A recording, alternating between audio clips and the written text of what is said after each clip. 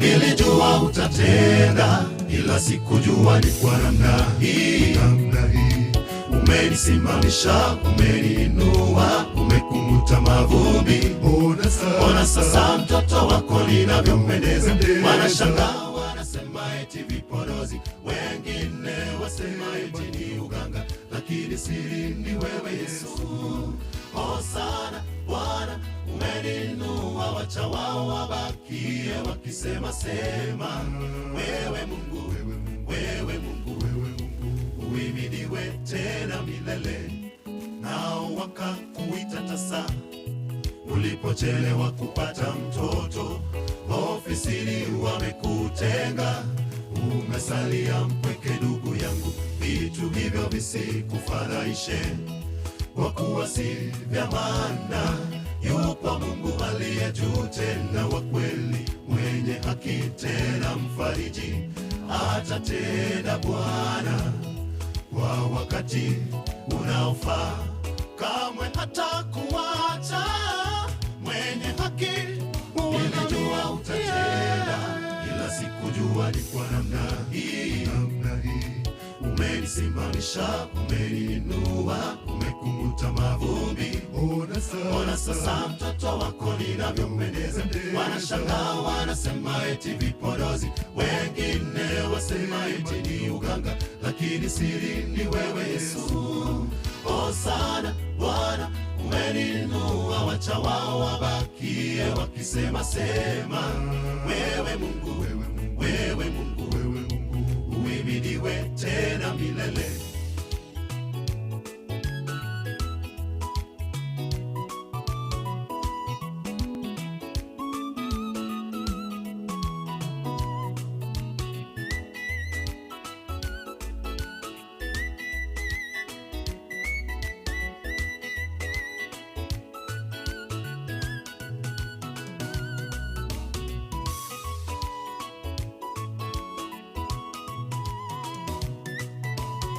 Wategemea sasa wamekukana, umebaki kuishi vibandani. Malengo yako yote na azimio zimedidimia kama moto wa karatasi. Mfariji wako yupo, mtazamie kwa hali zote. Hajawahi mwacha wake angamie, atokomee. Kamwe hata mwacha mja wake angamie, apotee. Nilijua utatenda, ila sikujua ni kwa namna hii. Umenisimamisha, umeniinua, umekung'uta mavumbi. Ona sasa mtoto wako ninavyompendeza. Wanashangaa wanasema eti vipodozi, wasema eti ni uganga, lakini siri ni wewe Yesu. Hosana Bwana, umeniinua, wacha wao wabakie wakisema sema. Wewe Mungu, wewe Mungu, uhimidiwe. Napo nizimia mziki taratibu, ni kwamba ni ishara tosha kwamba tuko katika skuli hii inapoenda moja kwa moja na kuletea matangazo haya moja kwa moja kutoka skuli hii Keobrana ya kitaifa ya Kibirigo aka KB National School. Tunapoanza ni kwamba unaposikia mziki kama huo ni ukoko nao walika maua, na tunaanza na tutatesa siku hii, siku rasmi ambapo tuna ng'ombe mzima ambaye tutakuwa tumemla. Ndio tunapoanza kumchuna ngozi, na ikiwa tutakapokuwa tunaendelea itakuwa iko sawa tena zaidi. Hapa ndipo tunasema hapa ndio nyumbani. Siku hii katika mpango wako sasa ni wa Esabato nami, the best bread in town, Mkati Enoch. Stanga mbali nyuma ya kamera anaitwa Hariri Havila pamoja na Will Alfred Matundura. Hii ya kuhakikisha niko vizuri anaitwa Ben Nyamboke ambaye yuko pamoja na mimi siku hii, na tutakapokuwa tunaenda upande ule mwingine wa studio anaitwa Mike Wills.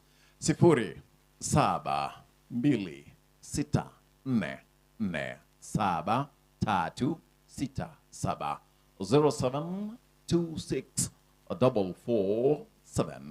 0726447367 ndipo ukituandikia ujumbe wako mfupi utatupata. Gatemba TV ndio mtandao wetu wa YouTube pamoja na Gatemba TV Facebook, Nogotonyora AMO as AMO. Don't move an inch. This is where we'll be doing. And then nataka kwenda moja kwa moja wakati vijana to match kidogo, si ndio? Si line ya kwanza tusimame kwanza kidogo. Achilie the same song. Nione vile vijana wanaanza hapa hivi wakati tunapompata pastor. Wale vikanyagi wakuje na mimi. Kuja. Vikanyagi come. Najua vile tuna test. Thank you. Ibi. 2 lines.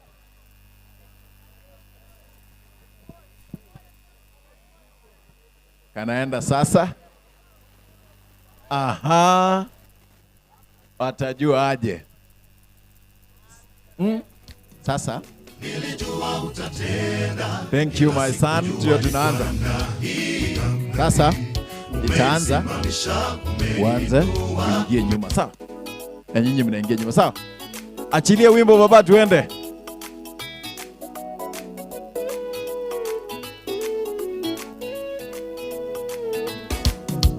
Nilijua utatenda, ila sikujua ni kwa namna hii. Umenisimamisha, umeniinua, umekung'uta mavumbi. Ona sasa mtoto wako ninavyompendeza. Wanashangaa wanasema eti vipodozi, wengine wasema eti ni uganga, lakini siri ni wewe Yesu.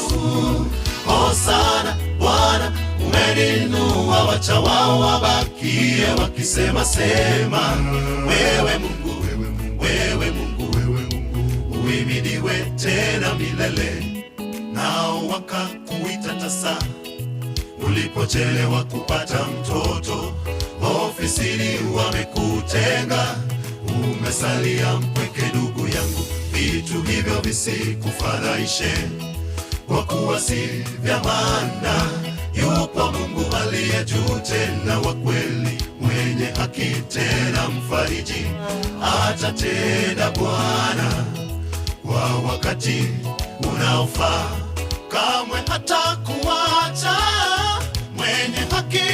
Nilijua utatenda, ila sikujua ni kwa namna hii. Umenisimamisha, umeniinua, umekung'uta mavumbi. Ona sasa mtoto wako ninavyompendeza.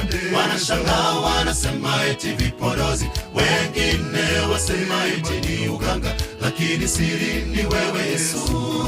Hosana Bwana, umeniinua, wacha wao wabakie wakisema sema.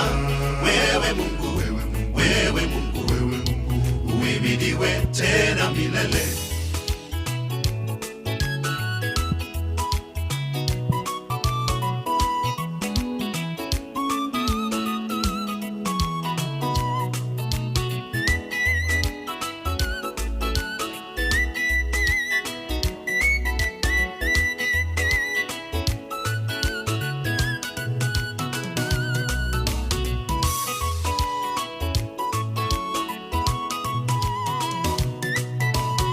Wategemea sasa wamekukana, umebaki kuishi vibandani. Malengo yako yote na azimio zimedidimia kama moto wa karatasi.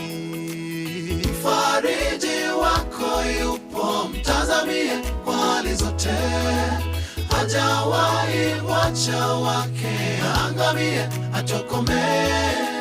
Kamwe hatamwacha mja wake angamie, hapotee. Nilijua utatenda, ila sikujua ni kwa namna hii. Umenisimamisha, umeniinua, umekung'uta mavumbi. Ona sasa mtoto wako ninavyompendeza. Wanashangaa wanasema eti vipodozi, wengine wasema eti ni uganga, lakini siri ni wewe Yesu. John Ayusa.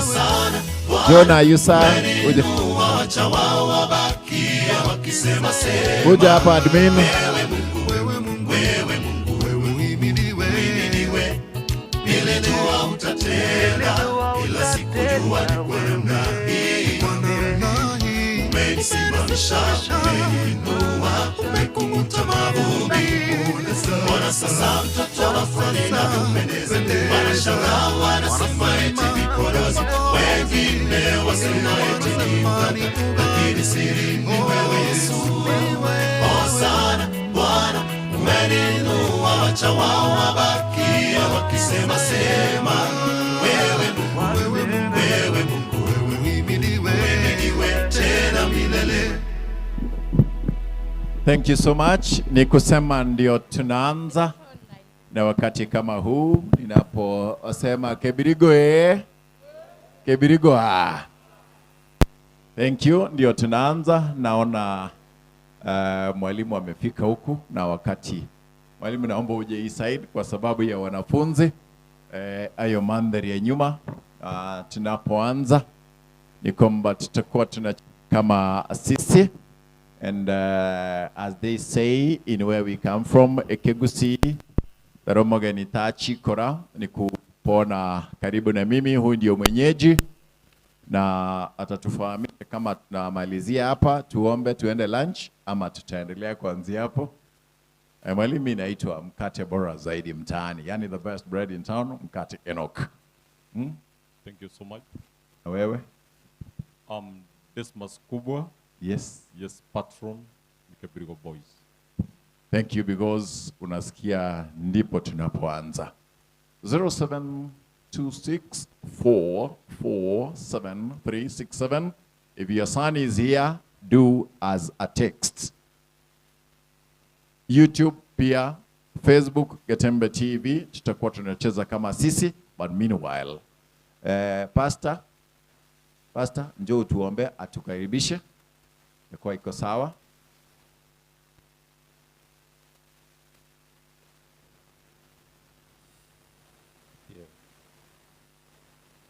Good morning. Let's all believe as we pray. I request that we rise up and have a word of prayer as we commence our day.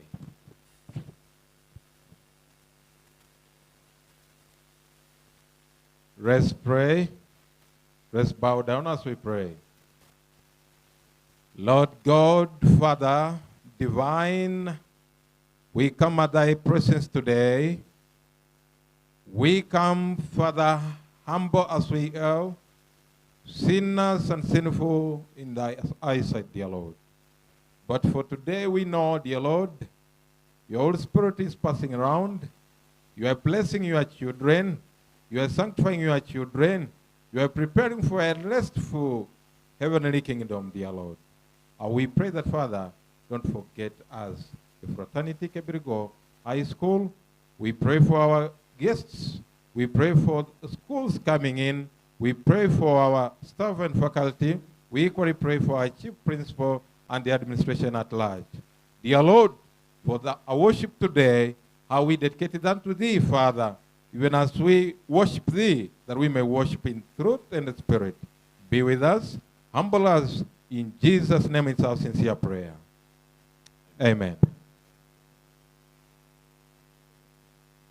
Yeah, I want to welcome all of us to today's launching day for our school choirs. And equally, we will launch our national status of Kibirigo High School.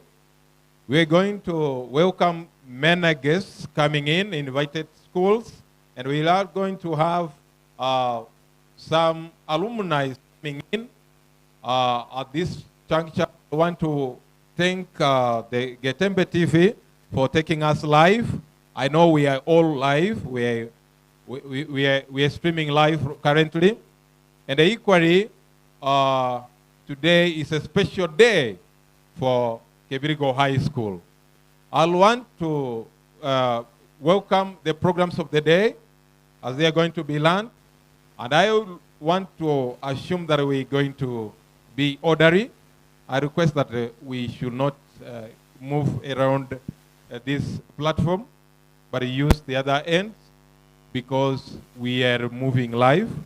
And whatever we'll be doing here, we'll be obstructing the programs, okay? Hope that one is taken clear. So today, as we welcome and launch our day, our choirs, hope they are well prepared. And our participants have done the greater part this morning. We are going to switch into Sabbath school program equal to the lesson. Later on, we go to the divine service. Thereafter, we launch officially with our guest and chief principal in here. And then later on in the evening, we will do the songs, some songs, and as we do the departure later on by 4 in the evening. May God bless us equally as we are going to worship the Lord.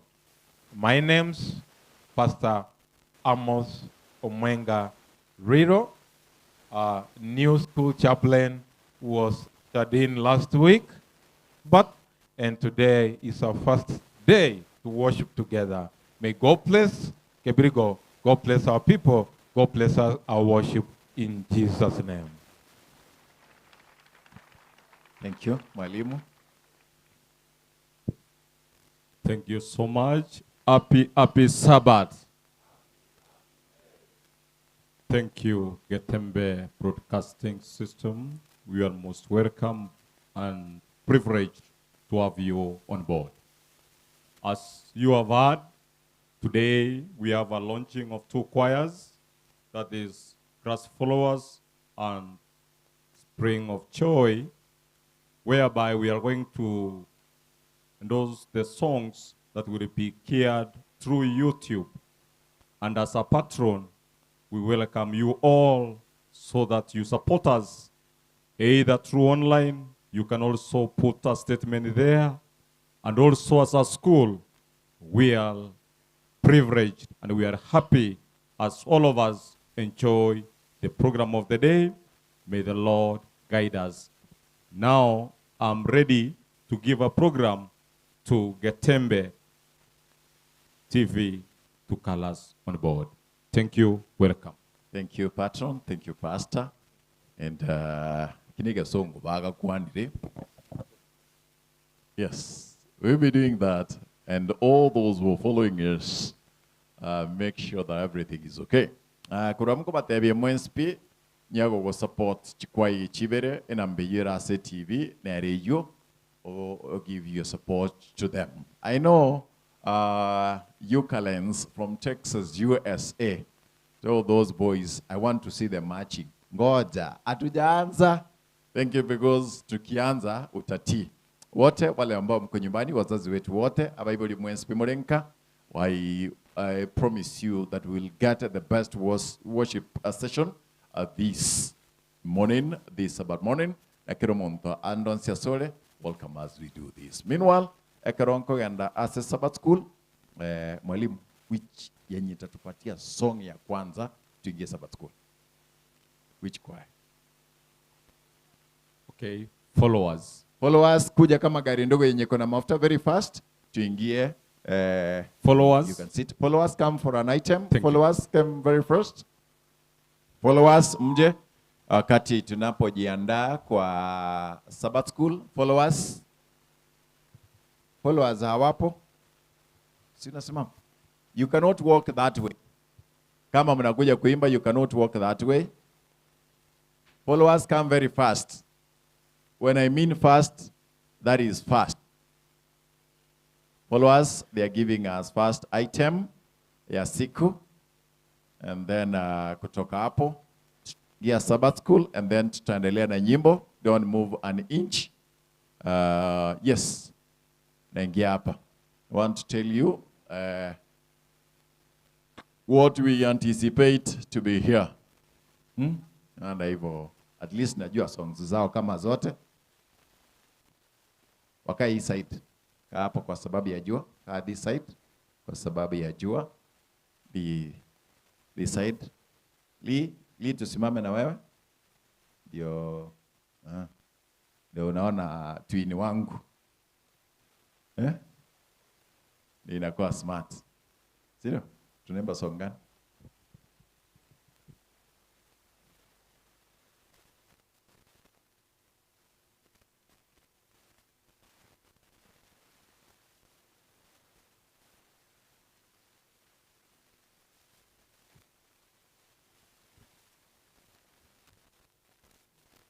Achilia wimbo.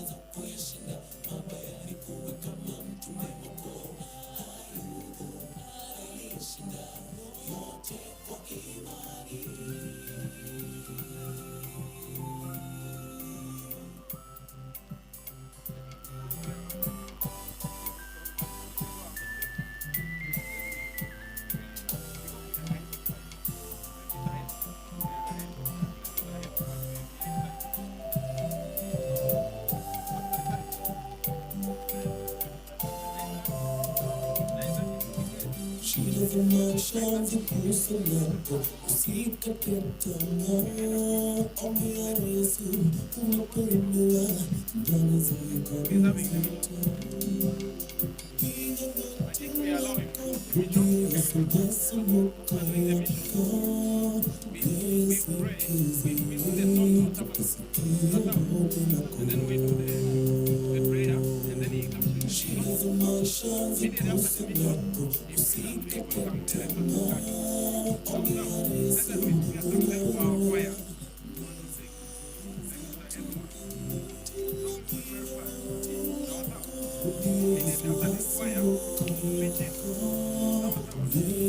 Yesu unapolemewa.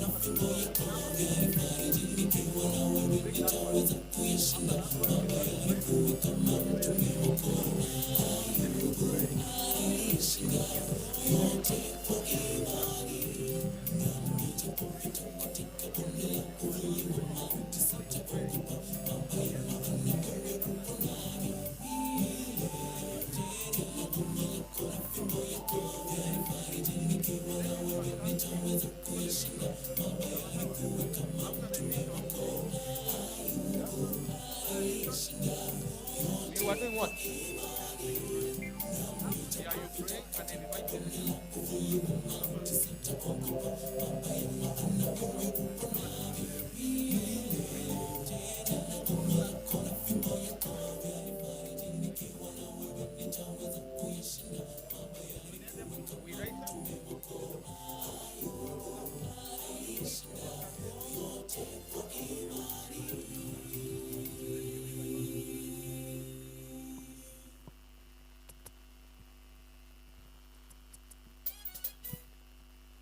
Yes, we are going to end the Sabbath school.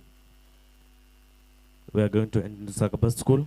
Let's stand as we pray so that we can start the Sabbath school. Let's pray.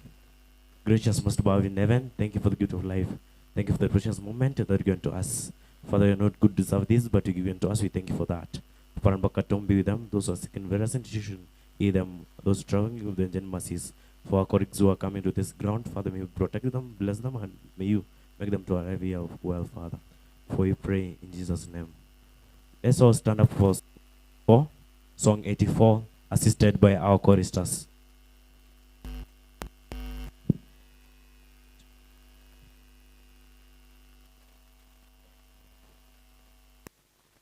Sweet Sabbath school, three sing. Sweet Sabbath school, more dear to me than fairest palace dome. My heart it turns with joy to thee, my own dear Sabbath-o, Sabbath-o, blessed-o, Sabbath-o, Sabbath-o, blessed-o. My heart turns with joy to thee, my own dear Sabbath-o. Here Jesus stood with loving voice, entreating me to come and make of him my only choice in this dear Sabbath-o, Sabbath-o, Sabbath-o, blessed-o, Sabbath-o, Sabbath-o, blessed-o. My heart turns with joy to thee, my own dear Sabbath-o. Here Jesus stood with loving voice, entreating me to come and make of him my only choice in this dear Sabbath-o, Sabbath-o, blessed-o, blessed-o, Sabbath-o, Sabbath-o, blessed-o. My heart turns with joy to thee, my own dear Sabbath-o.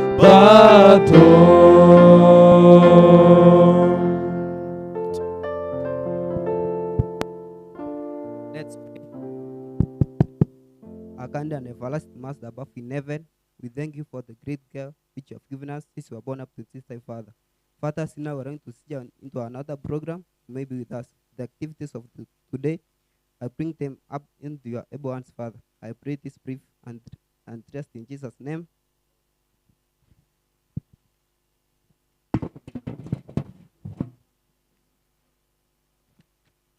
So today we are having our mission reading from Zimbabwe. We are going to talk about a little girl by the name Tanya. This girl is good looking and good fearing.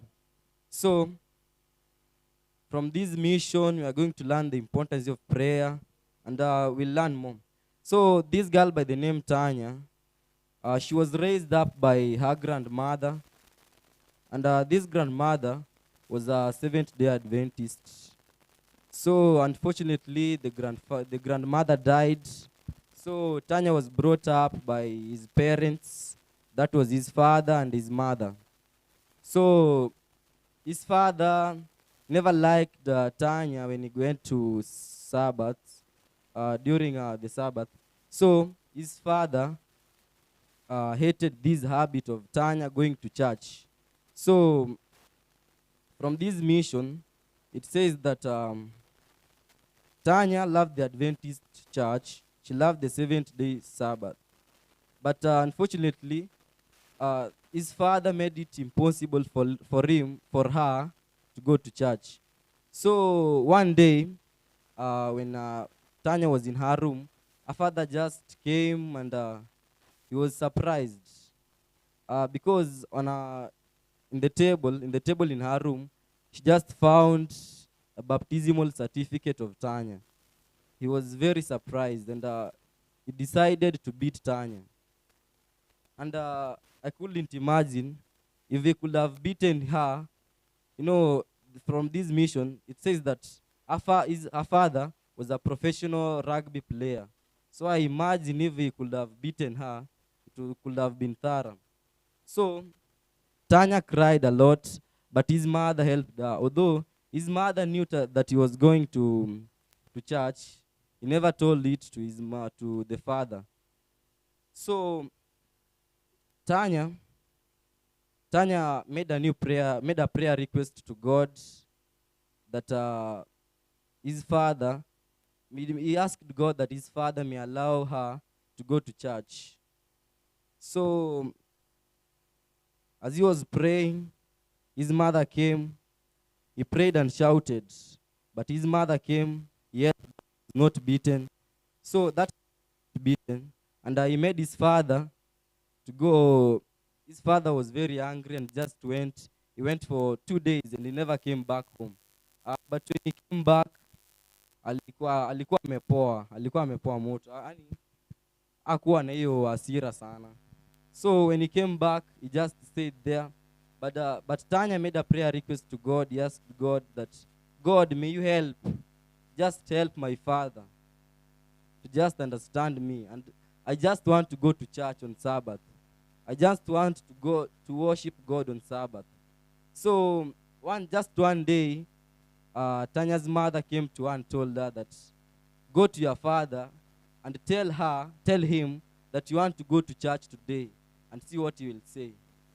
So indeed, God is a God of wonders and miracles. That very Sabbath, Tanya went to her father. She told him, but the father told him, just go to church. Tanya was very surprised that God had answered her prayer to go to church. So today Tanya is making a new prayer request to God, that his parents, his father and mother, to go to church, to go to the Adventist church and worship the Lord.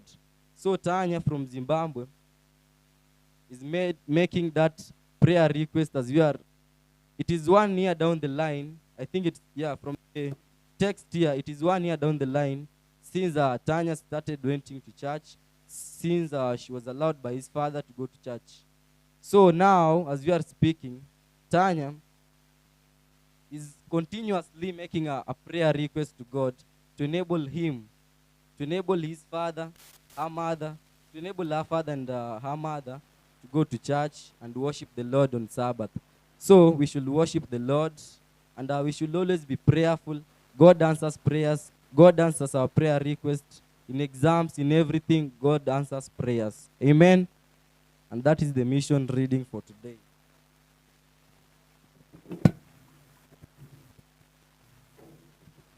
Praise God. Praise God again. So allow me to take you through introduction part and let us know whom we've been serving with. So I would like to introduce the pulpit team, starting from my left-hand side.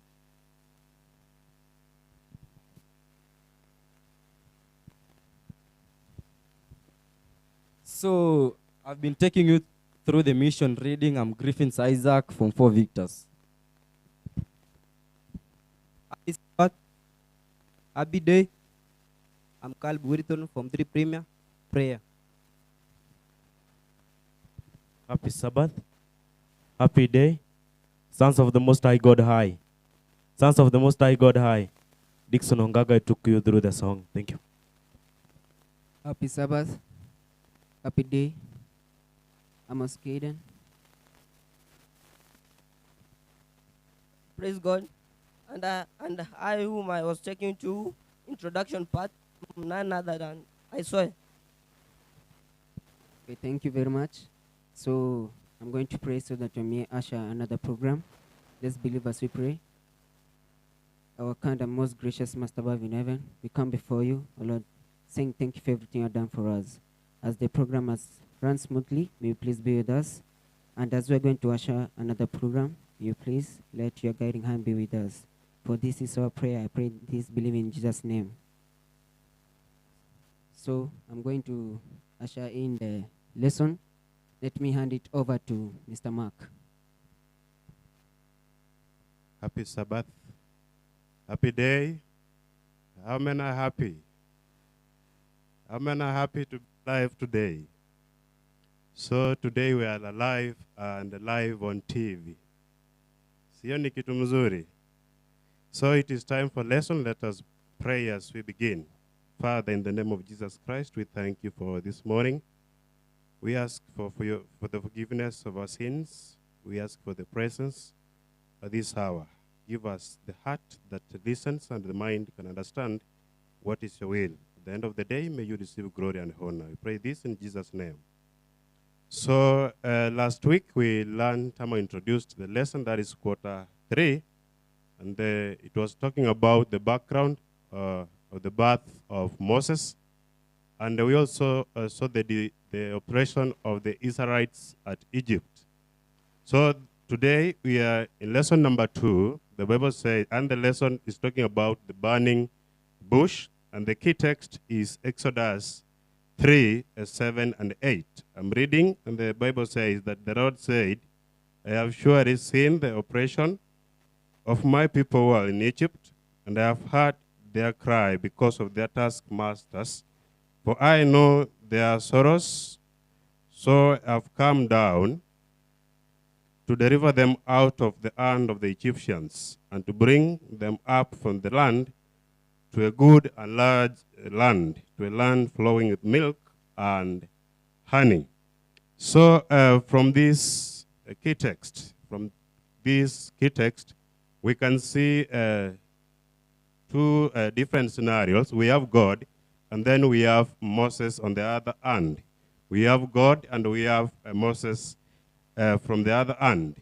So from this instant, we can learn some 5 powerful truths about God. The first one is that God sees our oppression. He says that I have surely seen the oppression of my people. So God sees our oppression, whether in school, wherever we are. God knows what we are going through, and He is watching and He is seeing what we are struggling with. Nothing escapes His attention. Nothing escapes God's attention. He is seeing what we are going through. The second thing is that God hears our cry. Whatever you're praying for, God is listening, and God hears, even if He's delaying to answer your prayers. But one thing is that God is listening, and He will surely hear you when you pray. Number 3 is that God knows our sorrows at our personal levels. He knows us best, more than we think. So He feels our pain, He understands our disappointments, and He is ready to come to our rescue. Number 4, when we learn about God, what we learn about God, that God comes down to our rescue. He told Moses that I have come down to rescue my people who are going through a lot in Egypt. Also for us today, God is coming down. God will come down to us to rescue us from whatever that we are going through, whatever that is keeping us down. Then number 5, the Bible says that God leads us to something better. He's promising to take the Israelites to a good and a large land. He says that the land flowing with milk and honey. So God does not only take the people out of the suffering. God does not only take people out of the bondage. He is also offering an alternative to take the Israelites to Canaan, a land of honey and milk. So God also is promising us that He is only not taking us out of the world. He is taking us somewhere good, somewhere where there is flowing of milk and honey. He will take us out of the world and over a good alternative. That is heaven. My question is, are you ready to go to heaven? You can answer yourself. So before God sends us out, he tells us that he sees, that he knows, he understands us better. Therefore, we should not be worrying, we should not worry ourselves too much. God knows what we want, and at the appointed time, he will come to our rescue and he will take us home. Then the other side, we say we can learn two sides. We have God and Moses. So what about Moses? The first thing we learn from Moses is that God does not, and God is not interested in our ability. God is only interested in our availability. Moses says that I'm a stammerer. He tells God that I don't know how to speak. But God tells him that I have an alternative. But what God was interested in is that Moses was willing to go and do the mission of God. You are seated there, you don't know maybe what to do, how to do it. God does not want you to be able, to know how to do it. God wants to know if you are willing to do his will. So God is looking for the availability of a person, a willing heart, and not how able you can be, how you can deliver whatever is promising, sending you to do. The second thing is that God, or this call can disrupt our personal plans. When God comes in, maybe our plans can change, but not for the regrets, but for the good thing. Because Moses was having a family in Midian, Moses was taking care of the sheep. But when God came in a form of a burning bush, the plans changed. But it was not out of regret. God was preparing Moses to be a leader for the Israelites. God wanted Moses to be a greater person. God wanted to elevate Moses. So whenever God steps into our lives, yes, the plans might change, not as we planned, and maybe as we wanted, but God has a purpose of making you a great person. God wants you to be a leader of a people and not taking care of the sheep. Hallelujah. Then number 3 is that our past does not matter when God wants us. Our past is nothing when God wants to use us. Because when we read the Bible, Moses killed an Egyptian out of anger. But at the Mount Sinai, God is calling Moses again to go back and save the Israelites. God did not take account of Moses' past, but he's willing to make him a leader again, make him again a great person. We might be in church. We see people coming, repenting, being baptized, and we start judging them based on their past experiences. But that is not how God works. God does not use your future. God does not qualify your future using your past. God is only interested if you are willing to do his way. Then number 4, where we can learn is that when God comes into our lives, everything changes. At first, Moses was running away from Egypt, but God came into his life and is now taking him back. Moses was a fugitive in Egypt, but he's going back as a freedom fighter. He's going to rescue the Israelites from Egypt. Whenever God comes into our lives, everything surely will change. Whenever God comes into our lives, we'll take a different direction and a different dimension. What is required of us is to accept his will, is for us to be available. And the next thing is that one point to learn from the Sabbath afternoon is that God does not call the qualified. God does not call the qualified. He only qualifies the called. So it does not matter your status, does not matter how able you are. If you are willing, God can use you the best way. So this week's lesson builds on this very foundation. On Sunday, we meet God at the burning bush and learn that even the ordinary lives can be turned to something great. On Monday, we see the angel of God. We see about the angel of God, who was Jesus Christ, coming to where Moses was. On Tuesday, it teaches about God himself, the name of God, and the lesson says that God answers Moses by saying, I am who I am. Then on Wednesday, we see that Moses giving out so many excuses, not knowing who was sending him to Egypt. Then on Thursday and Friday, we are reminded that God desires obedience not only in public ministry, but even in our private lives. So, two things to consider is that why is God choosing us? What is purpose in our lives as we study this lesson? Then my last question for you, you can answer to your personal level, is this. Is God really not listening to your cries? Is God not watching over what you are going through? Ama tu ameamua kukusahau.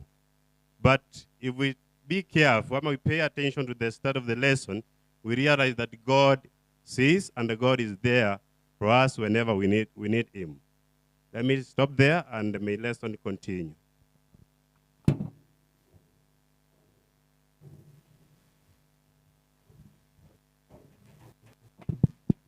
Happy Sabbath, happy day. Let's turn to Sunday part, where the burning bush is the subtopic. The writer starts by giving us the background as why Moses came to see the burning bush. Background is, after Moses killing an Egyptian, he fled from Egypt to Midian. Now, while he was in Midian, he came in the family, an extended family of Jethro. Here is where he married Zipporah, the daughter to Reuel, where he bore 2 sons with Zipporah, one Gershom and another one Eliza.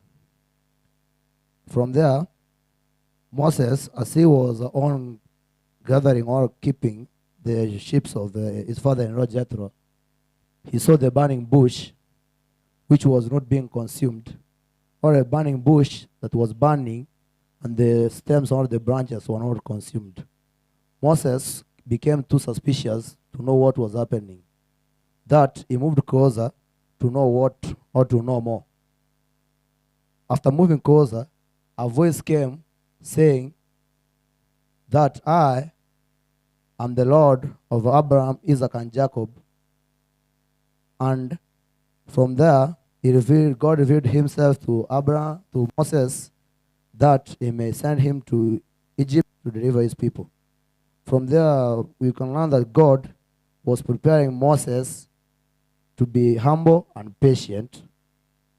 Also, when God stepped there, he told Moses to remove his shoe because the place Moses was standing was holy. Meaning, anywhere that the God steps is an ordinary place or a holy place. It resembles like an altar. Also, we see that God gave Moses some promises, meaning God is God of promises. Also, it may take a long time for you to perform God's duty, but God will still wait for you to perform the duty. So no matter how long will it take, God will still wait for you to perform the duty. From there, the Sunday part, the moral lesson we learn is patience. Also, God knows the reason to us why you exist. As Moses, he knew he would use him to go and deliver the people of Israel from Egypt. Amen. And that was the Sunday part.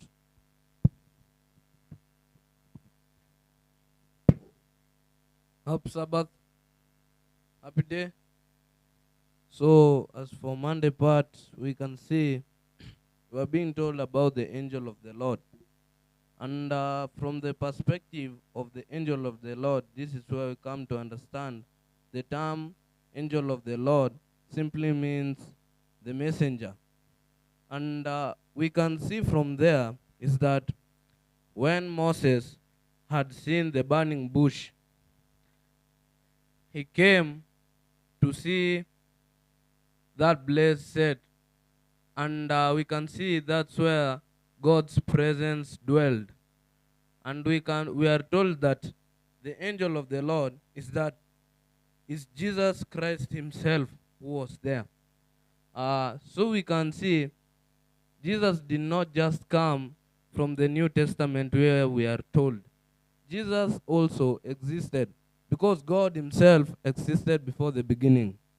And we can see that the term angel of the Lord, anyone can be used as a messenger, either human or divine. Because we can see also God can use either means for you to spread his word. If he sends you on an errand, what he acquires from you is a total commitment. You need to go or pursue what God requires of you.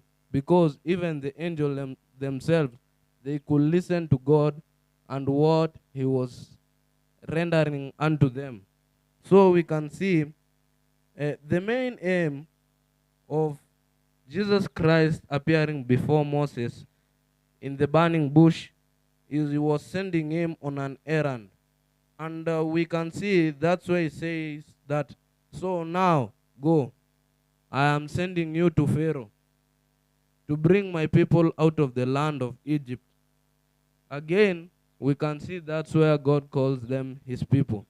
Remember, from Jacob, when they were moving from Canaan back to Egypt because of famine, God had given promises unto him that after 400 years or after 4 decades, we can see 4 centuries, we can see that I shall restore your people back to the land of Canaan. And now there was where now he came to the fulfillment of his promise. So he was sending Moses on an errand.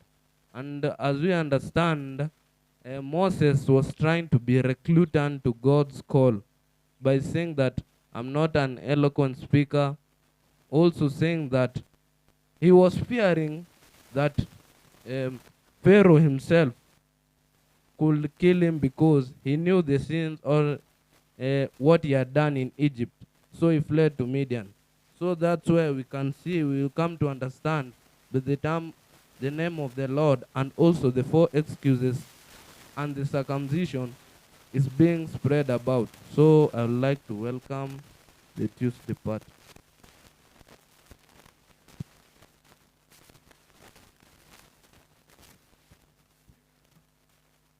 Praise God.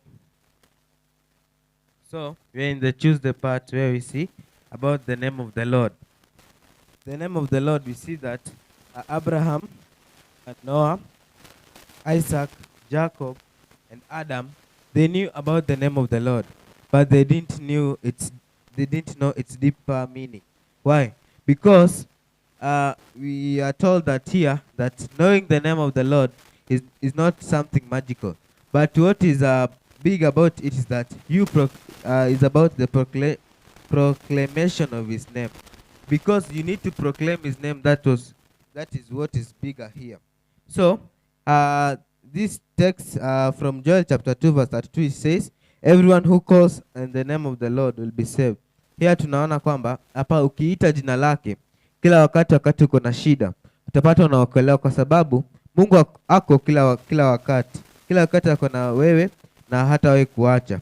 So for that you see that his name remind us that he will never leave us no matter what we face. All the challenges we face, all of us as students or also as teachers, we all need to trust in the Lord, because his name he will never fail us. And then you see that if you speak to him, trust him, and tell others about God who saves, he will be with you. Meaning that he will never leave you if you just speak and proclaim his name. That's why you see we are told here that knowing the name is not something magical. But what is bigger here is about the proclamation of his name. Meaning that we need to proclaim his name so that we can be saved. And also, the main key thing here is all about our faith. If you have faith in the Lord, you will be saved. But if you lack faith in the Lord, you will not be saved. Amen? So let me welcome the other part to continue.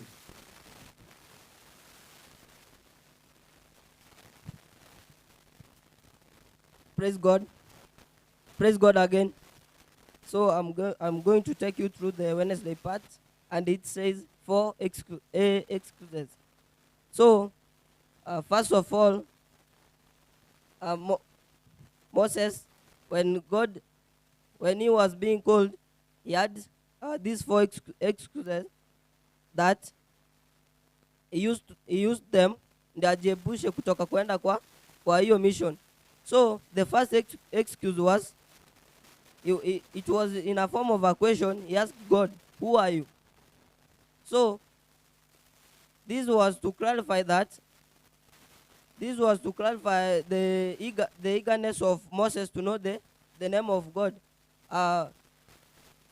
When God was trying to confuse all, he was introducing himself to Moses. He started by saying his name, but we come to learn that Moses then he asked, aliuliza tena eti jina Mungu ni gani? So the other excuse was, and who am I?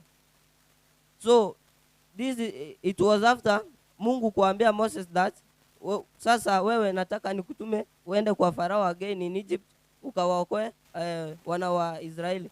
So that's when Moses akauliza Mungu, who am I? Sasa see Moses pekee in the Bible aliwahi uliza hiyo swali, even Isaiah na Jeremiah. So these triplets, all this they walifanya, yani ni kama hawakufanya nini, hawakujiamini. That's why Moses akauliza. So and the third excuse was, if then nitakubali utanituma, if sasa nikienda je wasiniamini ama wasinisikilize. And the fourth excuse was, I'm not eloquent, I'm not good in speaking. So these excuses, yani hii excuses si eti Moses alikuwa ana nini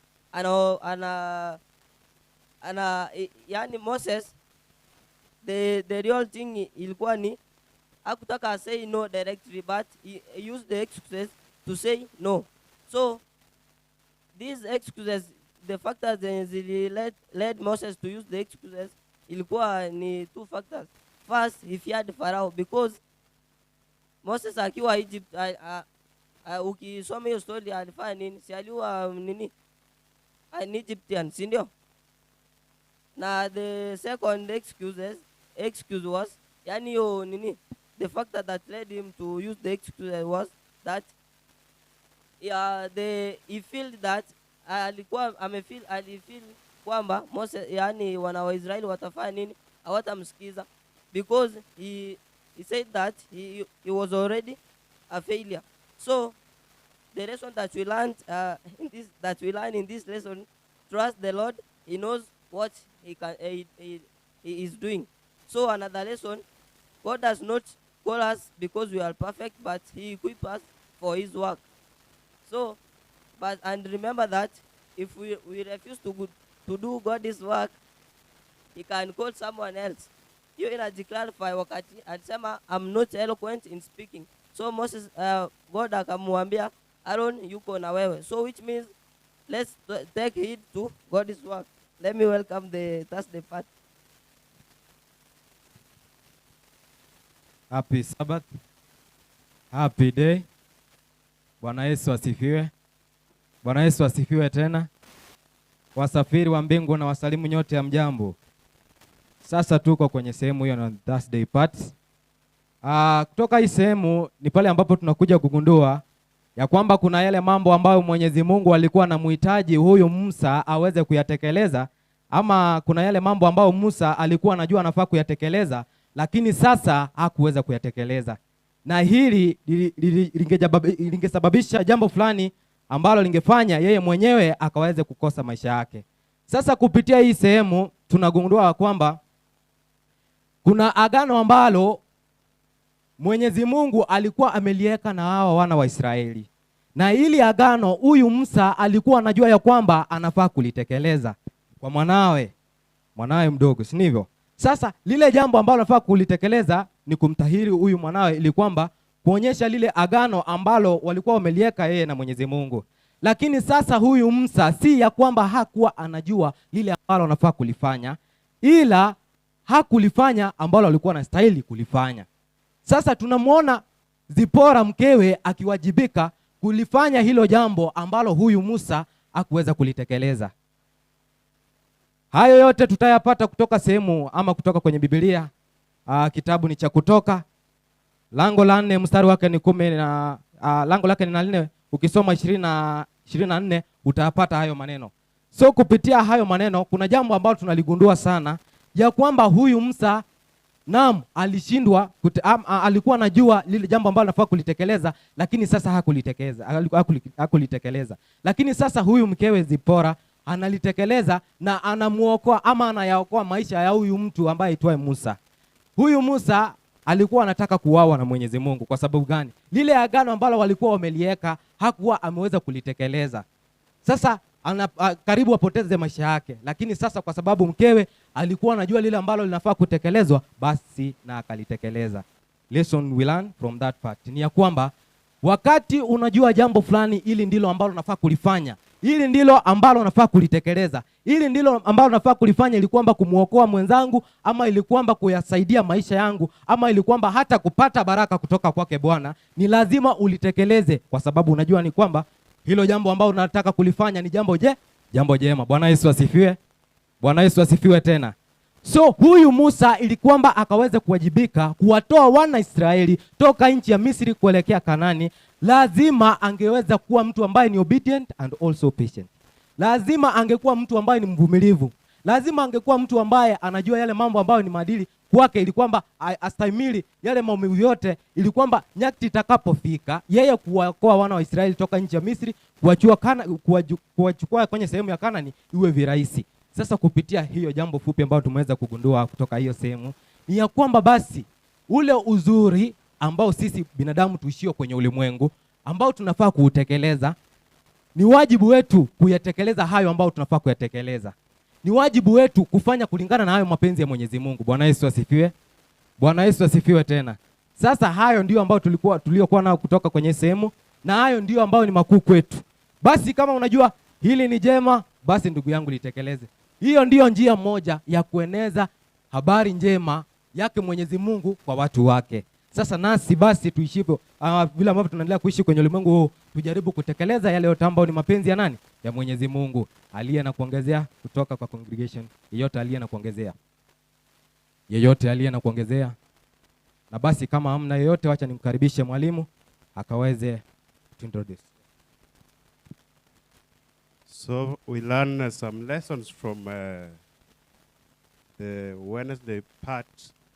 First lesson is that no excuse is too big for God. Because you see the conversation between Moses and God, for every excuse, God has a solution. Therefore, no excuse that is too big for God. Another thing is that if we refuse God's call, He can still use someone else. If we refuse God's call, He can still use someone else. Because He tells Moses that your brother Aaron, I know he can speak well, and he's coming with you. And from that thing, we can also learn that God does not call you because you are perfect. He calls you because He wants you to be part of His family. Moses was not perfect because the Bible inasema Aaron alikuwa anajua kuongea vizuri more than Moses, but God decided to call Moses because He wanted Moses to be part of His family. Then Thursday, the Bible says that from James 4:17 that if you know what is right and you don't do it, you are doing sin. You are committing sin. You are a student.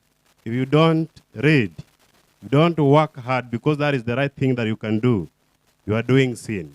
You might miss even heaven because you are not even reading. Wakati ulikuwa mwanafunzi huko unasoma, fike mbinguni sasa uambiwe you are not going to heaven because you are not doing what you are supposed to do. You are a teacher. You are not teaching. Nafika mbinguni unaambiwa huko unafunza watoto ni ukupea. You are a Christian. You are doing the contrary. Whatever you're supposed to do and you don't do it, that is going contrary, and you're doing sin. Allow me to introduce the team that I had. I was on Sabbath afternoon, and my name is Moses Mariko, teacher here.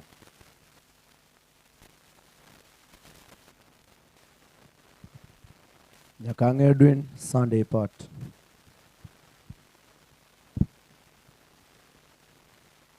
Oenga Mesha Kowor, to Heroes, choose the part. Isoe, Wednesday part. Ryan Mose, Monday part.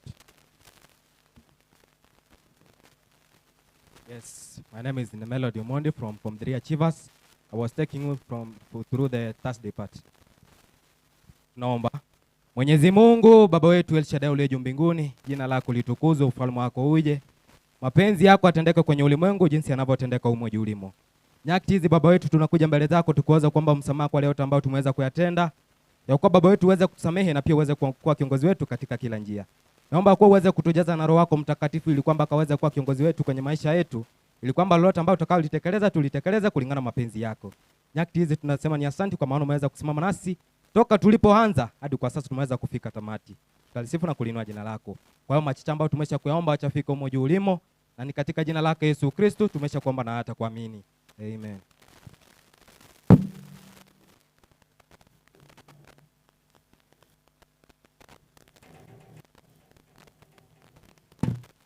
Happy Sabbath.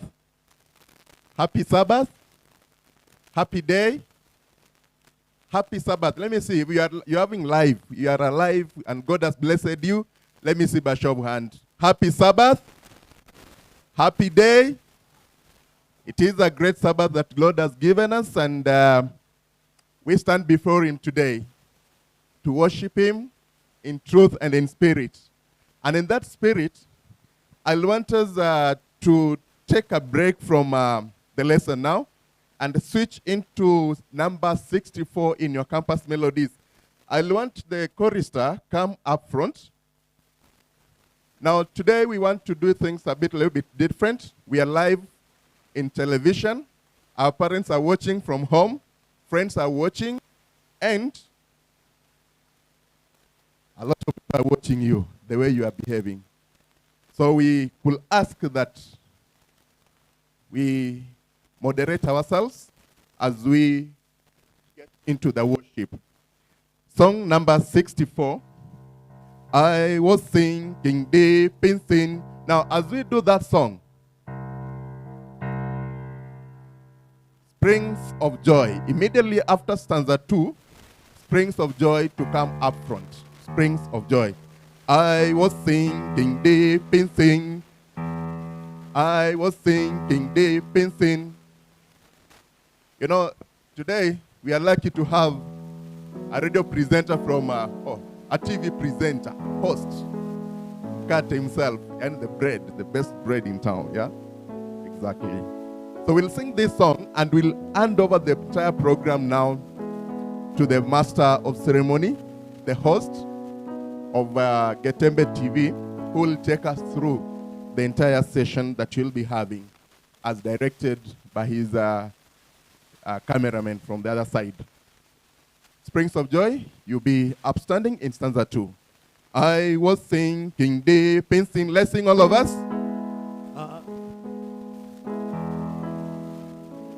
I was sinking deep in sin, far from the peaceful shore. I was sinking in the sea.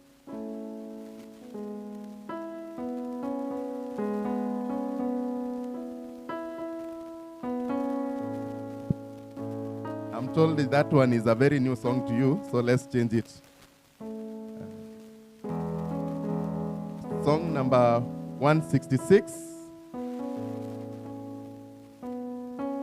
Oh, listen to our wondrous story. Oh, listen, sing. Oh, listen to our wondrous story. Countless ones among the lost, yet when come down from heaven's glory, saving us on all full course, who saved us from eternal loss. What did he do? Where he is now, in heaven, in the city. No angel could his place have taken. Highest Praying for of joy. the high, though him, the Lord one on the cross forsaken, was among golden him, who saved us from eternal loss. What did he do? Where he is now, in heaven, in the city.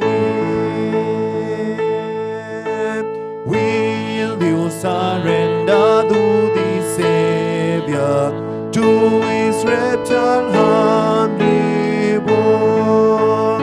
You too shall come to know his favor. He will save you now. Who saved us from eternal loss. What did he do? Where he is now, in heaven, in the city. Who saved us from eternal loss. What did he do? Where he is now, in heaven, in the city. Tuwape nafasi. Okay, as they are coming, as they sing Bright Star, immediately they get to stanza 2, up front you are. In fact, Stanza they 2. should be standing. Eh? Yes. We do not have a time. We have limited. Kidogo ngoja kidogo kijana yangu. Bright Star, where are you? Bright Kwa Stars? hapa. Kwa hapa sahi.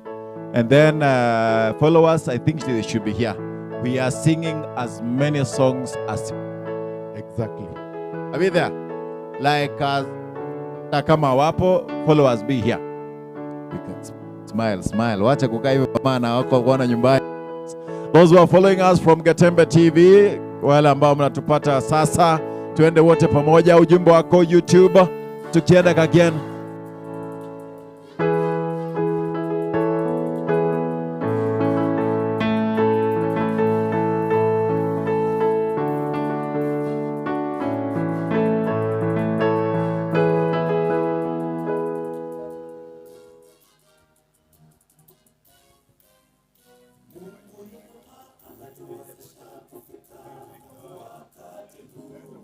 Tunasema asante kwa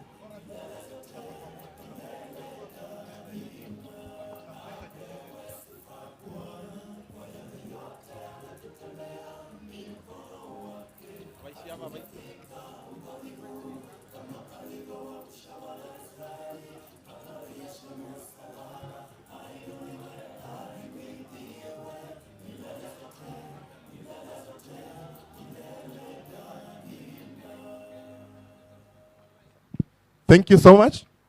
Amen. Allow me to say this. Bright Star. As Bright Star comes, listen to me. Don't go beyond this. Hizi kamera zinasetiwa, ukienda hapo inakukata. So, nataka kuona mtu kama show inaendelea hapa, eti mwili bila kichwa, kichwa bila mwili. Sasa hapa ni mwili bila kichwa. Because tunaona tu mwili na kamera nyingine, so that msikuje karibu na kamera. It's in order. Follow us. Yes. Juu match vizuri. Stanza ya pili anza kumatch. Tunaweza wafuata vile mnataka. You can match, don't move this way. Match kwenda huko, match everywhere. Hata nyinyi mkifika hapo juu simama anza kumatch. You should be somewhere as we do this. You can get us via Getembe TV. That is 0726447367. And then that is our S. Napenda wote walio jukwani wanaitwa Bright Star. Ndipo tunapocheza. Msichana wetu tutakuwa nasoma SMS muda si muda as we do that. Smile boys as we start. Smile.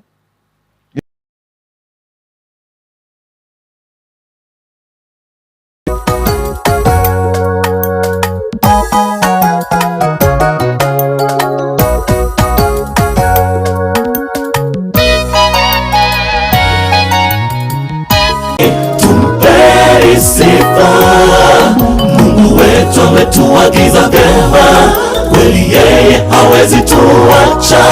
Kama safari haijawa rahisi kama tulivyotarajia, ametuongoza safarini tuma, kweli yeye hawezi tuacha. Kama wana wake hawezi tuacha tutesemia, ametuongoza safari, tumpe sifa Mungu wetu.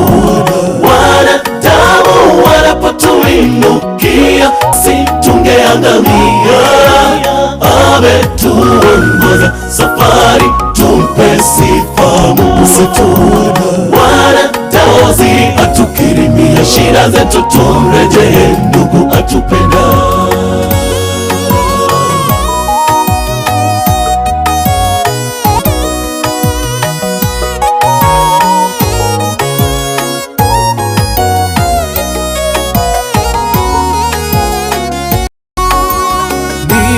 Simama kulitetea jina la Mwokozi kila wakati, hata dhoruba zije kali, nitasimama kutetea, nitasimama kulitetea jina la Mwokozi kila wakati, hata dhoruba zije kali, nitasimama kutetea jina la Mungu wangu milele na milele.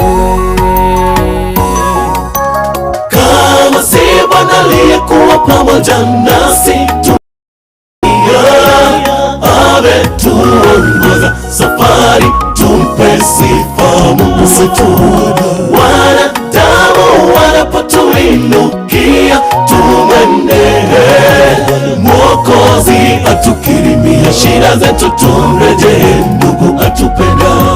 Kama si Bwana aliyekuwa pamoja nasi, tungeangamia. Ametuongoza safari, tumpe sifa Mungu wetu. Wanadamu wanapotuinukia, tumwendee Mwokozi atukirimia shida zetu, tumrejee ndugu atupenda. Kama si Bwana aliyekuwa pamoja nasi, tungeangamia. ametuongoza safari, tumpe sifa Mungu situona. Wanadamu wanapotuinukia tumwendee, Mwokozi atukirimia shida zetu, tumrejee ndugu atupenda. Kama si Bwana aliyekuwa pamoja nasi tungeangamia. Ametuongoza safari, tumpe sifa Mungu situona. Wanadamu wanapotuinukia tumwendee, Mwokozi atukirimia shida zetu, tumrejee ndugu atupenda.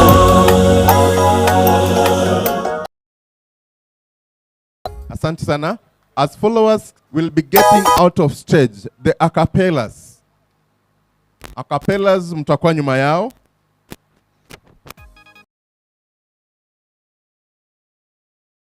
Get ready, as followers will be doing their last stanza.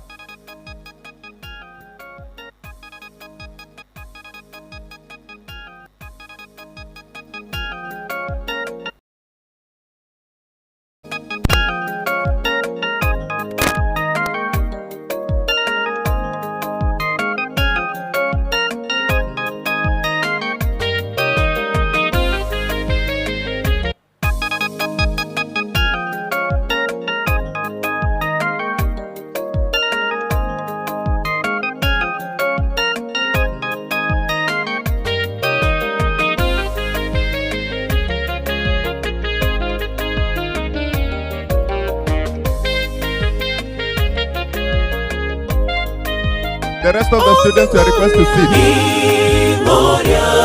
Yusufu orero gatia ino. Omwegenwa chinga kichonsi. Oyora yegerere nchiri takogwa ise. Ekero agotemwa. Ombonelo itaganete. Abachenu bekere. Bayonsoe omochorio utata. Memoria Yusufu orero gatia ino. Memoria omwegenwa chinga kichonsi. Oyora yegerere nchiri takogwa ise. Ekero agotemwa. Ombonelo itaganete. Abachenu bekere. Bayonsoe omochorio utata. Mwegenwa ngotogi wa Yusufu. Asekimogosere Yesu. Moneno motongyoito. Womogoko motambe. Mwegenwa ngotogi wa Yusufu. Asekimogosere Yesu. Moneno motongyoito. Womogoko motambe. Memoria Yusufu orero gatia ino. Memoria omwegenwa chinga kichonsi. Oyora yegerere nchiri takogwa ise. Ekero agotemwa. Ombonelo itaganete. Abachenu bekere. Bayonsoe omochorio utata. Memoria Yusufu orero gatia ino. Memoria omwegenwa chinga kichonsi. Oyora yegerere nchiri takogwa ise. Ekero agotemwa. Ombonelo itaganete. Abachenu bekere.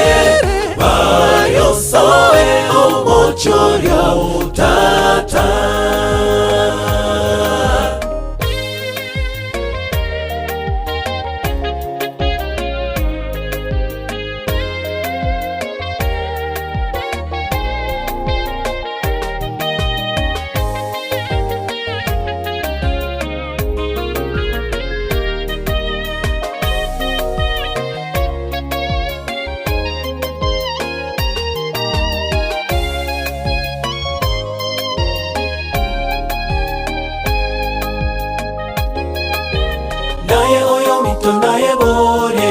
ngai kwa mogoseire yeso mone no motongeito momogoko botame naye oyo mito naye bore ngai kwa mogoseire yeso mone no motongeito momogoko botame ni gloria Yusufu orero gatia ino ni gloria omwegenwa chinga kichonsi oyora yegerere nchiri takobwa ise ekero agotemo omonelo itaganete abachenu bekere bayosoe omochorio utata ni gloria Yusufu orero gatia ino ni Acapella. omwegenwa chinga kichonsi oyora yegerere nchiri takwa waise ekero agotemo ombonelo itaganete abachenu bekere bayosoe omochorio utata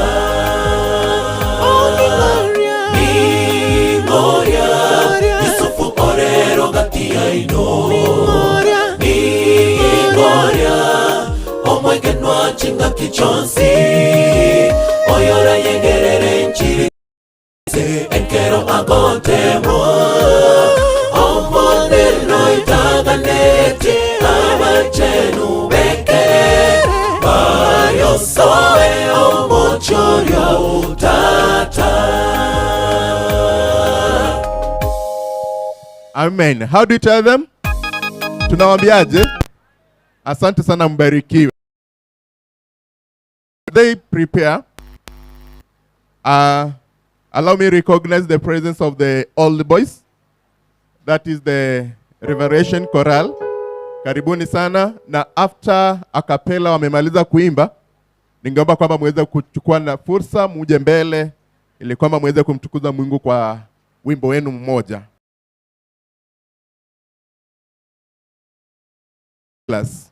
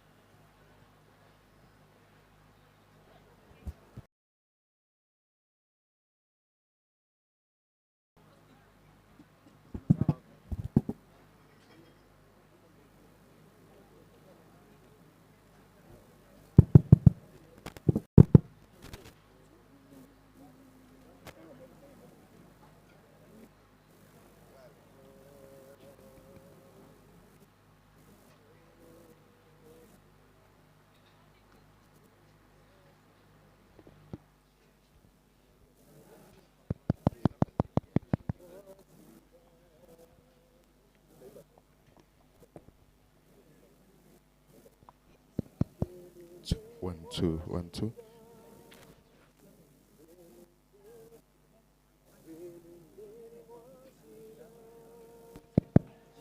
One, two, 1, 2.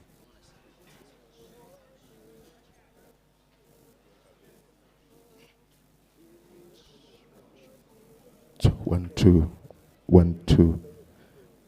Mic check. 1, 2.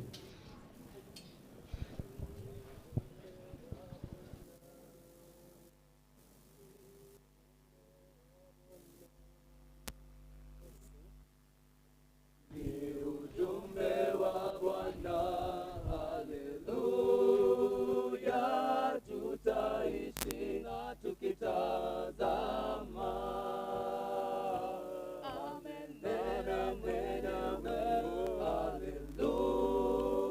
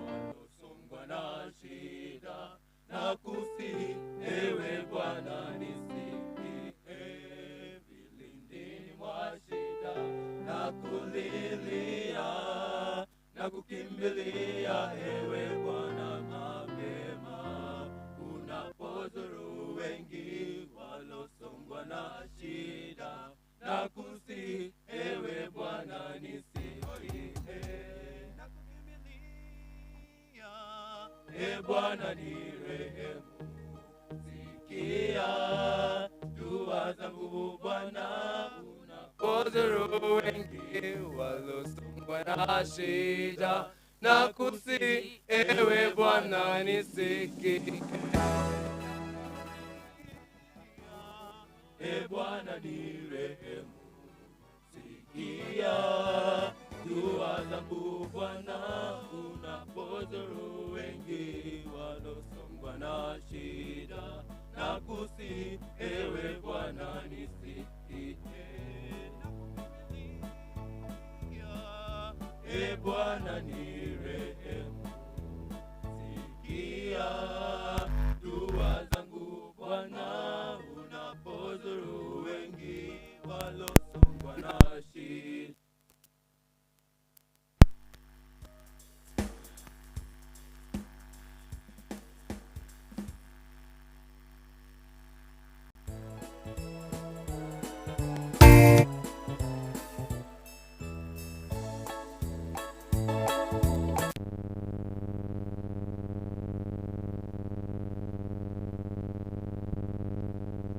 Revelation, you are wasting time. As revelation come, the guide and pathfinders.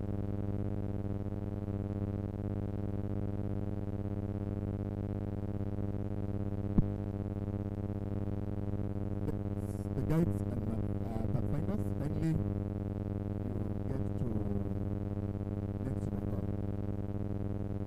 Immediately, haraka tena sana, as scouts, haraka, and then finders, harakisha sana.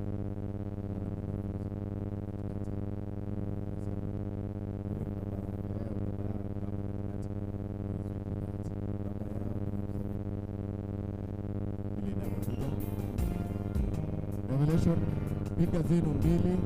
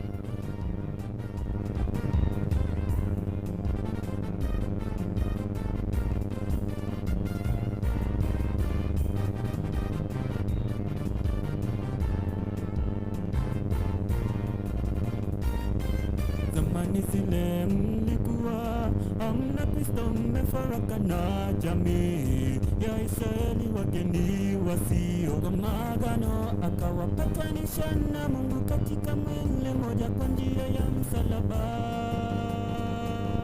Zamani zile mlikuwa hamna Kristo, mmefarakana jamii ya Israeli, wageni wasio kwa maagano, akawapatanisha na Mungu katika mwili moja kwa njia ya msalaba.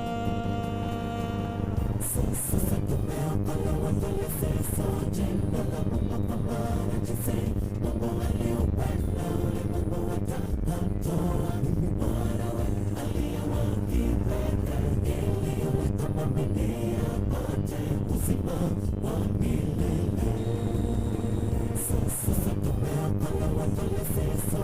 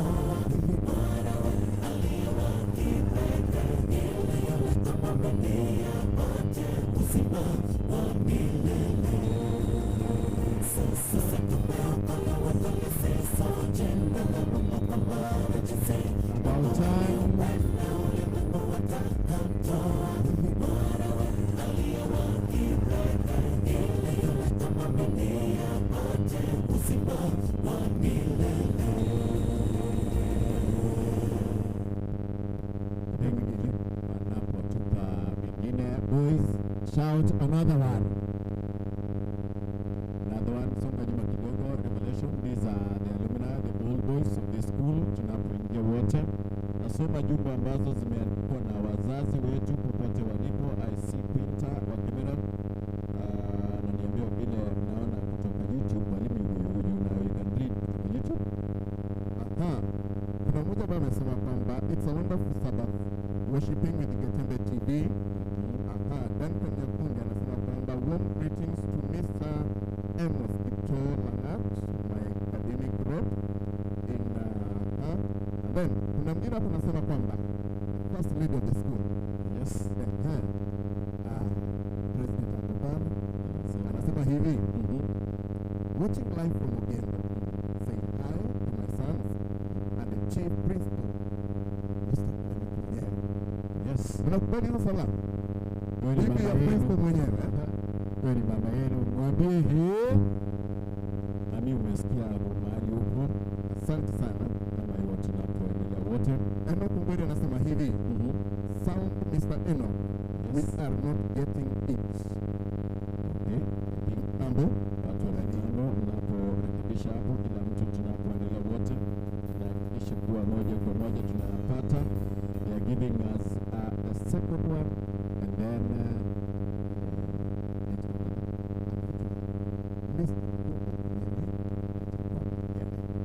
bring it back. Karibu sana.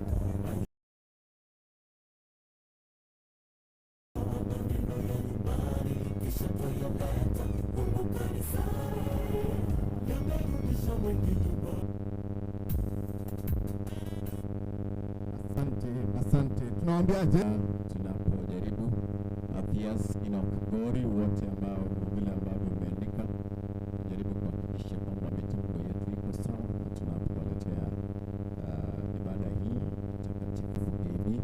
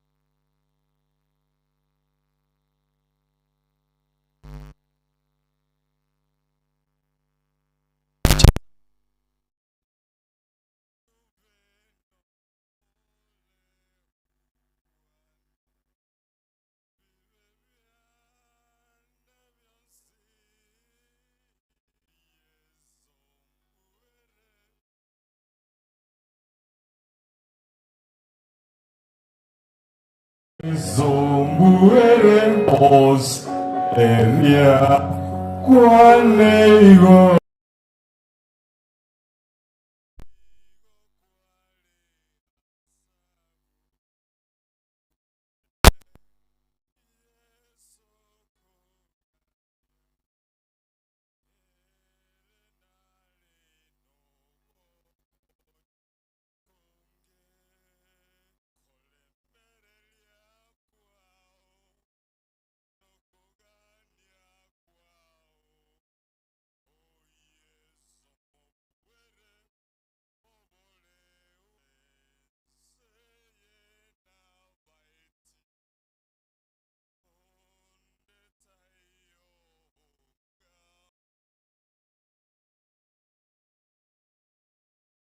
Conge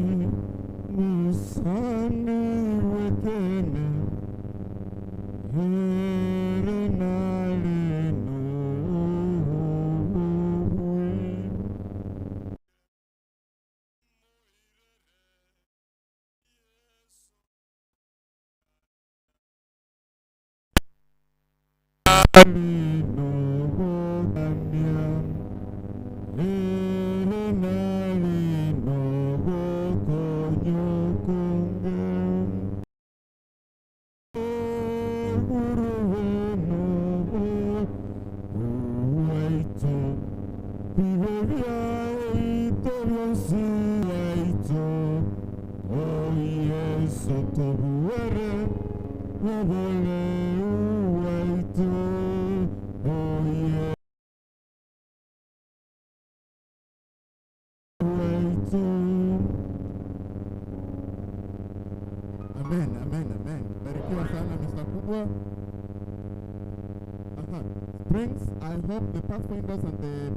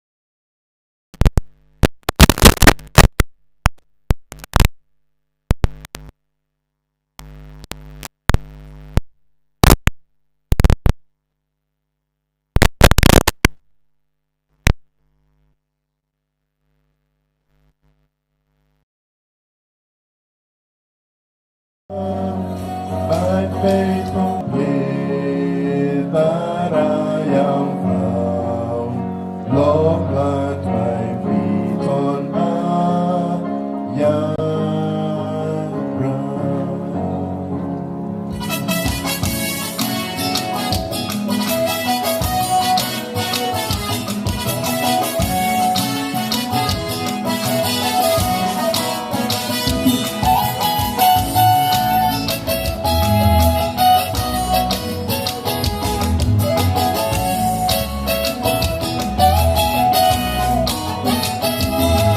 Our journey started together with the joy and praise to the Lord. And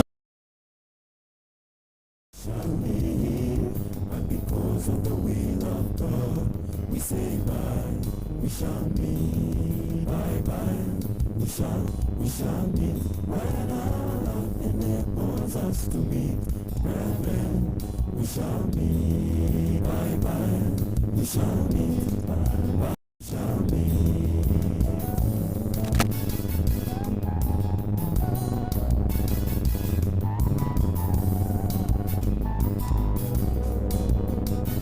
It was a journey of great pain. It was a journey of struggle.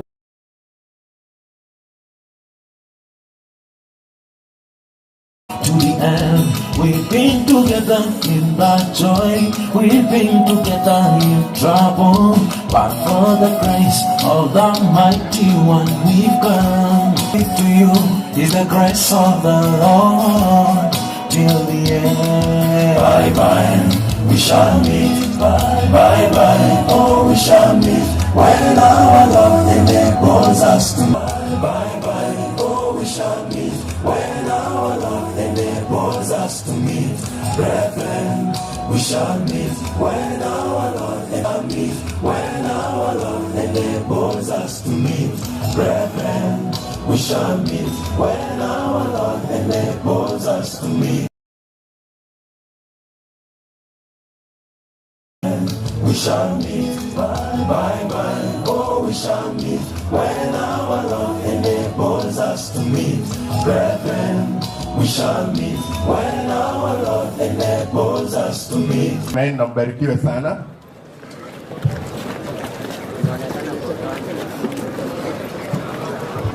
As we go on, tafadhali tulisema hapa kuwe ndio mwisho.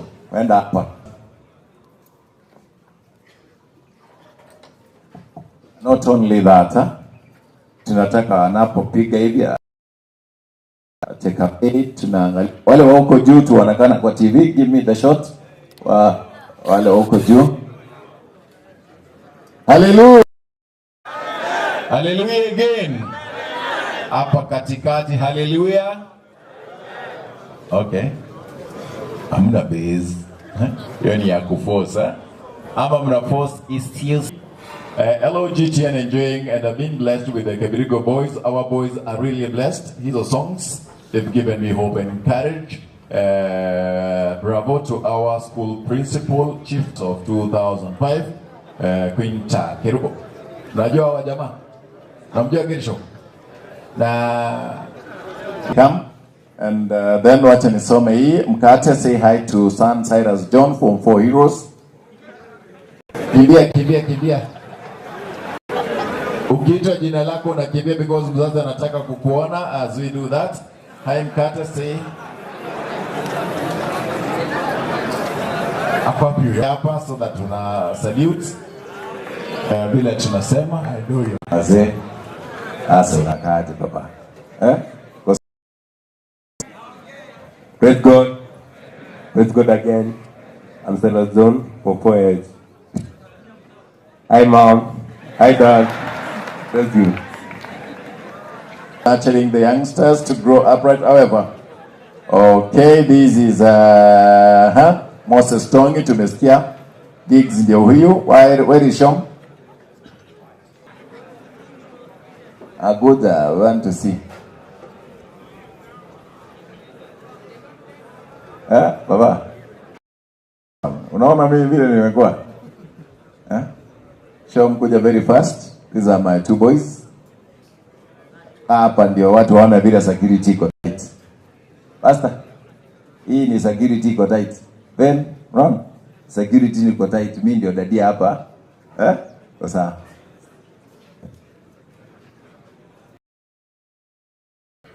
Happy Sabbath. Happy day. Gasho Momwenga from 4C.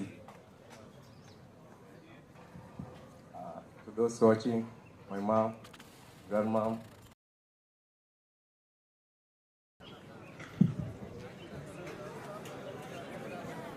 Sons of the Most High, say hi. Happy Sabbath. Happy day. My name is Frank.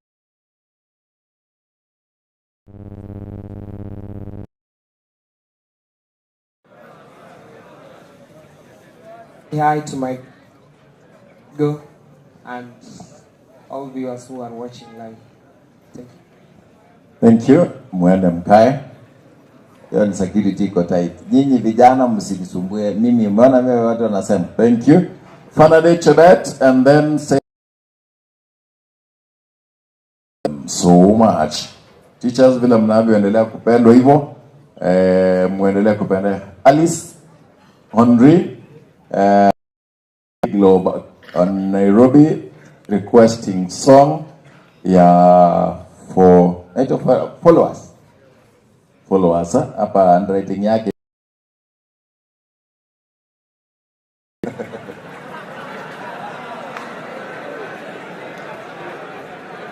Imagine handwriting iko mpaka hapa.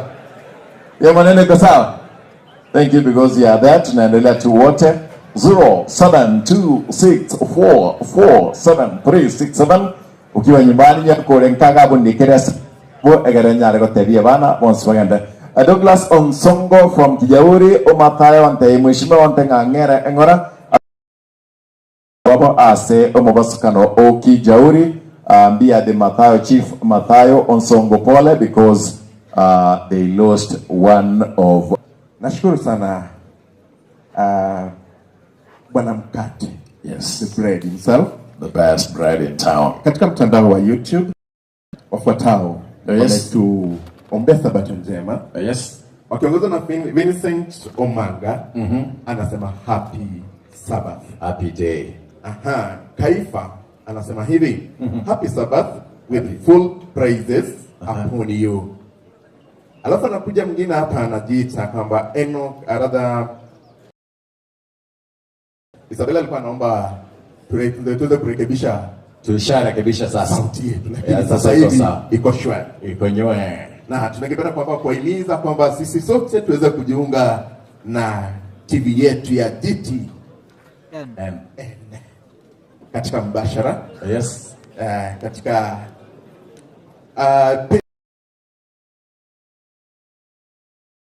TV. Mathias anasema kwamba mbarikiwe. Elvira anasema kwamba happy Sabbath. Clinton naye anatutakia Sabato. Thank you, because as we go on doing that, tunapoendelea kupata matangazo haya moja kwa moja, nitawaona tu muda si muda watafuta njia wakijikwatua kwa aste zao na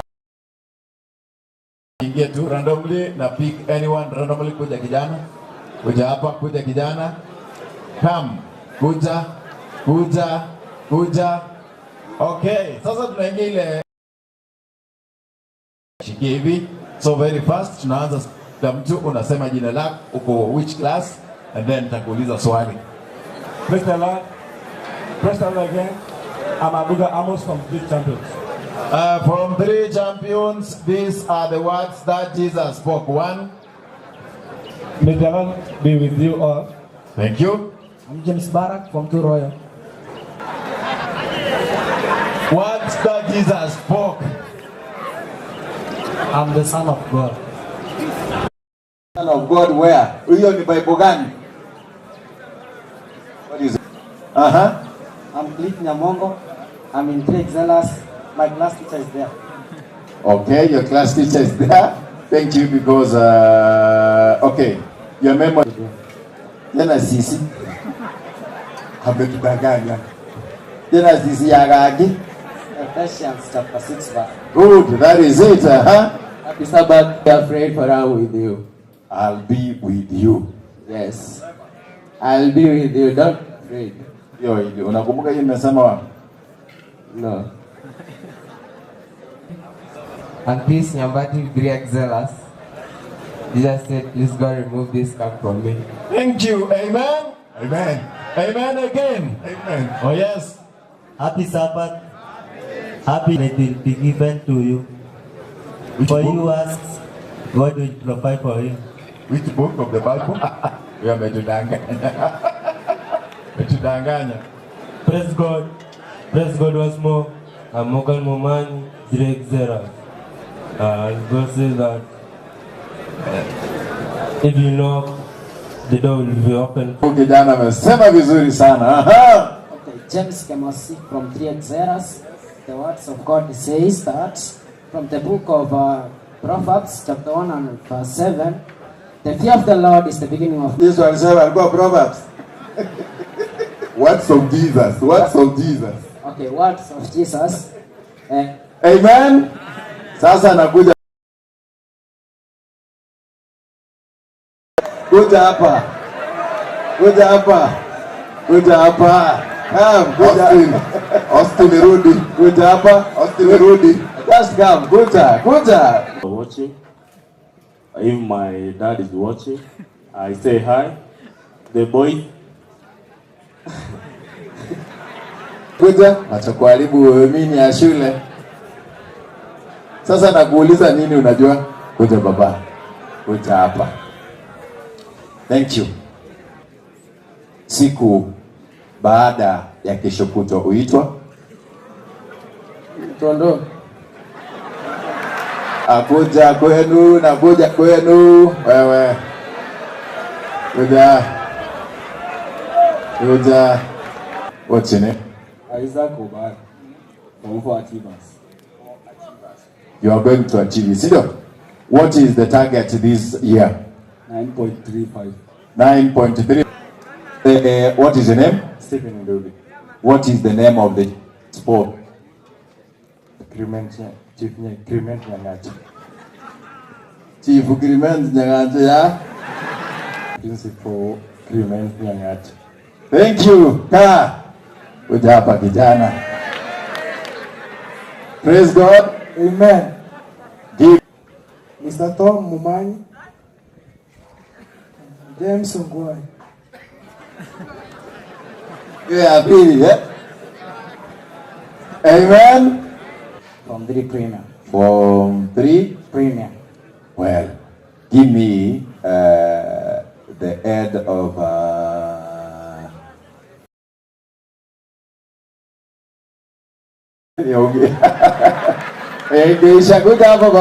come. Give me what is your name? Enoch Ondicho. Enoch Ondicho. Yes.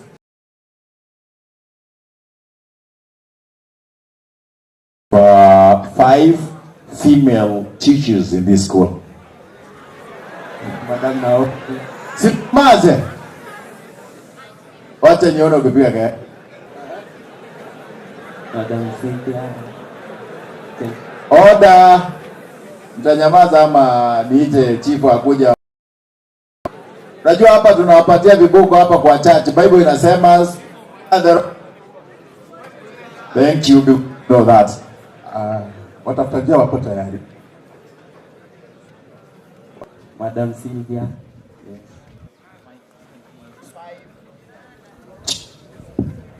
Songe hivi wamesema tusonge hapa. Hapa leo imekuwa vizuri.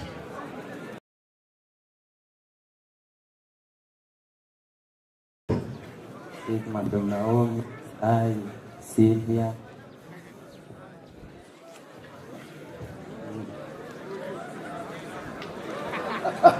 Wapata vile wanakaa.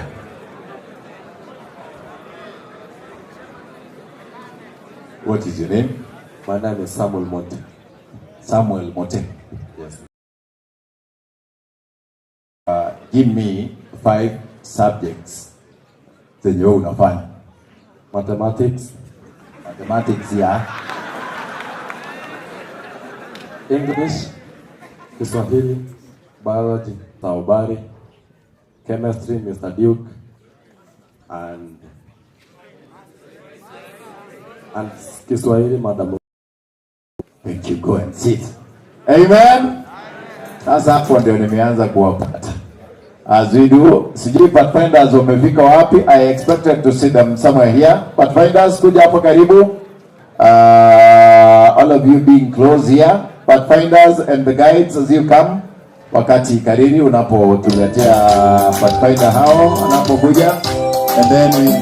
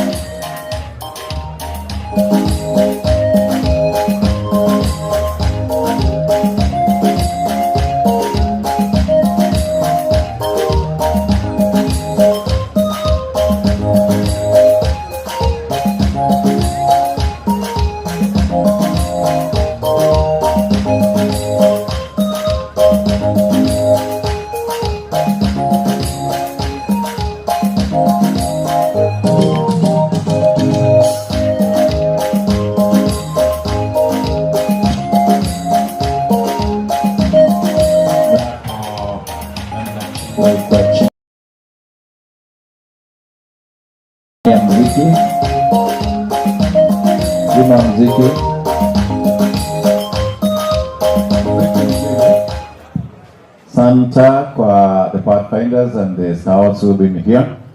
Na wakati tunapoingia sehemu nyingine ya pili, walimu ambolia na mkate uwote kwa tuetogelie skuru ye, baada ngo betogelie skuru ye. I'm very grateful.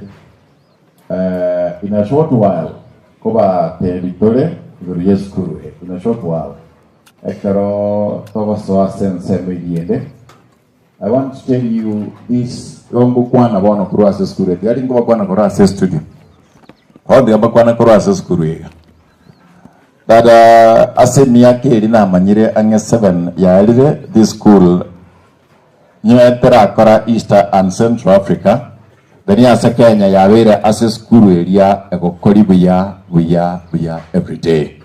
Asing encheyo, we are expecting every better step ekartokana. This year obugati entanarage nga ogal. Narenge no gari ba inge kulika Mr. Gari akina nyoranga ogal jine rekondo chikari. Ogal means ogal. Yes. Inamaanisha operation grade A lazima. First operation. Hapana, hivyo si hivyo tunasema. Mnatuangusha. Niangusha amara. Ijieni.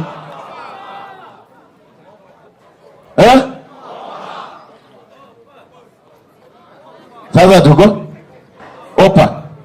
Hiyo ilikuwa hiyo tulitoka hivyo. Operation perfect A. Umesikia hiyo mazee? Sema wasikie nyumbani. Kwani mnaogopa? Acha niwaambie, unajua Rio Kindo wako hapa. Wacha tuwapatie uoga wasinde kwenda huko kwa. Operation Operation umesikia? Rio, umesikia? Nitawaleta tu yenu mnajua vile mnapiga. But meanwhile, say hi to Danfos Makambi too. Seek greetings from Jaden and his mom, Madam Betty. Danfos utakuja, lakini kwa sahi na kuambia after a short while all boys wakuje KB kabisa. Thank you. Tuingie sehemu ya nyingine na kuambia tunapata au matangazo haya kwa runinga yako una skuli ya wavulana ya kitaifa. Kibirigo Boys usina watu tangas kurasa skuru ya mara ya Kibirigo Boys yemi 700 Chief Naftali. Anza tunapoingia sehemu ya pili. Asante. Wanario Kindo, karibuni sana na mjisi upo shuleni mwenu. All right. Be silent, be silent. A whisper is our treasure rich one. Treasure softly, treasure is it. Treasure softly, treasure softly.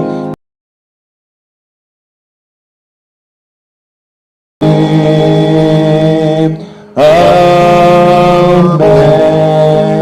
Praise God from whom all blessings on. Host, praise Father, Son, and Holy Ghost. Amen. Tuombe. Tunaendelea kulitukuza jina lako na kulinua kwa sababu ya upendo wako na fadhili. Mwalimu wa nyakati na wakati, umetulinda tokea siku ya kwanza ya juma hadi kufikia siku ya leo, siku ya Sabato, siku ambayo ulibariki na kuitakasa ili kukuabudu. Acha Bwana Roho wako Mtakatifu akatuongoze mwanzo hadi mwisho wa kipindi hiki.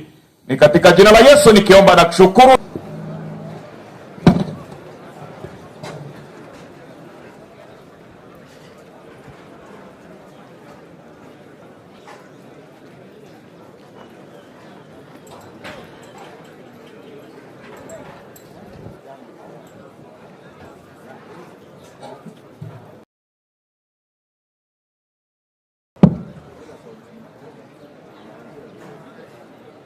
Somebody is talking somewhere.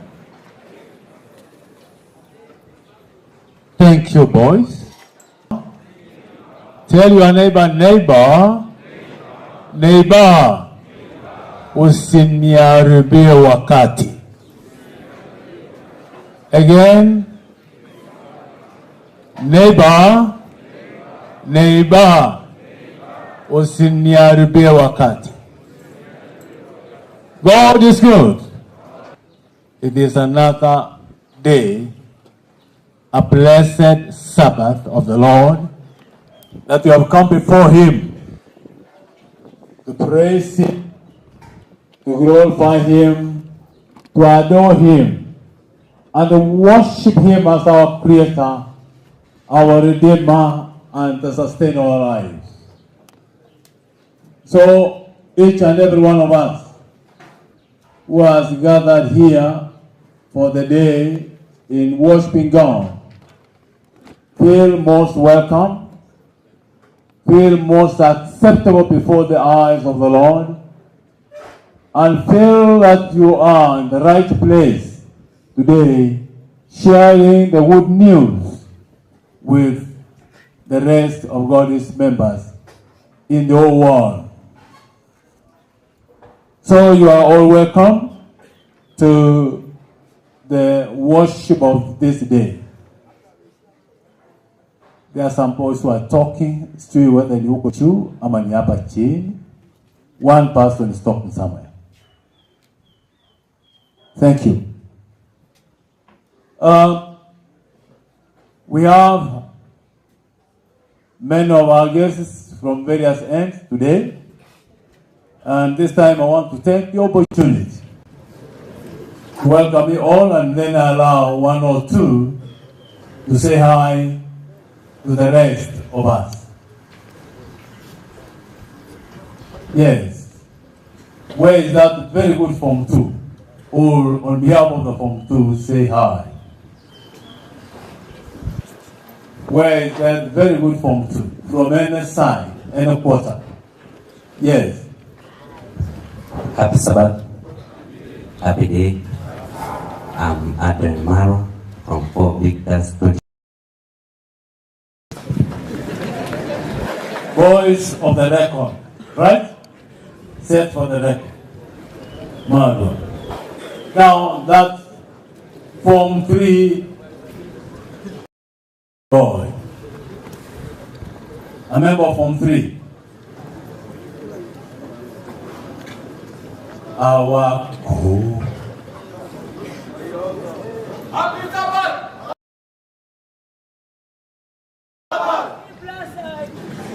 yeah, we are shouting from the ceiling. They are there. Good. Where is that Form 2? The Form 4 came. I thought it was a Form 2 was coming. Marwa came from the Form 4 class. I want a Form 2. Oh, you see here. Kako hapa.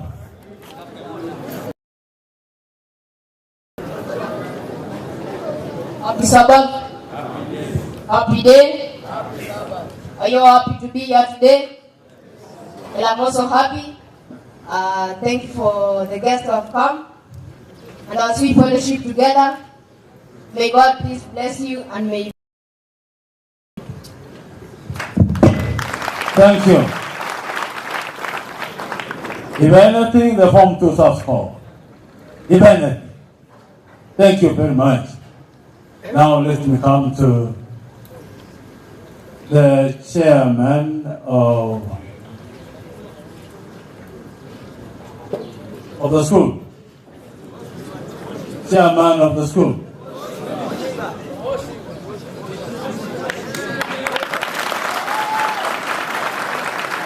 Hi, Joey.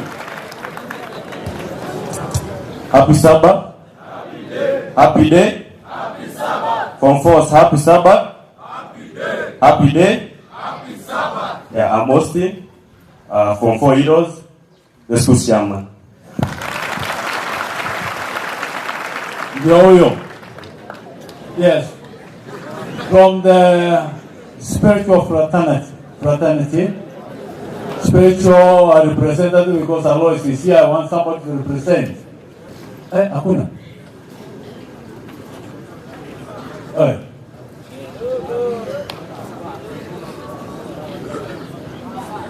Isaac Kada for Voice Champions by Q. Good.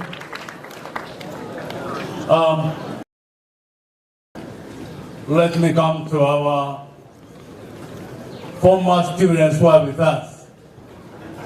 You only stand, you wave, we have one to say hi. Tim, muko wachache, simama hapa. Hapa hapo mbele. And save time.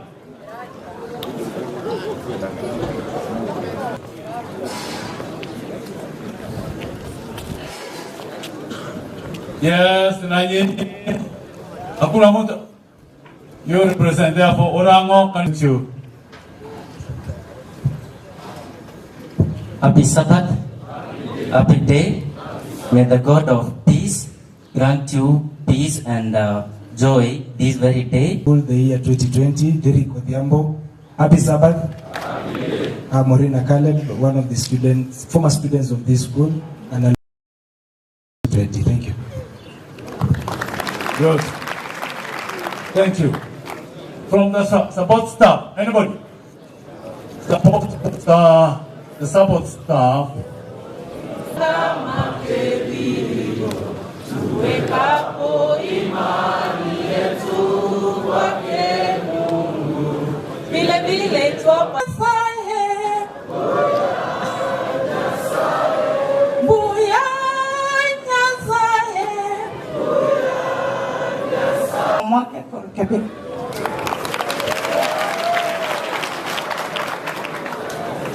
That voice is very unique, but very.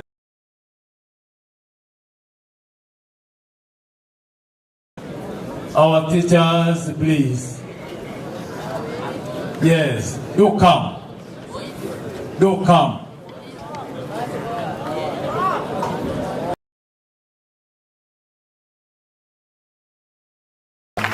Every teacher who is within us, led by our chief principal, if it's in within.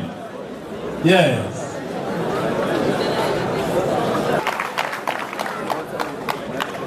Good, welcome.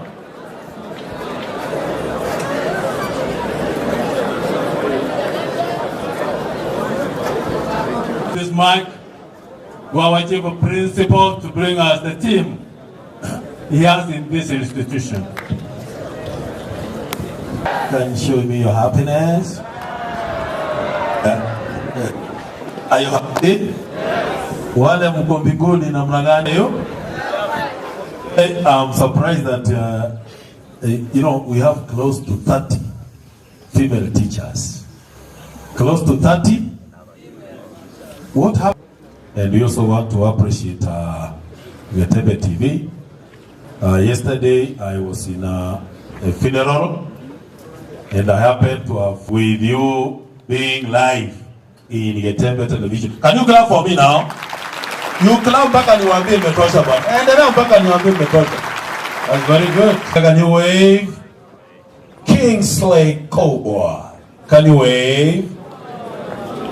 Madam Vivian. Can you wave? Lakini Mikunda Isaiah, after this, today in the evening, namchukua kinyozi. Sawa? Yes, namchukua kinyozi. Kuna that is going, we are putting your notice, boys of Rio Kingdom. You know last year you beat us. But we are telling you here today,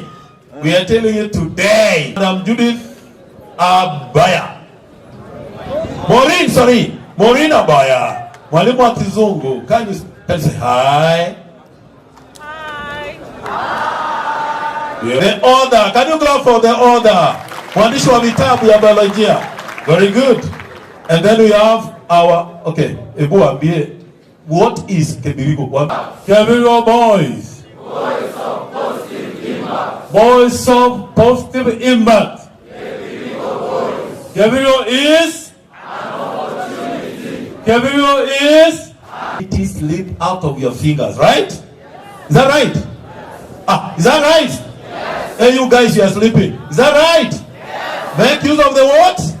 In charge of administration, Mr. Tom, say something. Good morning, boys. Good morning, boys. I want to say, praise the Lord. Okay, that is it. We are Kebirigo School. Kebirigo School. Yes, we are saying, I know, hey guys, I know you're excited, but just can you keep quiet? Hey boys, I'm sending teachers among you. So boys, Kebirigo boys. Kebirigo boys. Kebirigo teacher. Wataandika sasa. Nyamaza. Can you keep quiet kabisa? Kama nipo, if you are excited, let your eyes get excited. Not your mouth, right? You only talk when you are told to do what? I know you are not listening to me because your eyes are somewhere. But then just listen to me. Because that's where we are here. We give you direction, right? We give you what? We give you what? Munawambia nini? Wasome maana sisi tumesoma. Na tunasoma. Yes, thank you. God bless you. Naomba muenda mketi walimu. Oh. There is one that I have not introduced. This is Mr. Amon. Thank you, Chief Principal Omwano Gesare, for that good introduction.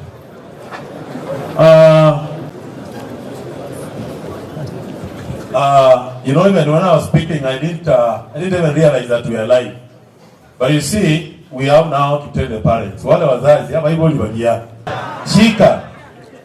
It used to be called Kebirigo Boys High School, but now it's called Kebirigo School. Kebirigo.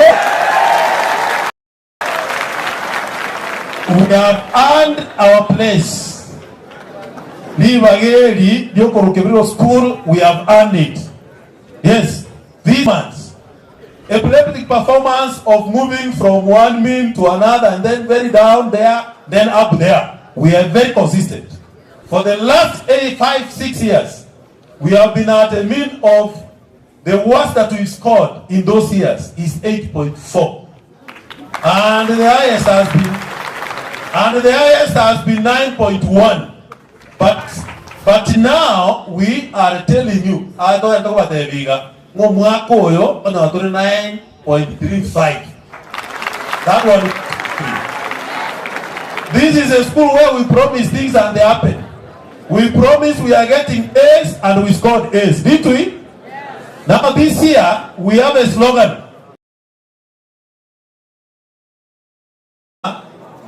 2022 tuwapate slogan katana OGAL, Operation Grade A lazima, na tuliipata.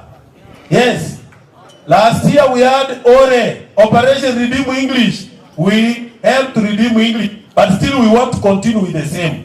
Omwako otobwate gedogoro kunga Operation kali yabe the favored. Eskuru iwaya earn a position in the national category. Hallelujah.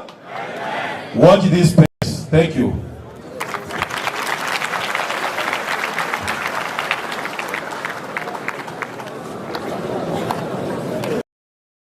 Before I bring the schools around, there are some few parents who are worshiping with us. Any parent, please come and represent.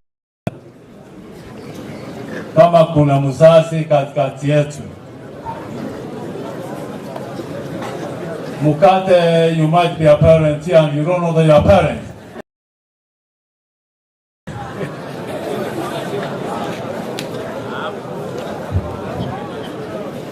Kebirigo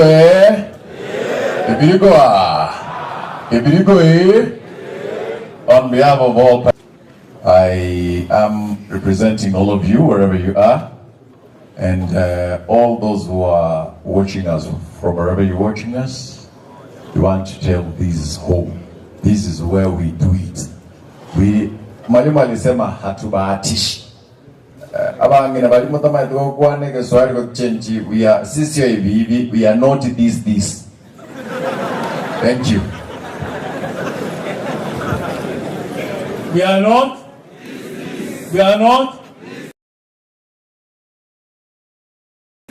Yes. I hope Mukata again, you represent the team, the Gatembe team who are with us. Most welcome. Our School of Ability. Welcome, Riokindo boys.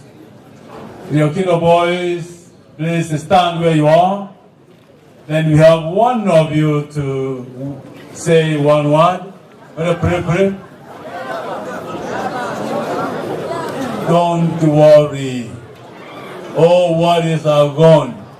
As I get the teachers from Riokindo coming up front. Smile, Jesus loves you. The response is, smile, Jesus loves you too. So smile, Jesus loves you. We thank you for the welcoming that you have given us, and we are really proud of this school. This being our brother school, we welcome you to the battlefield. When it comes to examination, you know we are no longer brothers. Is that right?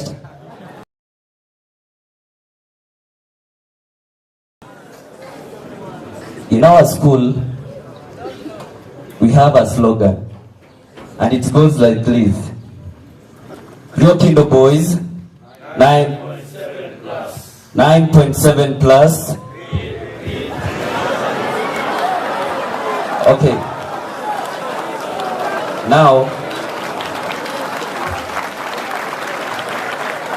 thank you. That really proves that we have a battle. In this Sabbath, I wish you a nice Sabbath. I welcome the patron we came with.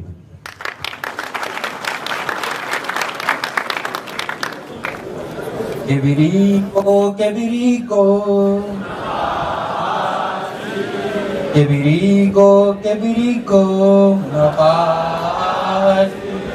wokovu umefika mlangoni mwenu, mnapadi.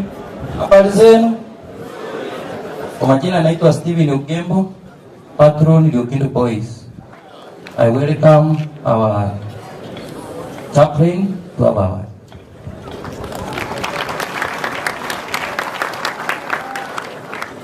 chaplains will come later. The owner is there, so they'll come later. Our sister school, the Manga Model High School. Yes, please, may you stand up, all of you. Then I have one of you representing the school. I'm allowing us to talk because we are very few. As I love the teachers, the patron and the teachers also coming up front. Wasichana hatuna any who can represent the school? Good.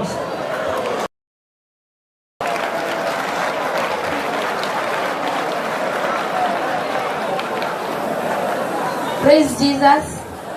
Praise Jesus once again. Yes, we are Manga Model.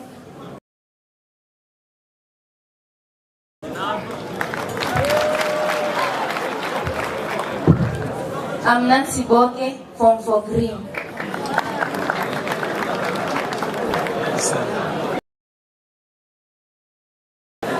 And all the time? Yes, I'm John Sogero. Yes, I'm John Sogero. I'm the patron, and I want to thank you because of the you have received us very good. And I don't know because I was with the guys or because you love us. Is it because why you received us warm?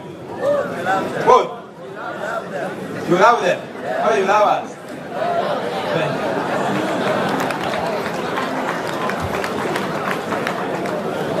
Now,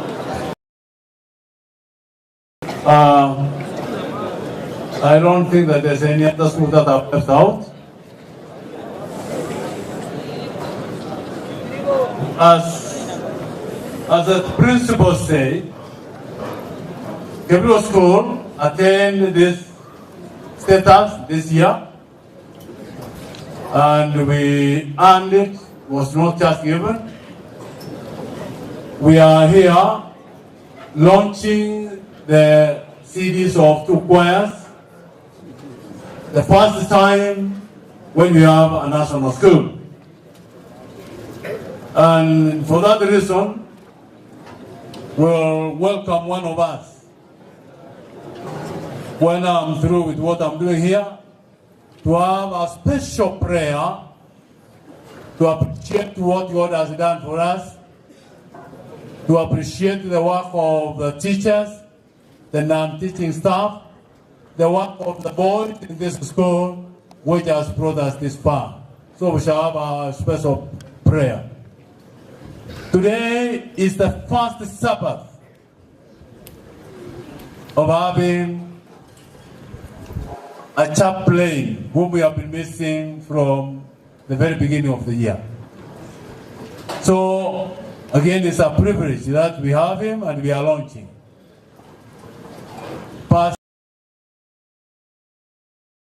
Omwenga Riro, Pastor Amos Omwenga Riro is going to minister as a chaplain of this.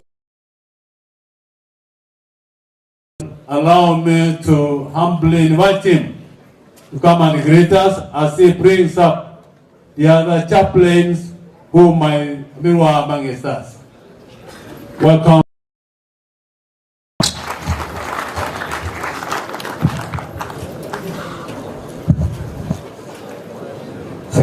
Thank you, our elder. Thank you very much. Our principal. Our guest schools and our various students. Happy Sabbath. Happy Sabbath. Allow me at this recognize the presence of our guests who have come from Biokido and the Manga Model. Allow me equally recognize the presence of the chaplain, Biokido boys. Good morning. Good morning, all of us. I want to give you one slogan that we in today's function. The slogan goes in Kiswahili, usiniangalie, angalia Yesu. Can we say that? Listen and follow instructions. We are doing it this way. Usiniangalie, angalia Yesu. Angalia Yesu, usiniangalie. Can we do that? Angalia Yesu. Ah, beautiful. That is very beautiful. Those are my official names. We were disappointed when we came in because my school prefers when we ladies, but I thank those who have come. Umetoa aibu. Can't you even plan for that? I know that is it, but I thank the school that has come in because they have really come.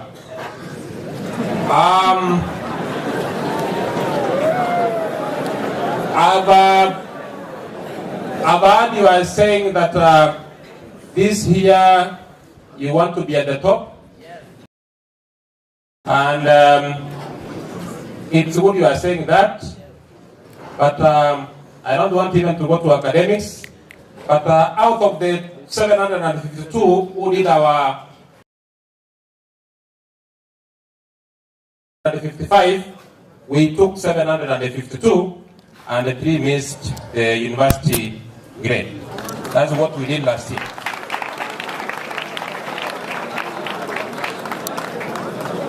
So you have to scratch your head and read.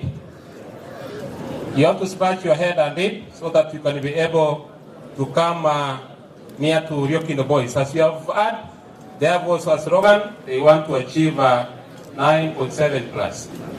I want to wish you well when we worship today, because that is what brought you here. And above all, you can get good grades, but if you are not spiritually cooked, you can't fit in the current world. And also spiritually, I wish you well when we worship together. We may not be with you in the afternoon. We have our boys that we dropped at Songa Girls for Pathfinder induction, then Darachambiri. So we may be with you up to after the sermon. We may, if we get a chance, we do few songs, then we proceed. We wish you well in this day. God bless you. Thank you very much. Thank you, Mr. Kakambi, Pastor. May God bless you as you serve at Riokindo School. Allow me at this particular moment request that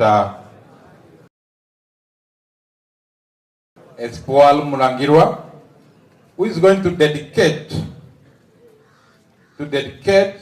this institution from Kebirigo Boys High School to Kebirigo what? Kebirigo School national status. Please, Pastor, come forward and let's pray for that. Equally pray for a new chaplain here. Equally pray for our school choirs which are launching today. Please come and pray for us.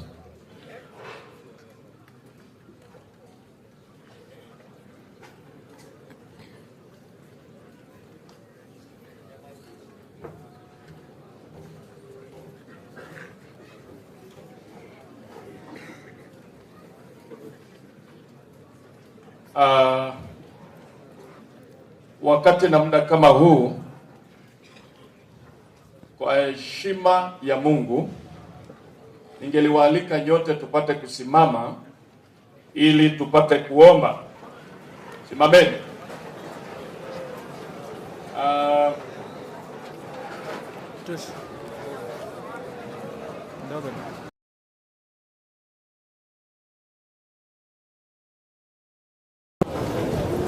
Tupo machoni pa Bwana. Ningeliwaomba kabisa tulinde heshima na utaratibu kwa sababu malaika wengi wako hapa. Kwa hiyo ningeliomba kabisa nimshukuru Pastor Amos kwa kuweza kunialika, na wakati na muda kama huu tunapoomba tutaendelea kuiombea kabisa. Kebirigo ili iendelee kabisa kusonga mbele. Ninaamini haya yote bila Mungu hakuna chochote kitawezekana, na ndio maana tumtangulize Mungu. Tunapomtanguliza Mungu kuna mbaraka wa kipekee. Kwa hiyo kwa hatua hii ningeliwaomba kabisa tufunge macho na tupate kuomba. Baba, katika jina la Yesu, tunaendelea kulitukuza jina lako, tunaendelea kuliinua kwa sababu ya upendo wako na fadhili. Umetoka mbali kabisa na Kebirigo High School, unaendelea kabisa kubariki walimu, wanafunzi, wazazi, hata area hizi, ya kwamba jina lako lihimidiwe. Mungu wa Elia, Mungu wa Elisha, wakati na muda kama huu, acha Bwana tusogeze kabisa principal pamoja kabisa na teachers, pamoja kabisa hata na wazazi, pamoja na students, pamoja na wote ambao wanaendelea kusapoti kabisa shule hii. Kaendelee kuwabariki kuliko zamani, waongezee vipaji, wabariki kwa viwango vya juu, ili waendelee kukutumikia kupitia shule hili, na shule hili liendelee kupasua hanga ya maendeleo kwa utukufu wa jina la Yesu. Kwa sababu kupitia shule hii Bwana, kutatokea wengi ambao wataendelea kukutumikia, tukijiandaa kukupokea mawinguni unaporejea mara ya pili. Kwa hiyo Bwana, endelea kubariki shule hili linapopokea kabisa status mpya. Bwana, uendelee kuwa nayo. Bariki kabisa government ya nchi ya Kenya. Leta amani na salama, ili kila shule mahali ilipo ikisonga mbele, jina lako litahimiliwa. Basi Bwana, tunahitaji kabisa watoto wote ambao ni wanafunzi mahali hapa, bariki afya yao ya mwili, waongezee kabisa elimu na akili, ili wapate kwa watoto wa maana, waendelee kuperform vizuri. Bwana, hawa watoto wajiandae kukupokea mara ya pili, wakipokea ufalme wako, tukaendelee kabisa kushangilia huko juu mbinguni unaporejea mara ya pili. Asante Bwana, najua ya kwamba utaleta amani na salama, utaleta upendo na rehema, utaleta umoja kwa shule hili kuanzia sasa hata milele. Ni katika jina la Yesu nikiomba na kushukuru, na watu wote tuseme Amen. Amen. Thank you, Pastor. Let's allow the program to run.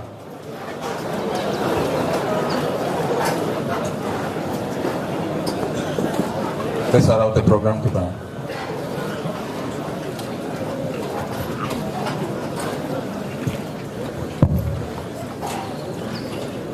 Those of us who are ministering up front, Mama. Yes, we're in, and that's Pastor Fukai. Wisdom, can you salute us? Say hi. Wisdom. The Lord is good all the time. So Emmanuel Wisdom, Kebirigo Boys Assistant Spiritual Leader, will take you through the song and the special song. Mr. Dismas. Happy Sabbath. Happy day.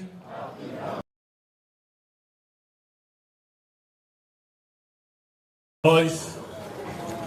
Blessed assurance, Jesus is mine. I'm Mukaya Victor, the spiritual leader Kebirigo Boys for Shiners. I'll take you through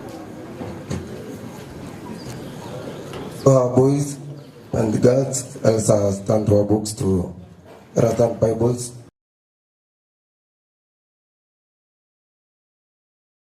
Chapter number 71, Psalms 71,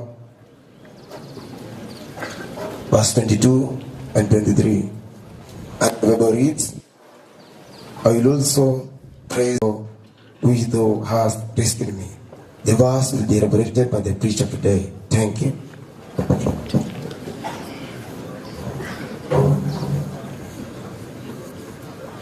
154, assisted by Weibo choristers.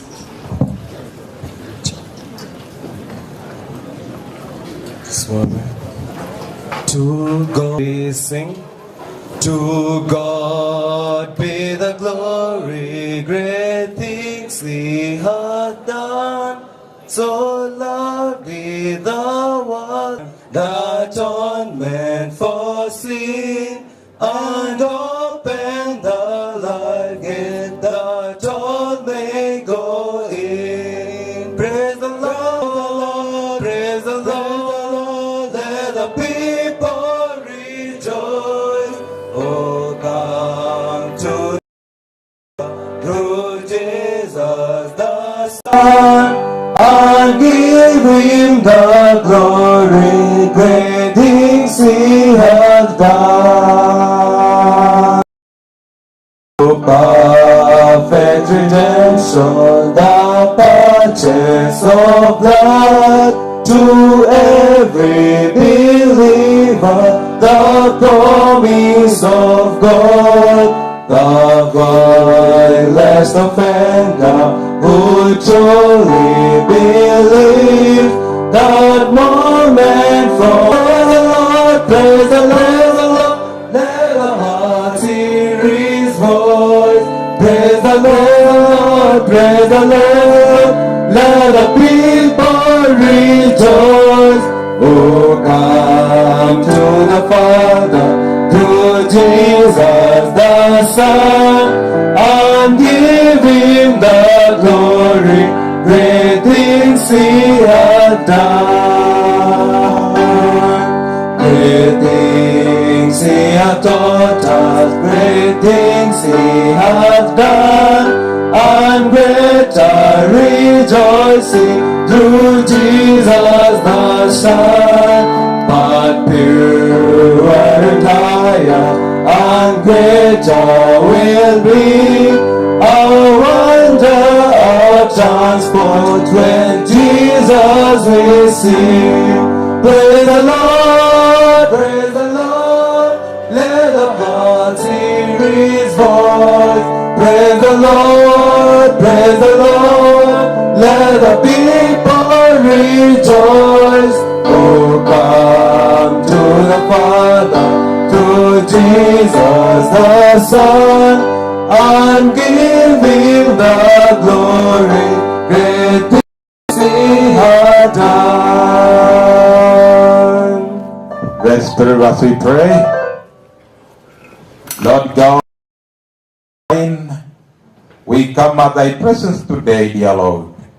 A day that You sanctify Your people, a day that You set aside Your people, a day that You not pass by us. Bless us adequately. Minister to us through Thy ministers that are going to speak to us. Be with us until the end of the program. Is our sincere prayer in Jesus' name. Yes, Christmas. Yeah. As the Christmas is coming, girls, we have got our washrooms behind this block. Our girls will use these washrooms. All boys will be on this direction. All boys this direction. All teachers behind the DO's office and behind the office of main, the administration block up at Newman.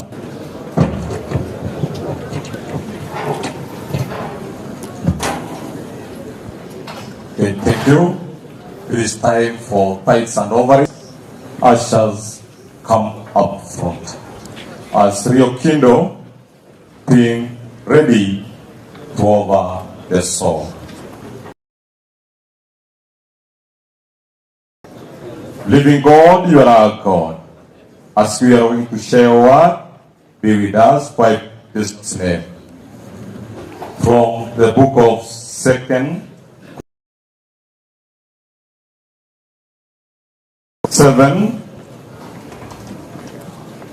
2 Corinthians chapter 9 verse 7, the Bible record, so let him give as he purpose in his heart, not grudging or of necessary, for God is love, cheerful giver. The Bible is trying to say, let us, all of us, give in the purpose of the heart. So as you are going to stretch your hand to give, as we are going to do it, may God touch our heart, we do His will. So, shall we pray for the same? Ushers,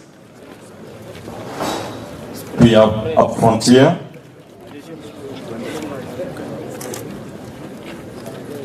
Thank you so much. We are praying for tithes and offering. Heavenly Father, we honor you again. It is another time for your tithes and offering, that you are going to touch your people to give, because it's that genuine offering we are going to give through worshiping you, and may you hear your people. For this I pray in Jesus' name. Your kingdom come.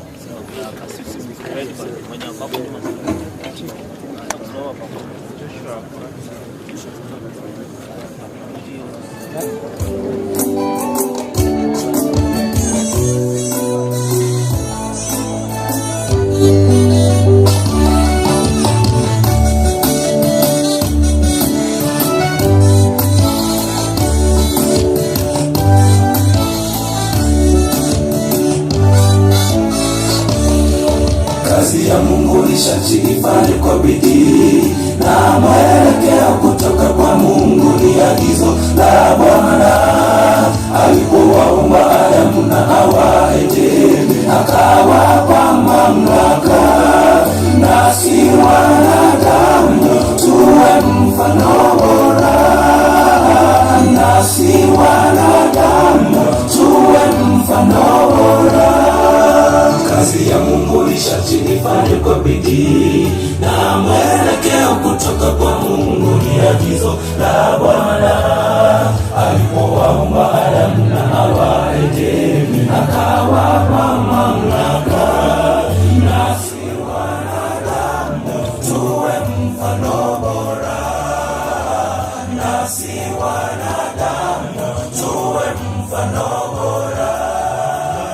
Mamlaka tuliyopewa na Mungu tuyatumie bora, tusiwadhalilisha wengine, kwa kuwa mamlaka ni Mungu anayepeana. Tuwe mfano bora katika jamii ya sasa, uongozi bora waendana na maadili mema. Mamlaka tuliyopewa na Mungu tuyatumie bora, tusiwadhalilisha wengine, kwa kuwa mamlaka ni Mungu anayepeana. Tuwe mfano bora katika jamii ya sasa, uongozi bora waendana na maadili mema.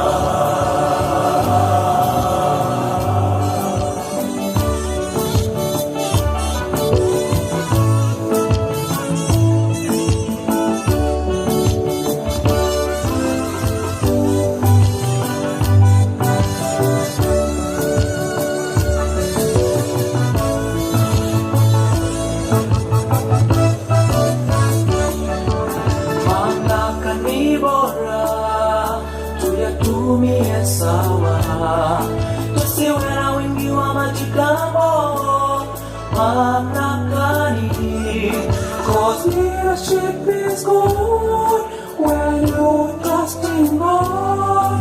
Tuliweka chini na tumwachie Mungu atawale. Tuliweka chini na tumwachie Mungu atawale. Mamlaka ni bora, tuyatumie sawa, tusiwe na wingi wa majigambo mamlakani. Cause leadership is good when you trust in God. Tuliweka chini na tumwachie Mungu atawale. Tuliweka chini na tumwachie Mungu atawale. Mamlaka tuliyopewa na Mungu tusiwadhalilisha wengine, kwa kuwa mamlaka ni Mungu anayepeana. Tuwe mfano bora katika jamii ya sasa. Uongozi bora waendana na maadili mema. Mamlaka tuliyopewa na Mungu tuyatumie bora, tusiwadhalilisha wengine. Kwa kuwa mamlaka ni Mungu anayepeana, tuwe mfano bora katika jamii ya sasa. Uongozi bora waendana na maadili mema. Mamlaka tuliyopewa na Mungu tuyatumie bora, tusiwadhalilisha wengine. Kwa kuwa tuwe mfano bora katika jamii ya sasa. Uongozi bora mamlaka tuliyopewa na Mungu tuyatumie bora, tusiwadhalilisha wengine.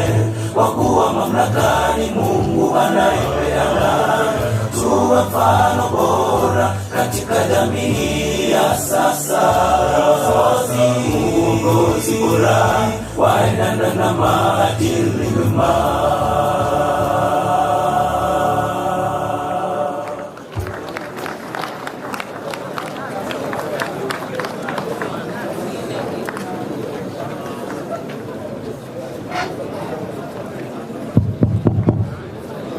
We will give you time. Kindly, you can take your seat. Okay, I think we are done. Ushers, come up front. We are praying. As we close, we go to another session.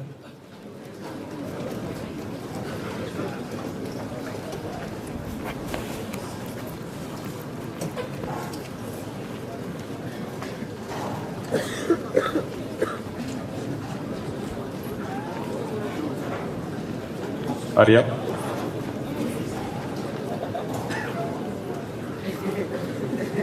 We pray. Living God, you are our God. Ideally, the entire universe acknowledged through your creation and the tithes and offering. As you touch those who have not given, next time to give, and also give us praise. That, oh Lord, give, may you refill his cup beyond his reach. And as we count the activities, read us beyond.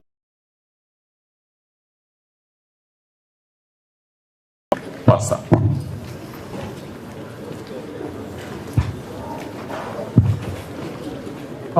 Thanks for the program that has been running.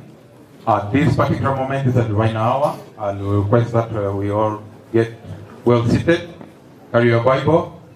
Be ready for the sermon today by none other than our pastor, Pastor Espoal Mliansi Mlangirwa.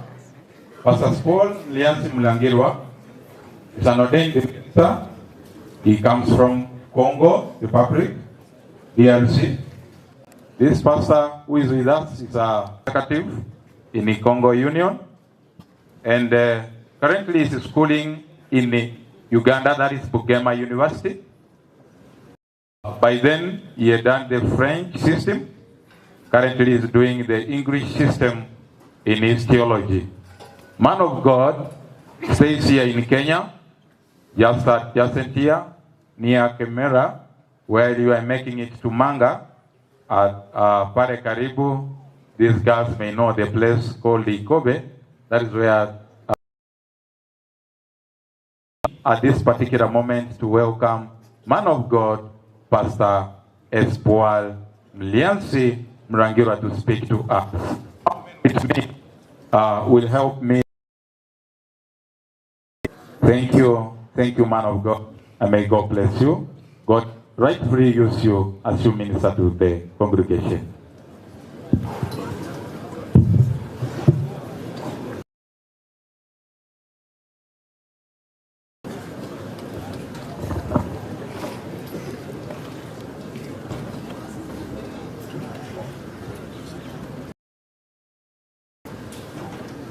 Wasafiri wa mbinguni, haleluya. Wasafiri wa mbinguni, haleluya. Wasafiri wa mbinguni, haleluya. Hapa ilikuwa ni OPA students. Alafu mnajibu namna gani? OPA teachers.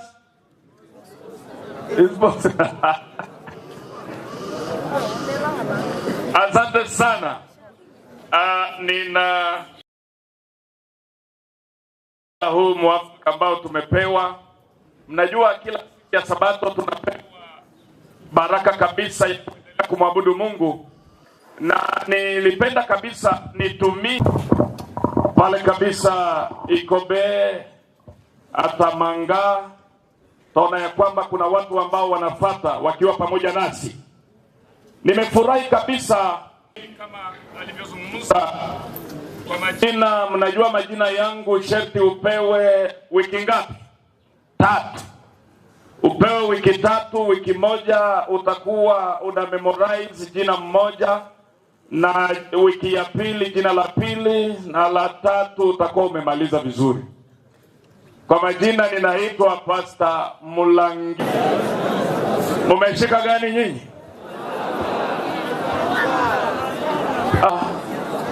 Mnataka espoir? Mnataka nihubiri kwa hope in English. Kwa hiyo ukiniona unalinda Pastor Hope, I will be proud for you. Kwa hiyo nimetaona ya kwamba mimi nimetokea kwa union inayoitwa East Congo Union, ambayo inapatikana kabisa the neighboring city to Zambia country, inaitwa Lubumbashi. Furahi sana kujikuta miongoni mwenu. Ninaona kabisa wanafunzi ambao wanapendeza, mna nyuso nzuri ambazo zinatabasamu.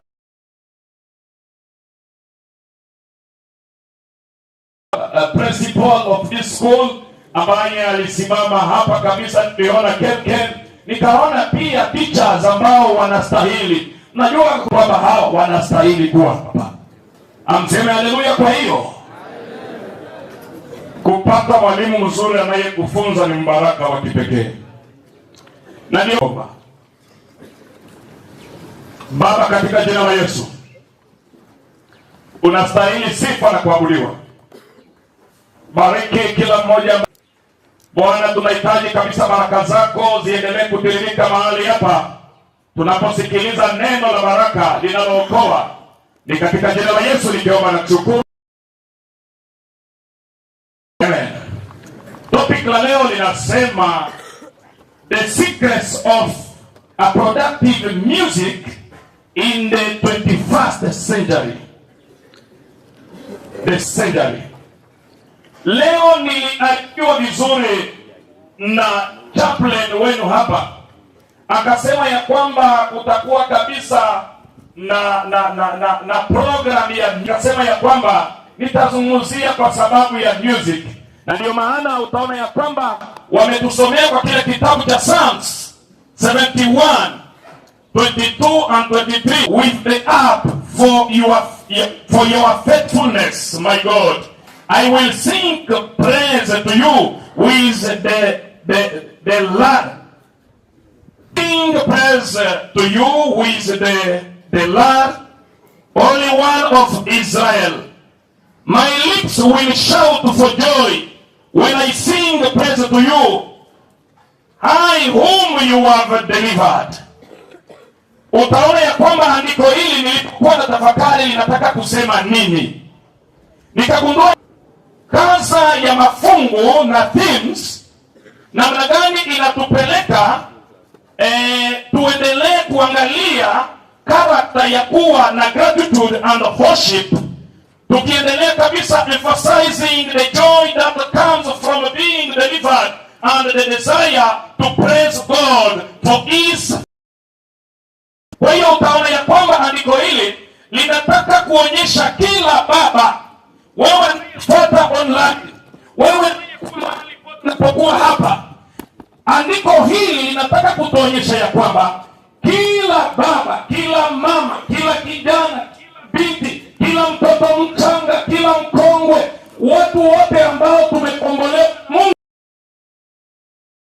bisa kuendelea kumwangalia kwamba Mungu ni mtukufu, Mungu anastahili kuabudiwa. Kwa hiyo utaona ya kwamba kumbe nyimbo hapa nimeanza kuiona ni ya maana sana.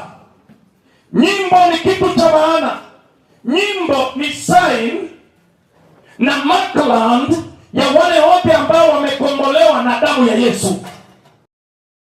Kitu cha maana sana. Na ndio maana utaona ya kwamba nilijiuliza swali, nikasema, what is the purpose of music? What is the purpose of music? From a Bible perspective, music is not merely something potentially enjoyable. It is a gift provided by God to meet all human needs. Kwa hiyo hapa kuna kwaya nyingi, wakati unapoimba unaendelea kuimba kwa sababu ya mgonjwa mmoja mwenye kuwa hapa akisikia nyimbo apate kupona katika jina la Yesu. Ndio maana utaona ya kwamba kumbe Mungu ameleta kipaji. Kuimba sio kipaji cha wanadamu, au kuimba sio ufundi wa wanadamu, lakini it is a gift from above. Mungu ameleta kipaji hiki ili tuendelee kabisa. Inakumbuka Israeli walipokuwa kabisa kwa Exodus to Canaan, utaona ya kwamba walifika Jericho. Jericho ilijengwa vizuri, lakini kwa sababu kulikuwa na need wapate kupita waenda nchi ya ahadi, utaona ya kwamba Joshua aliendelea kulia. Joshua akaendelea kulia, tutapitaje Jericho? Jericho kuna ukuta, Jericho tutapitaje? Mungu akasema, Joshua usilie. Ninachokuhitaji tu muimbe. Mupige baragumu. Tena muimbe. Mukizunguka kabisa ukuta, mzunguke kabisa mara 7. Na mtakapofikia kabisa mara 7, na mtakapofikia kabisa siku ya 7, mukifika mara ya 7, mtaona ukuta wenyewe utaanguka. Na utaona ya kwamba Joshua akawaambia kabisa Israeli wakaendelea kuimba kwa sababu kulikuwa na need, kwa sababu kulikuwa na hitaji. Utaona ya kwamba waliimba na ukuta ulianguka na njia ikaonekana, na wakaingia kabisa Jericho, wakaangamiza mamilioni ya watu, wakaendelea kabisa kuharibu chochote kilichokuwa ndani ya Jericho, wakapita wakaenda nchi ya Kanaani. Nimegundua ya kwamba kumbe kuimba kunaweza kukamfanya mtu. Kuimba, nyinyi ambao wasichana bana, kuimba pia kunaweza kukakupa mchumba wa maana. Kuimba kunaweza kukakupa kabisa ule mume wa maana. Kuimba kunaweza kukakusaidia wakati unapoumwa, wakati unapokuwa na magonjwa. Unapomwimbia Mungu ni kuomba mara 2 na itakuponya katika jina la Yesu. Kumbe kuimba ni kitu cha ajabu. Na ndio maana wanatuambia kwamba the very existence of music should give us a reason to praise God for lovingly providing us with a gift through which we can express our gratitude to Him while experiencing delight within ourselves. Kwa hiyo utaona ya kwamba ni kitu cha ajabu. Nyimbo inaendelea kabisa kumkumbusha mwanadamu ya kwamba Mungu ni pendo. Mungu ana upendo. Mungu amekupa kipaji. Mungu ametuokoa. Kwa hiyo kila mara tunapoimba tunaendelea kabisa ku-experience hiyo upendo wa Mungu. Na ndio maana nimejiuliza, je, leo hii kuna siri gani kwaya zipate kuendelea mbele? Kuna siri gani?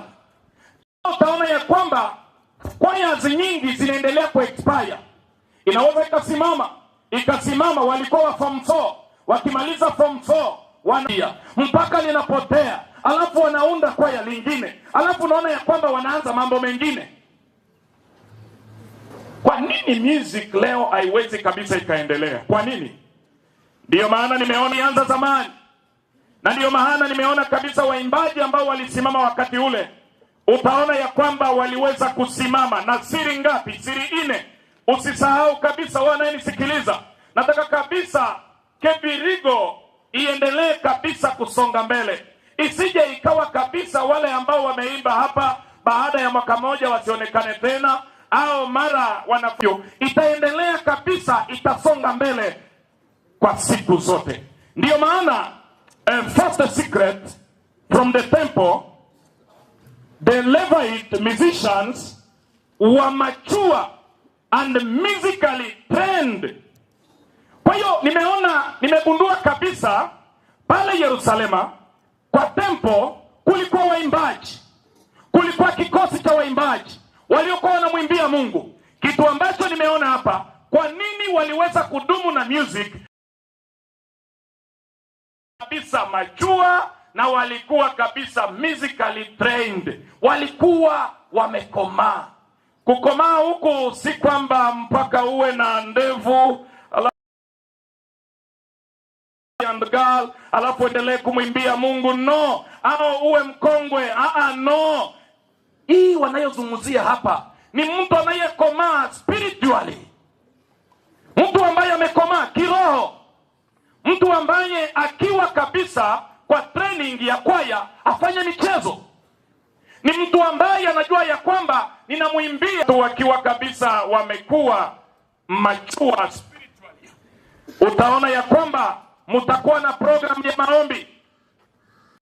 Program ya maombi, hakuna spirituality yoyote ambayo inaweza ikafanyika bila maombi. Hakuna revival and reformation yoyote muwe kabisa watu wanaokuwa na maombi. Mnamuomba Mungu awape vipaji, mnamuomba Mungu atengeneze kabisa. Niwaambie ya kwamba kuna watu kutana nao, akiimba hapa watu wote wanalala na cheko. Anasema ya kwamba mimi sina sauti ya kufanya nini? Ya kuimba. Sina nasomaa kabisa. Niambia ya kwamba tutakuwa na training. Tutakuwa na training. Na ndio maana kwaya nyingi utaona ya kwamba wengine wanakutana kabisa twice per week. Wanaendelea kabisa, wanafanya training. Wengine wanakutana zaidi ya hiyo. Wanakutana mara 3 kwa wiki. Wanaendelea kufanya training. Ukiwa kabisa machua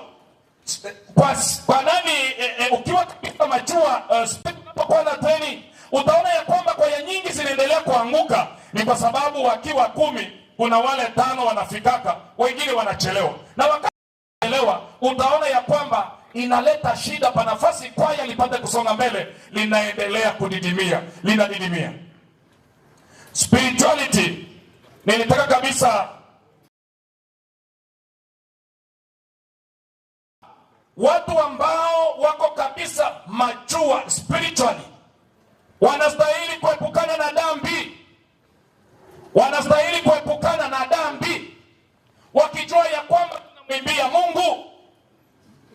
Mara nyingi kuna dhambi mbili. Mnajua mimi nilikuwa mwimbaji na niko mwimbaji kwa sababu naposikia music kwa kanisa la, sio uimbaji wa kwaya tu, ni kuanzia kabisa hymnal songs, hiyo kabisa kuchukua na kwaya, nyimbo zote zinaimbwa, inachukua kabisa music. Utaona ya kwamba mimi ni mwimbaji na kuna muda ambao nilikuwa kwa kwaya.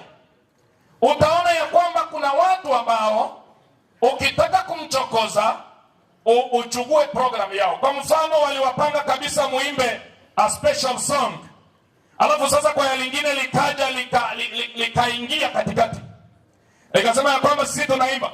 Nilisikia waimbaji wanasema ya kwamba kuna mahali pa mnofu, mahali ambapo ni pazuri, ni kumtangulia muhuduma, lakini wakiwapa kabisa muda ule wa offertory, ule muda ule ustahili, unaona ya kwamba mkiimba pale mnawachokoza. Siku moja nilikuwa kiongozi wa kwaya, alafu ilikuwa Saturday kama ya leo, ule aliyekuwa president wa kwaya, alafu wakaimba mahali ambapo sisi tulistahili kuimba, kumtangulia muhuduma, special song. Jamani, nikamwona president wa kwaya macho yameanza kugeuka mekundu ndani ya kanisa. Nikasema huyu ni malaria ni nini? Kumbe anasema leo wametuchokoza. Program ilipomalizika kwa kutaka tusalimiane mbeleni hapo pa kanisa, nimeone kabisa anaenda kumshika kiongozi wa ile kwaya lingine. Siku gani? Ya Sabato. Anaenda kumshika. Anasema usinichezee. Usizani ya kwamba kama naimba ngumi zimeondoka. Usizani ya kwamba wakati nilibatizwa ngumi nazo ziliingia ndani ya maji. Hacha, ngumi zipo. Watu elders na pastor hapo ni pazuri. Unapokuwa kabisa majua spiritually, ukihimba muda wa ofatobi unamwambia nani? Mungu. Ukihimba hata muda ule wa kupokea wageni mnamwimbia Mungu. Mtu aliyekomaa hata kama wanakuja kumchokoza anastahili kumwangalia Yesu, kwa sababu Yesu ni mwanzilishi wa music. Wasafiri wa mbinguni. Kenania tunamuona kabisa ambaye alikuwa chief musician from the temple. Ukiangalia kitabu cha First Chronicles chapter 15 verse 22, utamwona ya kwamba Kenania was the head Levite who was in charge of the singing, that because he was skillful. Hii naipenda. Kumbe wakati walipokuwa wanaimba kulikuwa kiongozi. Ndio maana kwaya ambayo inataka iendelee vizuri inastahili kuwa na administration ambayo inastahili kukaa pale. Miongoni mwenu mnachagua viongozi.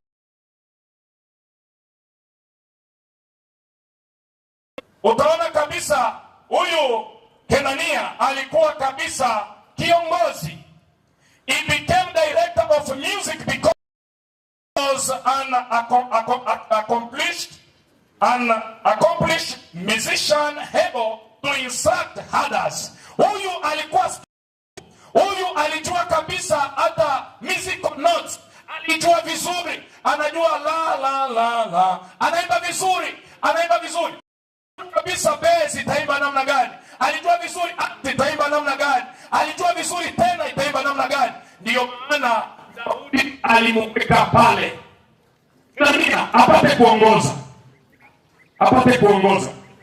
Na ndio maana niwaambia kwamba kitu cha kwanza, siri ya kwanza ni kuwa na maturity ya kiroho, Na sasa tuendelee kufanya training. Msisubirie tu kuwa kwaya la ma-event. Msisubiri tu kwaya ambalo linangojea kupewa competing alafu anajiandaa.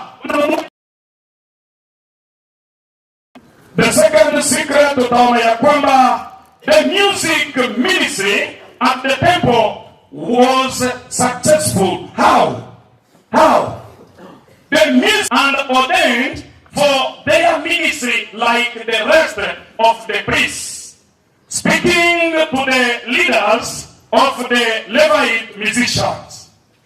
Chapter 15 verses 12 and 14, utaona ya kwamba David said, sanctify yourselves, you and your brethren.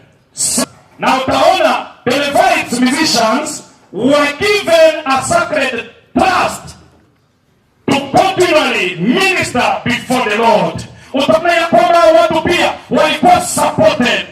Ninaomba kabisa kiwe na beauty, kinahitaji uniforms, kinahitaji mitambo mizuri, kinahitaji kabisa vitu vingi. Inabidi kuwa kabisa sponsored by the church members, by the teachers, by principal, by parents. Utaona ya kwamba music itaenda mbele kabisa. Inabidi tu support music kwa sababu hawa walikuwa kabisa trusted. Na waimbaji, kitu narudia, mimi ni mwimbaji, najua vizuri. Niliimba zidi ya kwaya 8, natambua vizuri udhaifu wa waimbaji. Kama kuna kitu ambacho kinawaangusha waimbaji wengi ni dhambi mbili tu, mengine dhambi gani? Mmoja ni kiburi. Kiburi. Kama yeye anaimba tena vizuri, anasema kama mimi siimbi, ili kwaya litaanguka. Kiburi. Kama wanaimba vizuri au wengine wanaanguka kidogo, wanacheka. Msizani kwamba wanacheka kwa sababu ya furaha. Wanawadharau. Ondoa, epukana na kiburi. Sauti yako unapoimba inamtukuza nani? Mungu. Mtukuze Mungu. Na dhambi ya pili ambayo inaangusha vijana wengi na mabinti ni usharati. Usharati.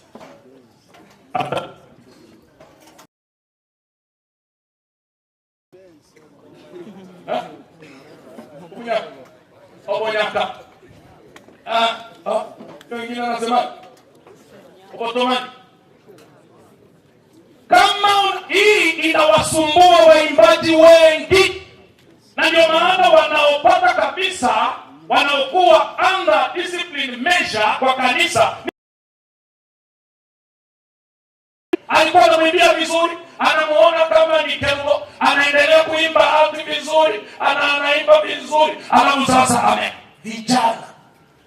Na ndio maana niliona kabisa wakati hawa mabinti walipoingia hapa, nikaona kabisa ila kijana alichangamka, akasema haleluya, sabato ya leo inapendeza sana. Sabato ya leo inapendeza sana.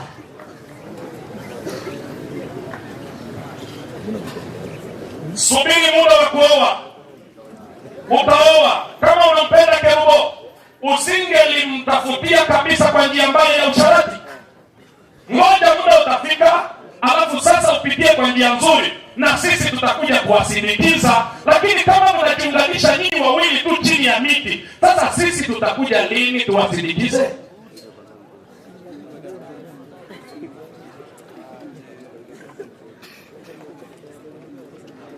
Na ndio maana shetani anatumia silaha hii, kwa sababu anajua kwamba alikuwa Lucifer.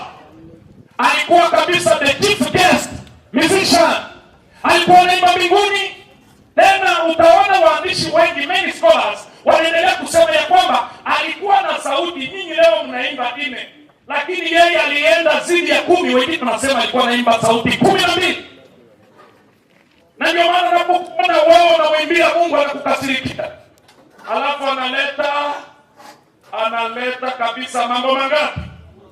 Usipoyaangalia, aliyekuwa anamwimbia Mungu atakuwa anaanza pita mbali. Kiburi, achana nacho. Mtukuze Mungu. Usharati.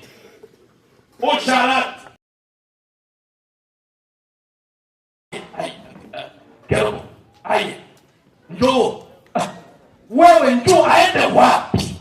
Nani aliyekuonyesha kwamba Kerubo mtaka kuoana mtaitana namna hii? Ndiyo maana utaona ya kwamba ukitaka uendelee vizuri ni kuepukana na mambo haya mawili. Na walio pale zamani walioshindwa kuepukana na mambo haya mawili waliweza kupata kesi kubwa kwa Mungu. Mungu aliendelea kabisa kuwapiga, kama watoto wa Eli ambao walishindwa kujitakasa, ambao walikuwa kwa tempo, walikuwa wanamwimbia Mungu lakini hawaachane na mambo haya mawili. Mungu aliwaruhusu wapate kulala, walale, wapumzike. Ndiyo maana tunaona ya kwamba the Levite musician were given a sacred task to continually minister before the Lord. In 1 Chronicles chapter 16 verse 37. Acha niende kabisa kwa hiyo ya 3. The third secret from the temple. Utaona ya kwamba the Levite musician were full-time workers. 1 Chronicles chapter 9 verse 33. Utaona ya kwamba now these are the singers, the heads of fathers' houses of Levites, dwelling in the chambers of the temple, free from other service, for they were on duty day and night. Utaona kabisa huyo aliyekuwa the chief guest musician anaitwa Asaph. David left Asaph and his brethren there before the ark of the covenant of the Lord to minister continually before the ark as each day required. 1 Chronicles chapter 16 verse 37. Merudilia tena hii. Kwa hiyo taona ya kwamba there is a biblical lesson here. Wanatuonyesha ya kwamba be willing to work diligently in preparing the music needed for the worship service. Kwa hiyo waimbaji, tuendelee kabisa kujua ya kwamba kila siku unapoimba unaimba machoni pa Bwana. Unaimba machoni pa Bwana. Mambo sema ya kwamba sasa itakuwaje? Si wale walikuwa wanapokea mshahara. Unaposikia hapa wanataka kutuonyesha commitment.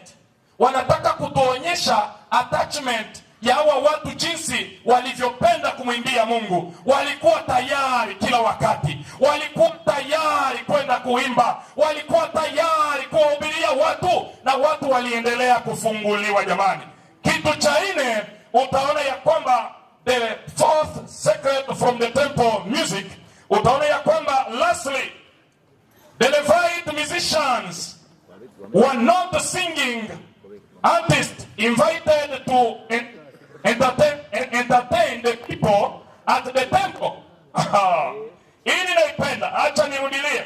Lastly, the Levite musicians were not the singing artists to entertain the people at the temple.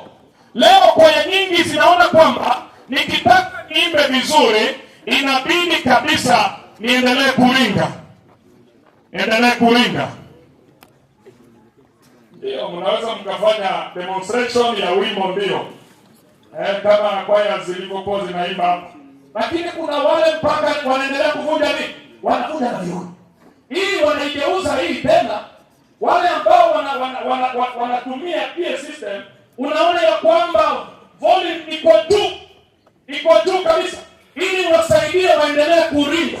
Na unaona ya kwamba wale nao wakipita hapa, jamani kinachobaki ni kujifunga tu vikwembe kwa viuno, alafu tuanze kufanya namna gani? Waanze kuringa.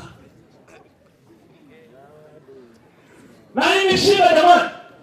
Ndio maana makundi ya music inaendelea kujitenga. Wanataka kuwa independent.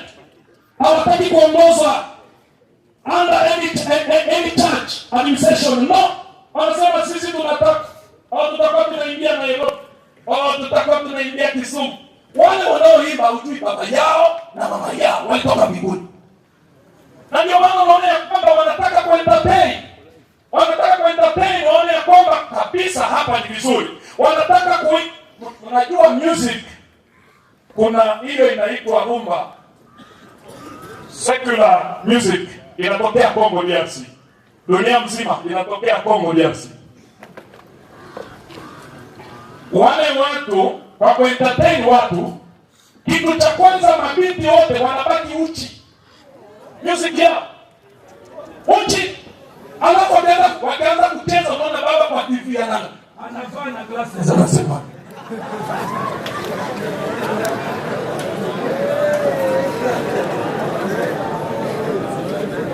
Na hiyo kabisa waibadu wanataka kabisa waige ndani ya kanisa.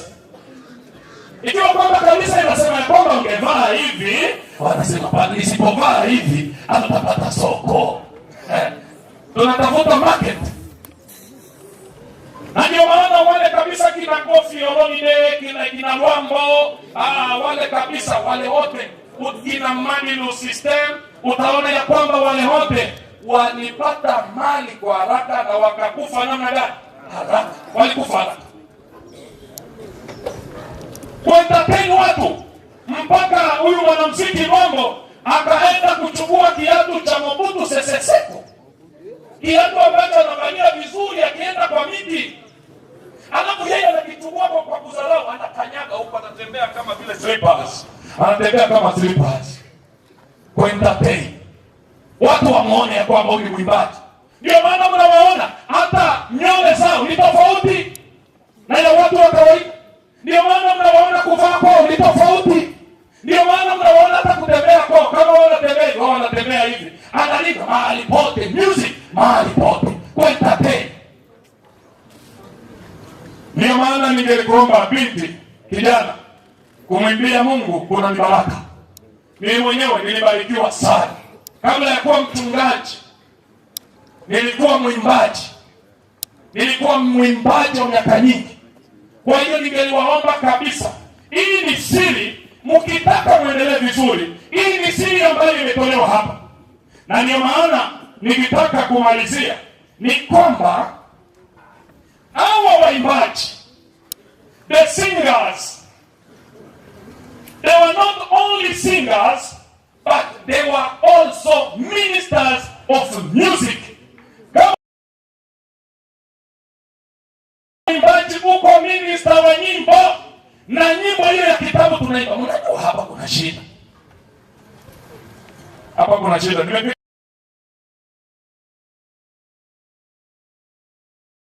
kitabu hymn songs mpaka anaanza kulala. Analala. Hiyo ni nyimbo ya wapi? Nyimbo ambayo itaniponya mimi nikiwa mmoja.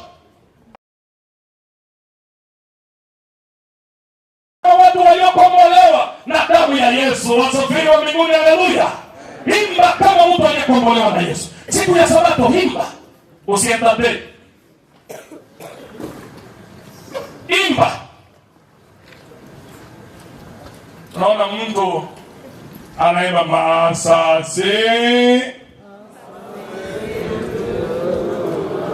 Alala.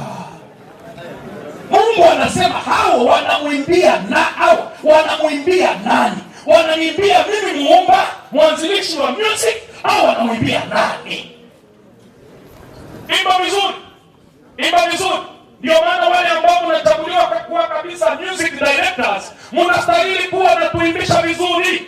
Hapana wao mwenyewe nenda na kitabu mbele ya watu uimbishe, lakini mkono hapa tuone kabisa uongozi. Tutalala. Tutakuwa kama wale wanaoimba kwa kunapokuwa na wedding ceremony.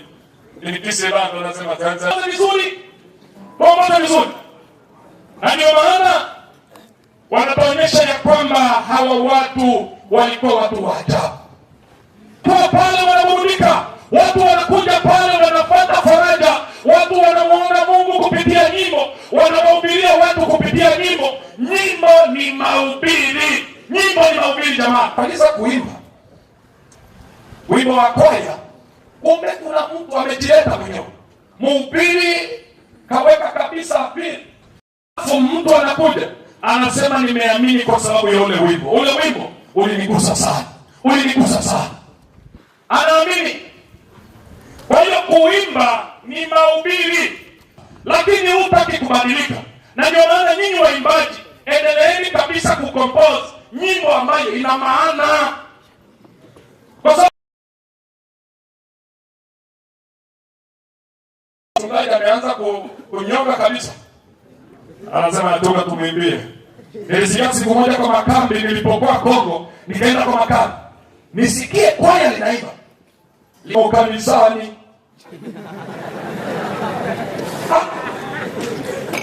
Nikasema rudieni huo wimbo wenu. Mnasemaje? Wanasema mchungaji, si tunaona ya kwamba hata ndani ya kanisa mnawapenda damu. Nasema hiyo ni kampeni ya mwovu shetani. Mahubiri yetu sisi ni watu wote tubadilike, twende wapi? Mbinguni. Nyinyi mnafanya kampeni ya mwovu shetani. Ya kwamba ukienda kanisani ni mahali pa watu wanaomngoja Yesu, twende wapi? Mbinguni. Twende mbinguni. Mkompose nyimbo ambayo iko vizuri. Muda ule wa Asafu walikuwa wanafanya kabisa the chanting. Silika, wachawi Habarogi wanabadilika. Wale ambao ni Freemasons wanaopatikana kabisa Nairobi wengi kabisa. Nairobi kabisa wengi. Utaona ya kwamba wakisikia wimbo ambao mmeukompoza, wasafiri wa mbinguni, haleluya. Natamani kabisa Kemigo msimame. Na ningelipenda hata teachers. Sikuona teacher hata moja naimba hapo. Wewe mtumi ilikuwa unaimba tena peke yako. Hawa vijana wanahitaji msaada wako. Wanahitaji mashauri yako. Kwa hiyo tusiwaache vijana peke yao. Tuwe mle kabisa, hata principal. Utaingia kwa kwaya, usaidiane nao. Saidiana nao. Na ndio maana nikitaka kueleza kwamba the ministry of the Levite Chronicles chapter 16 verse 4, utaona ya kwamba moreover he appointed certain of Levites as ministers before the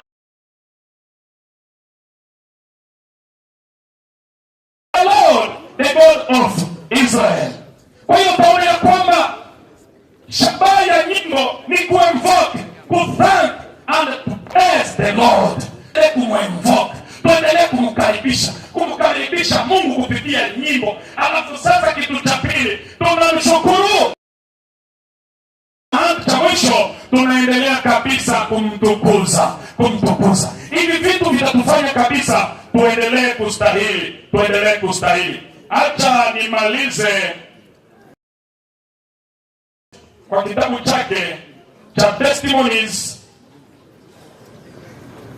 for a Church, volume 1, page 497.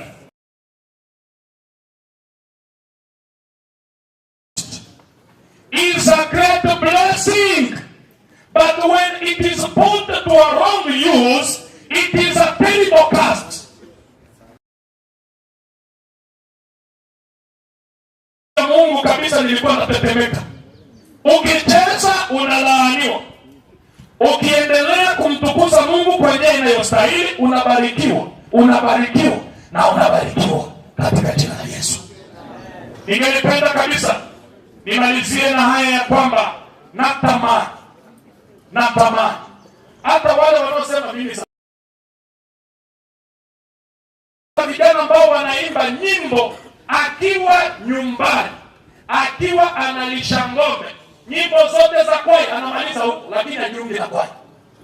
Wale wote ambao ni wazazi, mahali pote wanapokuwa, sapoti injili kwa njia ya nyimbo, sapoti makwaya mahali pote, sapoti kwa mashauri, sapoti makwaya kwa maombi, sapoti. Utaona kwamba vijana wetu wataendelea vizuri, watatokea wakiwa waimbaji, wengi watakuwa wachungaji. Njia ya kuhubiri injili, music ni njia kabisa ya kutangaza habari njema, ujumbe wa malaika watatu. Ningeomba mahali pote ulipo, ikiwa upo ambazo zinapatikana hapa Kebiligo Secondary School, uje kabisa usapoti kwa njia yoyote utawapata. Na ndio maana ningeomba kabisa, na sisi wote wanaokuwa hapa imba wanakuhubiria, na unapoguswa tubu.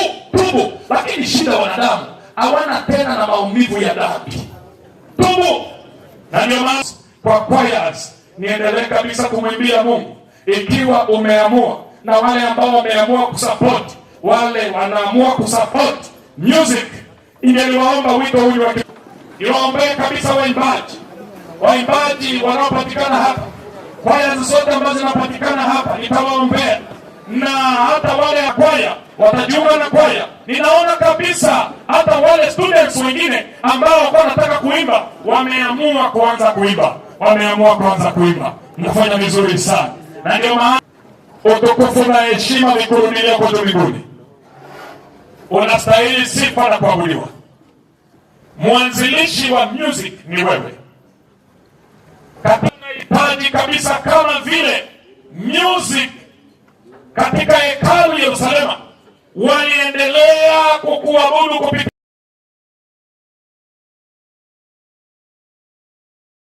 matatizo mengi. Kuna wana wako ambao wanahitaji kuona uso wako, lakini Bwana anajua ya kwamba kupitia nyimbo pamoja na mahubiri kutokea kwa neno lako, wana wako wataendelea kukuabudu na kukusifu, na baadaye tutaenda kukuimbia mbinguni. Tutakuimbia mbinguni ule wimbo wa Musa na mwana kondoo, kwenye ya kwamba yule baba ukawakubali Bwana, wakubali. Na wale ambao wameamua kusapoti wapate kwa sponsors wa choirs, Bwana anaendelea kuwaleta mahali pote walipo. Wengine Baba, acha niombee kila kwaya iliyojumuika nasi hapa, tukiwa kabisa kwa launching music program kupitia sababu ya leo. Bwana, tunahitaji kabisa kila kwaya ambayo inapatikana hapa, Bwana ikaendelee kubarikiwa. Endelea kuongezea vipaji vipaji vya kutunga nyimbo, nyimbo ambayo itabomoa ukuta wa shetani, nyimbo ambayo itapenya ndani ya roho za wana wako. Bwana, endelea kuwabariki vijana, mabinti, kina baba na kina mama, sote tuendelee kukuimbia kwa ujasiri. Uwape vipaji vya kuendelea kutunga nyimbo za kipekee. Ikiwa kuna kwaya ambayo inaendelea kabisa kufifia kwa sababu wana na sponsors, Bwana, nenda kawaletee sponsors wa maana katika jina la Yesu. Wale ambao wanaendelea kusumbuka kwa sababu wanakosa composers wa nyimbo, Bwana, naendelea kabisa kuwaombea ya kwamba uwape composers wa maana ambao watasimama na kutunga nyimbo za kipekee. Kwa hiyo Bwana, leta umoja, upendo kwa kila kwaya. Bariki kila mgulio kanyaga hapa. Bariki kabisa Getembe TV, timu ambayo iko hapa iendelee kubarikiwa. Tunaomba ubariki shule ile la Kibirigo, uendelee kubariki waongozi, ubariki wanafunzi, ubariki wazazi, ubariki government ya nchi ya Kenya na ubariki bara la Afrika. Ni katika jina la Yesu nimeomba na kutangaza baraka hizi, na watu wote tuseme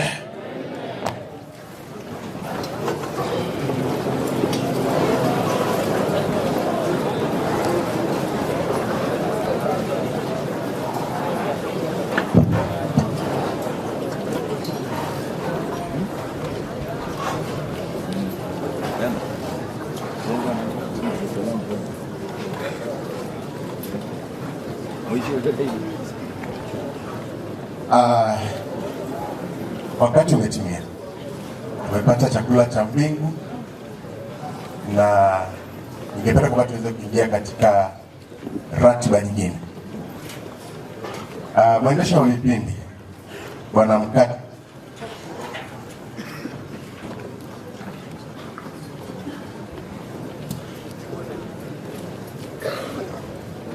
Bwana Mkate, kipasa nipe microphone.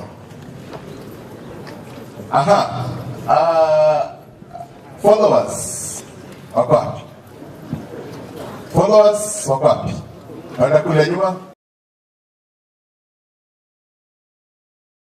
hapa mbele, Biokindo pale nyuma, Revelation pale nyuma, Model hapa mbele. Asante. Sasa kama nyinyi manake tuko mbasha kama vipi moja kwa moja, na ninakufahamisha popote ulipo ni kwamba matangazo haya yanapeperusha moja kwa moja kupitia Process Guru Yasing Choco Lounge. Pasani waitonsi no kugelia TV au gabo korancha wana barwa korancha matera gaiga. And then tutakuwa tunawasaidia those people from diaspora. Najua ndio mnaamka sasa, you can do us some $2, $2, $3, $5. Nataka tu hivyo tu. You received 0726447367 ine namba ito ogutumira abana begano ine 100 500 no nyine elibu na nechirusano all those who are outside there, we are proud of you because you are doing us proud. Your children, our daughters are here from Manga Model, wako hapa na wanapopiga hiyo, I want to tell you that vile kila kitu iko sawa, tutaendelea. Ngeko kwa Manga Model, and then we will be having the guys wenye wanakuja, mwalimu napo niangalia wale bila wanakuja. Price for sawa.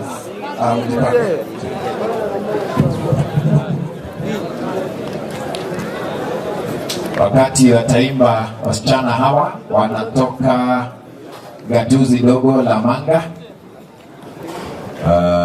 Semanga Sub-County, chini ya Principal Jane.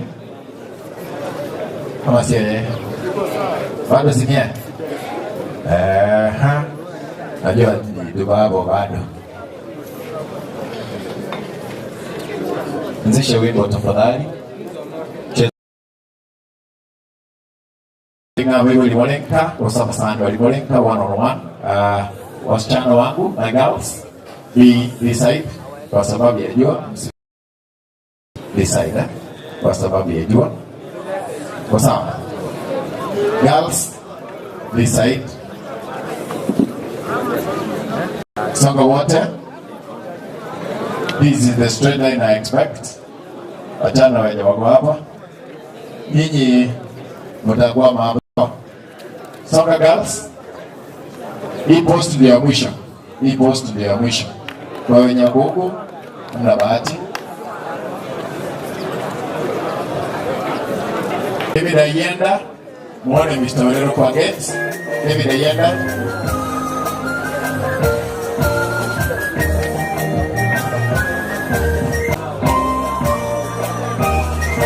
Sauti zao zilipofika mbingu, Mungu kasikia sauti zao.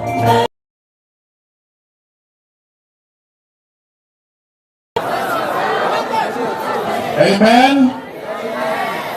Thank you. Tunaanza tu, hakuna shida. Don't worry. Unajua network inakuanga vile iko. Na vile nakaa. Huyo wako huko ni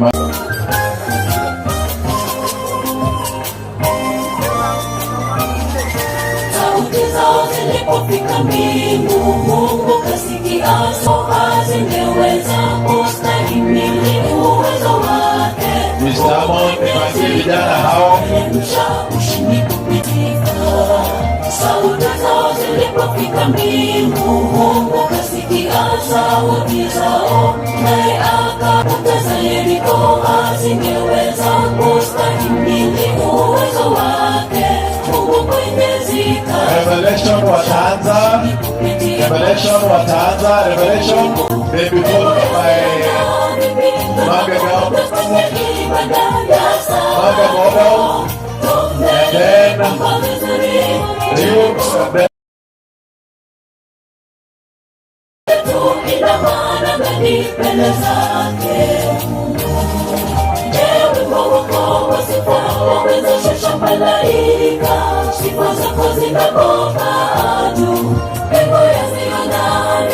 tunapokuja kwenye ibada ya Sabato, tumejipanga vizuri. Yetu ina maana gani mbele zake? acha wawangu. Hili ni hivi. Hawa sio this. Acha waonyeshe vile wanajikwatua. Kiongozi na kiongozi wao.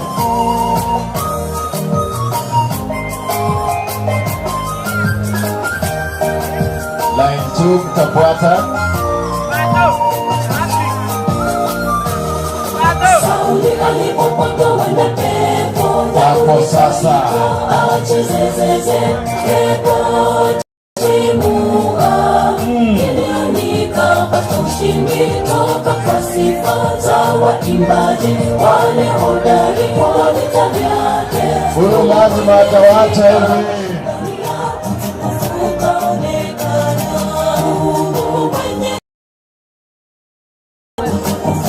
Amina. Amen.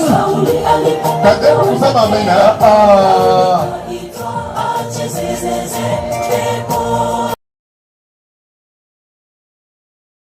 Tapata ushindi toka kwa sifa za waimbaji wale hodari wa vita vyake. Mungu Mwenyezi. Thank you, Chief Principal. Raha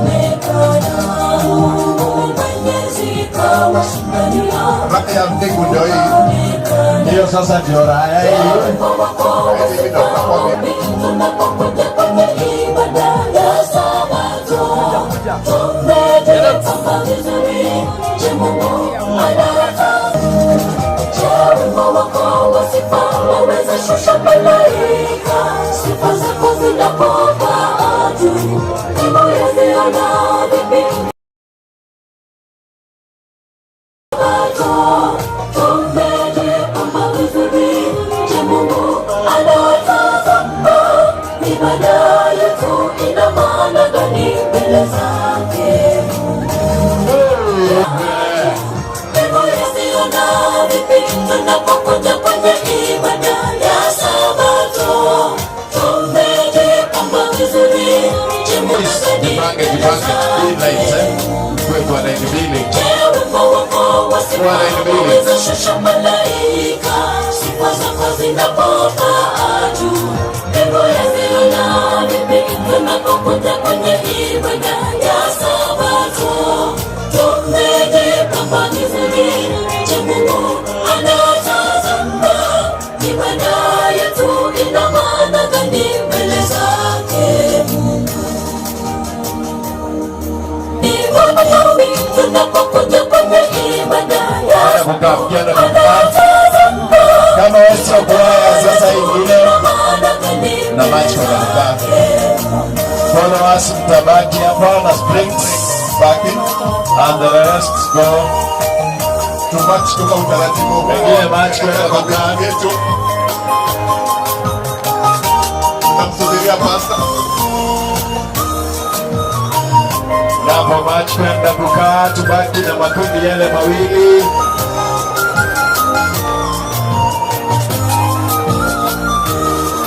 Sauli alipopagawa na pepo, Daudi kaitwa achezezeze, pepo titimua. Gideoni kapata ushindi toka kwa sifa za waimbaji wale hodari wa vita vyake. Mungu Mwenyezi kawashindania, utukufu ukaonekana. Mungu Mwenyezi kawashindania, utukufu ukaonekana. Sauli alipopagawa na pepo, Daudi kaitwa achezezeze, pepo titimua. Gideoni kapata ushindi toka kwa sifa za waimbaji wale hodari wa vita vyake. Mungu Mwenyezi kawashindania. Follow us kujipange vizuri. Follow us kwa mbele, asipende mbele spili. Follow us kwa mbele spili. Je, wimbo wako wa sifa waweza shusha malaika, sifa zinapopaa juu. Follow us kujipange vizuri kama springs wamejipanga.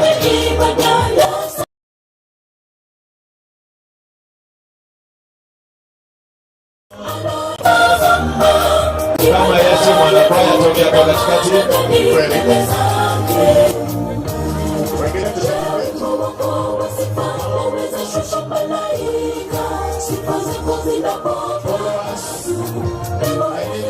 Follow us in two lines only.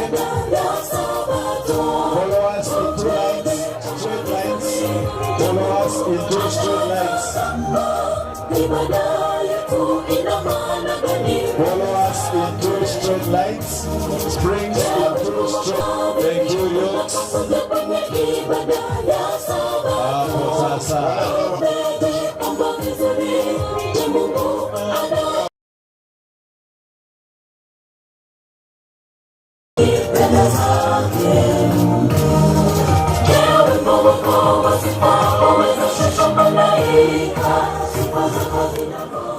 Thank you.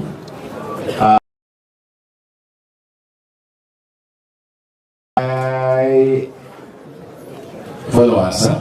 Follow us. Follow us in two straight lines. Springs in two straight lines. Staff watakuwa huko mbele. The first shot there. Chief principal na staff watakuwa hapo mbele. So followers kwa followers, mali followers wako. Baraka zinakuja zije kwa followers. Followers to the other. Angalia vile springs wamejipanga smart. Followers mtawaleta nyuma. Mwezi niangusha. Spring. Na nipata vizuri. Songa nyuma. I need just straight lines. Paka kwa wanafunzi huko. Sijasema mwenjipinda anywhere.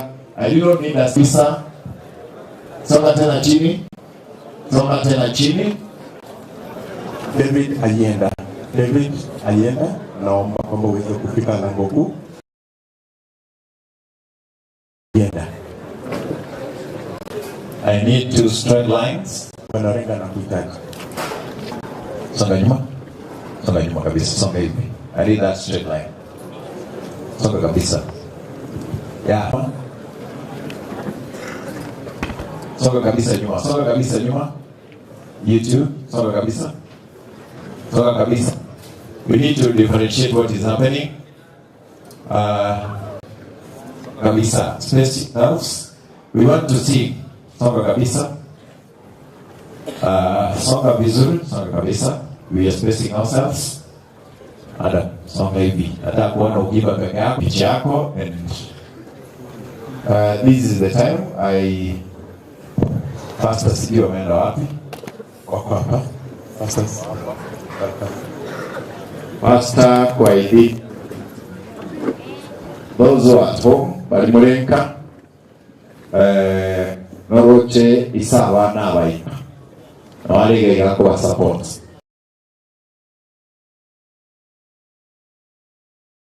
$26, $44, $73, $67.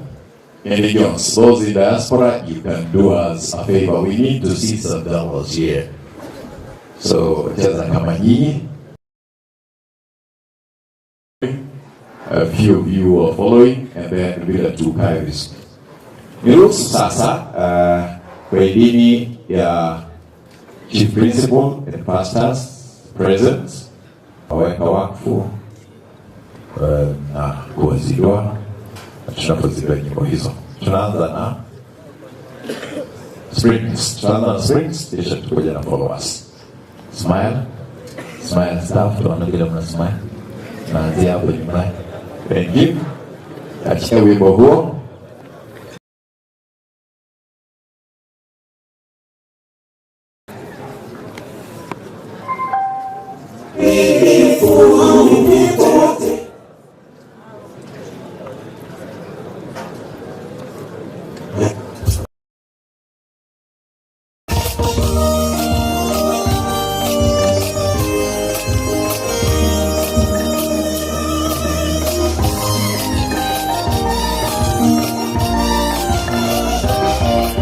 Alipasiri pakali ya juu atakaa katika uvuli wake Mwenyezi.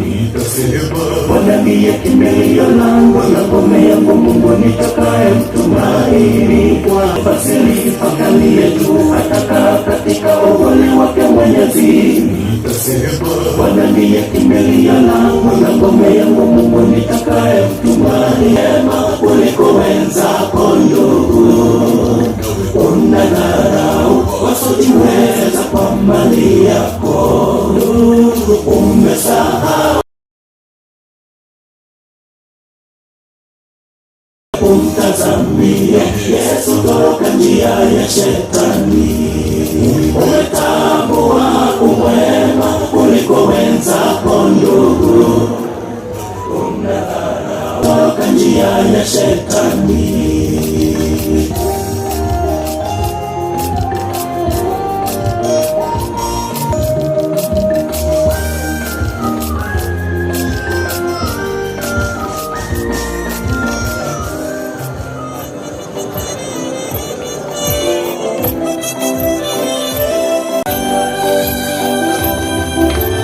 Ewe nilichagua Yeremia, mimi nilikujua kabla kuzaliwe, na pia nikakuweka kando. Kuwa wewe ni mchanga na huwezi kuongea, mimi nitakulinda na niwe nawe kwa kila njia zote. Ewe nilichagua, usiseme kuwa wewe ni mchanga na huwezi kuongea, mimi nitakulinda na niwe nawe kwa kila njia zote. Angalia nimeweka maneno ya kumbeshia, ukayaangamize, ukayaondoe na yale yamebaki mazuri, ukayatenge. Nimeweka maneno yako kinywani mwako na nimekuapisha, nimekupa nguvu kusimama mbele ya mataifa na mafalume yote duniani. Nimekuweka ukaangushe, ukayaangamize, ukayaondoe na yale yamebaki mazuri, ukayatenge.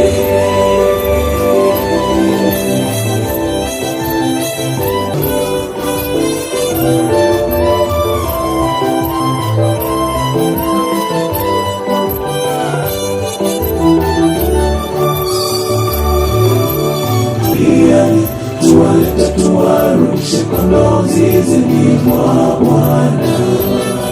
naye anaahidi atatuonyesha njia ya kufuata. Kwa hivyo sikiza, njoni tufanye kazi hiyo yake Bwana. Tuliomba na tumeomba. Thank you. Naomba kwamba pastor wapi zile santuli mbili.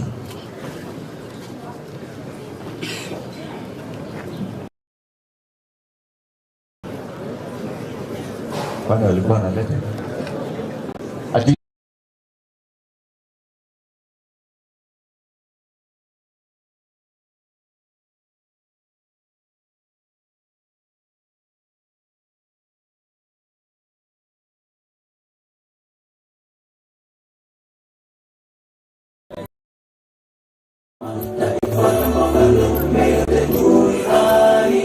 Nimekuweka kukakomoe, ukaya angushe, ukaya angamize, ukaya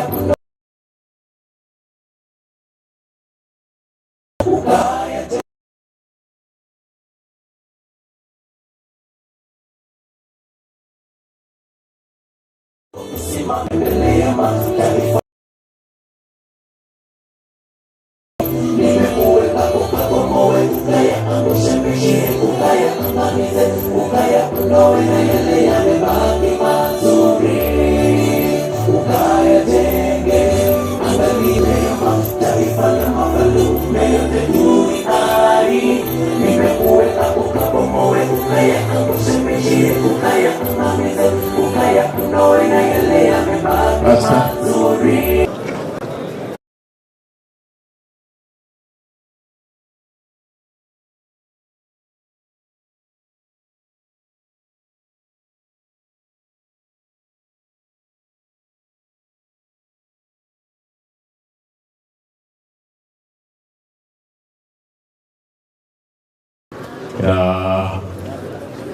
Kwa muhtasari tu ni kwamba why do we do this? Ni kwamba kazi ya Bwana inapokuwa tayari inaletwa, hiyo mmezipokea hizo kazi hiyo, na tunasonga tunapoingia. Kazi hii imekuwa mikononi mwa pastor sasa. Pastor,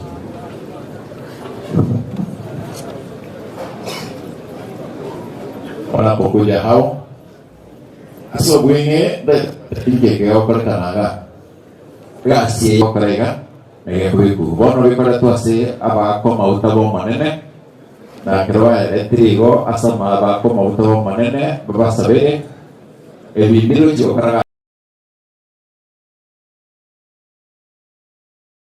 Abli the right pastor step up.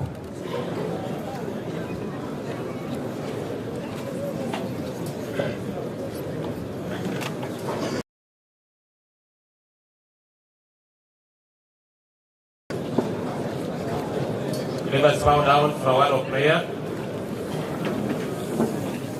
Bwana, toja kwako mchana huu,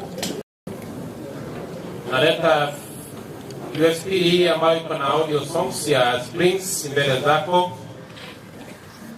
Utakapopangilia ili waweze kuweka katika tisho, naomba Bwana uweze kuwabariki nyimbo zile ambazo wameweka katika USB hii, uweze kuwa mibaraka kwa wao wenyewe na hata dunia yote.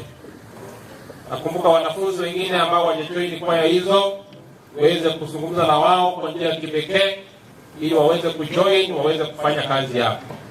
Mbele zako tunaleta video hizi ziweze kuwa za baraka, sio za disirani, hata wakati wanapangia biligo kwa njia ya kipekee, kiongozwa na pastor wao, Pastor Escon ambaye alikuwa mzungumzaji wa siku ya leo, na hata Chief Principal kuwa na wao sasa. Katika jina lako tumeomba hata kuamini. Amen.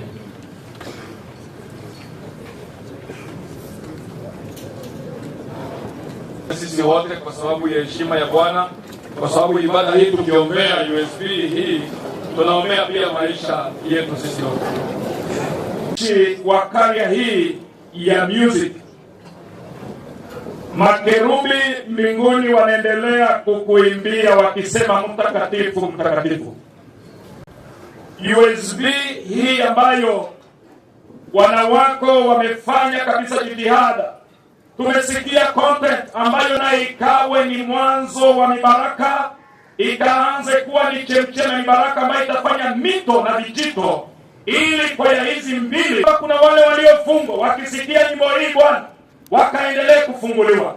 Endelea kubariki nyimbo hii.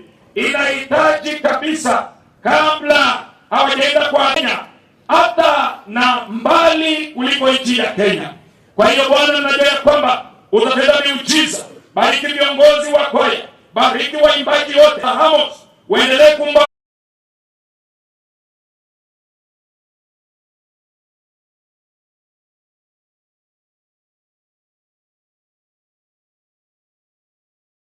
na treasure wake. Yes, ndio mtuambie pesa ngapi mko nayo.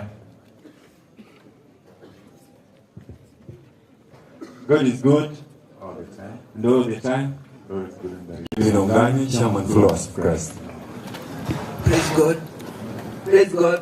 Amen. Praise God again. Akale Bogero, Vice Chairman for Champion. Mark Magori, from the Achievers, Vice Chairman, Christ. Happy Sabbath. Happy day. Brian Lee, Co-Shiners, Treasurer. Happy Sabbath. Happy day. Secretary Davis Ateka. Sabbath. Happy day. Precious wife, 2 heroes. Happy Sabbath. Happy day. Justin Semba, disciplinary. Nehemiah Rory, for Shainas, trainer. Watoto wengine walipatia pesa wale mmebaki. Wapi pesa yenye mulikuwa nayo? Naanza na nyinyi. Ile pesa ngapi? Kai peke yake. Ya kutoa. Wapi ya kutoa? Leta ya kutoa. Jana naanza na wewe. Anzia Jerusalem. Thank you. Abatoa 500, leta 1000. Leta pesa ya kutoa harusi. Jamani harakisha. Jamani harakisha. Tana kwa watu mlibariki. Leta ya kutoa. Acha hivyo tuone. Jamani anaomba pesa. Jamani anaomba pesa. Jamani. Hii ni ngapi? Acha mawingi ngapi? 1000. Thank you. They've given us 6,500. What do we say? Amen. Thank you. Let's take the lingine more. That is how we start. They've given us 5,000. Now ndio viongozi wametupa 1,500. You can go sit. Harakisha simba ndio wengine wamefanya. Ni ngapi? 5,000. Jamani. Chao kwa. Yes. Kumbe watu wana treasurer anakuwa na pesa. Hata na wewe. Wametupa 7,000. What we say? Hiyo pesa ni yangu ya. Leta hapa pesa yote ni yangu. Lee. Nilikuwa nataka aniambie jadi sina pesa lakini kapata amesema kuna pesa. Thank you. Acha hapa. Now the chief guest here is none other than the chief principal Clement Nyang'anje. Ugesale. I'm very able. Before I was promoted na waziri, najua is on his way to promotion. Yanza kwa vizuri. Kala kuja mimi ni elder, ndio nimekubariki sasa wewe promoted. Ukipita hii unafanya promotion. Chief tafadhali kuja. Kuja hivi tu. Kuja hivi nikwambie.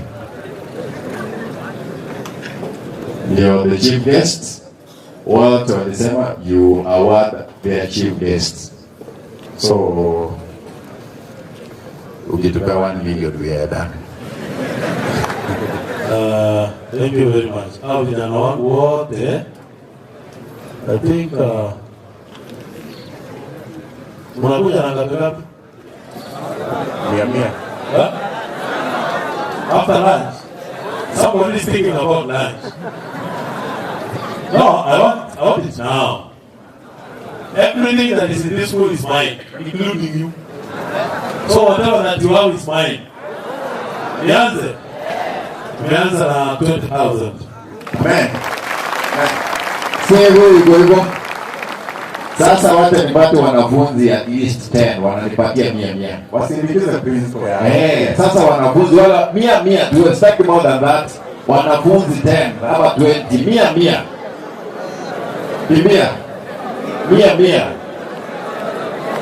Naona wakitoka kwa jubio, I think I love this. Wanakuja Yeah, I'm principal. Wanachukua baraka, Chukua baraka, come and shake my hand. Come and shake my hand. Very good. First blessings. You're easy. Amina. Very good. This my boy has given good. Blessings. You're easy. Beautiful. Blessings. Blessings. You're easy. Very good. Blessings. My God. Barikiwa sana. Barikiwa. Barikiwa sana. You know, these are blessed hands, eh? Yes, so let me touch your head. Let me touch your forehead. Sasa kuja na yote, any amount that you have. Very good. This one is called innocent, although it's not very innocent. Yes. Yes, blessings, blessings. Kuja haraka bwana, chukua blessings. Baraka ndo hizo sasa. Come, kimbia. Oh, Okoth, very good. Beautiful. Kuja haraka bwana. Kuja. Hizi ni baraka, unajua these are A's.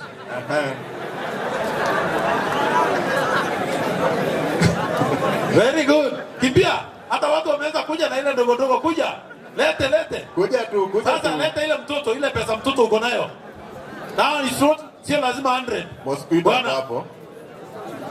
Elvis. Oh, very good. Beautiful. God bless you. Unajua, I'm going to declare that there is no lunch today.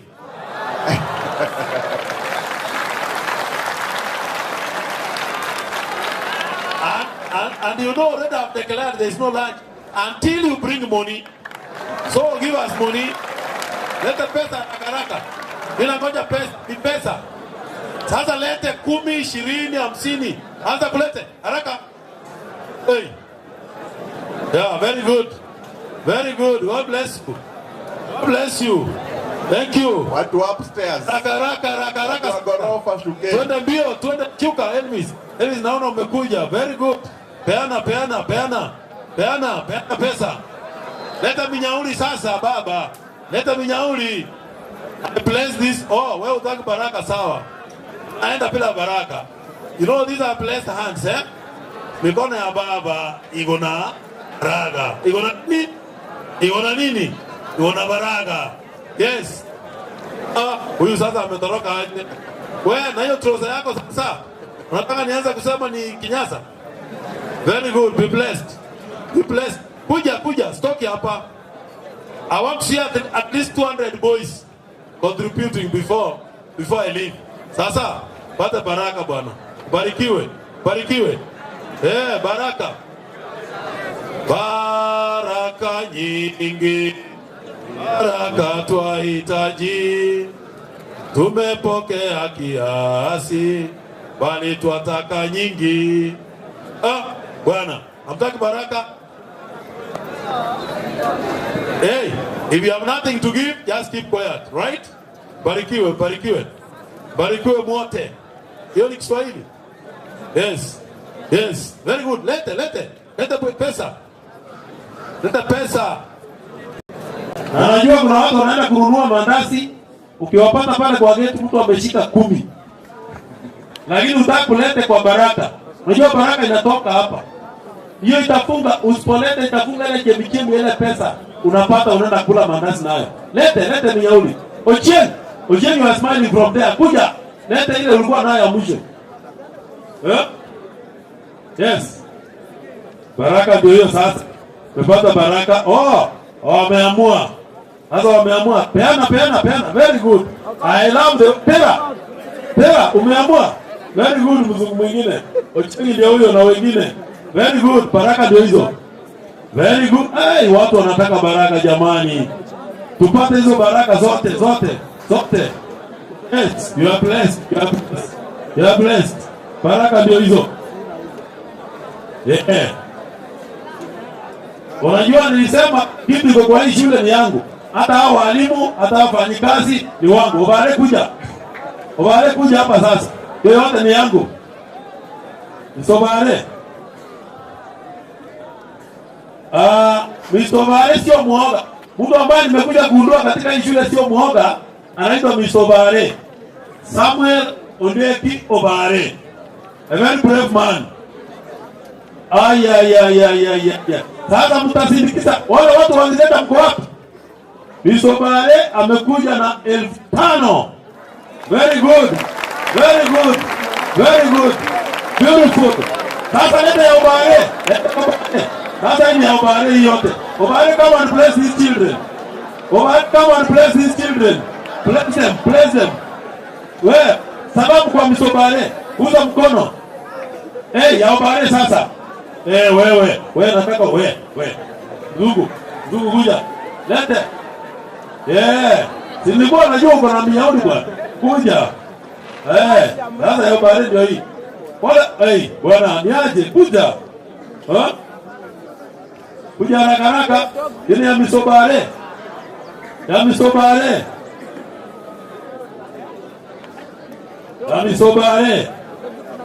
Msobare, thank you. Sasa, kuja haraka baba. Kuja haraka. Hii maneno tunamaliza. Hii pesa itakuwa pesa nyingi. Pesa nyingi. Fred Mwenga kimbia hapa. Fred Mwenga kuja haraka. Fred Mwenga. Unajua huyu jamaa ameajiriwa recently, asituambia ana pesa, amekula mshahara. Toa pesa yote hapa. Haraka sana. Huyu ako na M-Pesa na anatoa pesa nyingi zaidi ya M-Pesa. Sikiza, tusikizane hapa. Kwapie. Unatoa mnyauri ngapi? Anatoa 2,000 kwa Mwenga. Makofi kwa Mwenga.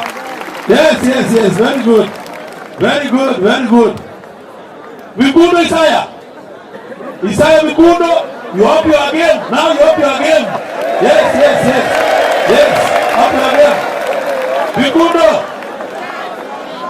Isaiah Mikundo alikuwa anataka kutoa 500 lakini amekaa challenge na huyu. Hata anaenda 3,000 na zaidi. Isaiah Mikundo ndio huyu mwenyewe. Na tulielewana kwa tunaenda mahali saa hizi after this in the evening. Yes. Mikundo pesa ngapi? Wanafunzi wa ile class inaitwa Treasure. Can you come? Kuja Treasure. Mwalimu wako hapa. Na Shiners and Royal and Shiners. Mkopo. Unaangusha mwalimu jamani. Kuja haraka. Leta haraka. Isaiah ameogopa kidogo. Anaomba namba. Yes. American height. Kuna msichana kuna American height. Anaitwa Vivian. Yes, Vivian. Soka mbele. Vivian pesa ngapi? Pesa ngapi?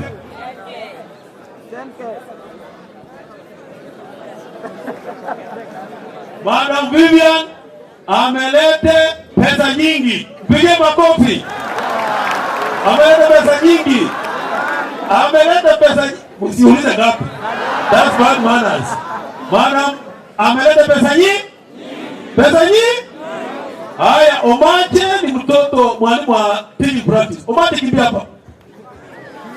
Yes, like that. Omate, tuniambia nikutolee. Wacha nikutolee.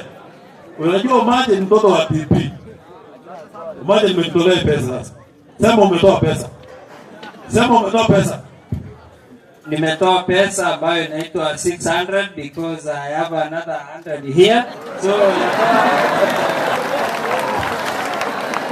Omate, piga mwana makofi. Nenda. Omate ametoa pesa nyingi. Sasa kuna jamaa hapa anaitwa Mariko, Moses Mariko.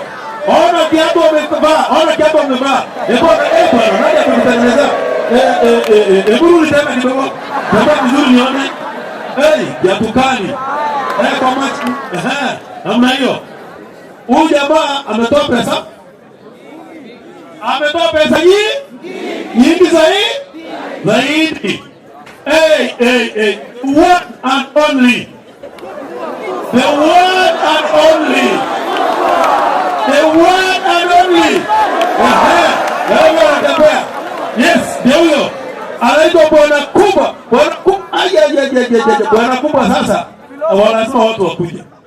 Ametoa minyauri kubwa kabisa. Minyauri ingi unahesabu mpaka unajua kuhesabu. Ametoa 2,000. Bila makopo Bwana Kubwa. Bwana Kubwa ndio huyo. Isaya Mikundo, yule ambaye naenda kunyoa leo jioni. 2,500. Very good. Sasa after huyo ameleta kama patron, let's have another patron. Another patron. Oh yes, patron. Kuja. Kolera. Huyu jamaa kuna minyauri nyingi. Huyu sasa atakuja rekodi leo. Hallelujah. Yes. This is the longest serving teacher in this school. The longest serving teacher. In fact, before even some of your parents were born, he was here. So he knows the school like the back of his hand. Ametoa shilingi 2,000. Thank you. Very good. Thank you so much. Sasa kuna wasichana warembo hapa. Wasichana warembo. Moses, kwa sababu Moses Mariko ametoa pesa nyingi. Sasa na mimi nimeamua nimtolee pesa kidogo. Ikae nyingi. Kidogo ni nyingi. Umechoka bwana namna gani? Kidogo ni nyingi? No, msemi nyingi. Unamaliza kidogo ni nyingi? Kidogo ni nyingi? Sasa huyu jamaa ametoa pesa nyingi sana. Nimemuongezea ile pesa ametoa nyingi, nimemuongezea nyingine na imekuwa nyingi zaidi. Zaidi. Beautiful. Umeshika masomo. Kuna wasema walembo. Bado tuko na patrons wa hizi kwaya. Another patron, principal patron. Bwana kaba hili kuja hapa umevaa tai nyingine kali sana. Wewe bwana niaje? This is Moraira. Can you say Moraira? Can you say Moraira? So man Moraira, who happens to be my neighbor, lakini huwa ananyoa chumvi kila jioni. Huyu jamaa anarudi chumvi kwake. Hata mafuta ya mboga anakuja naomba kwangu. Hata maziwa anakuja kwa. Sasa wewe, kumbe ulikuwa unaweka pesa ndio sababu kwa unanunua. Ameleta 3. Piga makofi. Beautiful. Piga makofi tena. Beautiful. Moraira na ile. Sasa lazima kumpatia akiomba pewa. Akiomba. Thank you. Sasa kuna wasichana warembo hapa. Kuna muziki hapo wa batch nayo kuja hapo. Mmoja ni mwimbi. Kuja hapa kidogo. Wakuja in style. Give us any song. You come in style. Yes. Wakuja in style. Any song yenye wana match. Yes. Who come in style? Any song that can make the match, please. Tuko na huyu mwimbi anaitwa nani? Rosi. Anaitwa? Okay, basi. Ndio sasa. Beautiful. Wacha kuharakisha pole. It's your day. Most now. Yes. Wapigie makofi jamani. Watu wazuri hawa.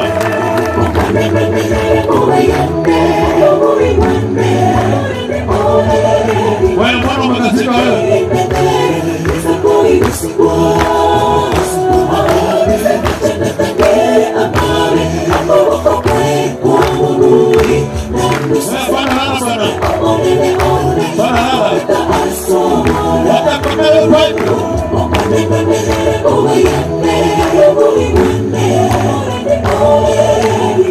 What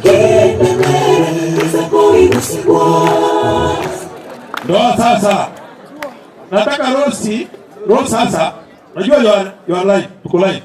Sasa watu watajua aje kama unaimba kama ukobia teiga. Sasa Rose, ulikuwa na warembo hapa, wale warembo wameenda hapa. Ulikuwa na hapa. Wameenda hapa. Wale wasichana wako kuja. Unafikiria tu waona kuja. Kuja anaangalia na kuja na pesa. Hawana watoto, hawana vile huyo anamfanana. Kwa kitu kwa kitu. Yeah, like that. Sasa, kidogo tu. Eh. Halo.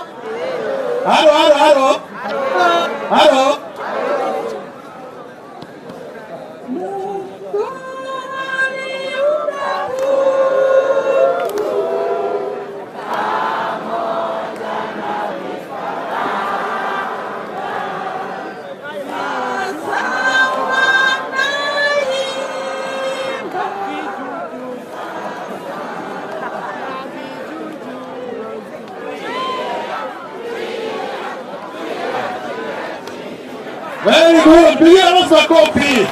Kama msichana mimi sitaki kujua kama mkubwa hapa pesa. Najua wewe ni mtoto wa grade 9, lakini tupatie pesa.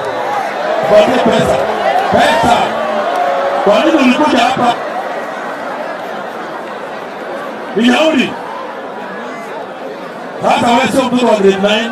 Wewe hata umetengeneza nywele. Tupatie pesa. Basi. Very good. Sasa Rose. Rose wa pesa. Rose ya machezo.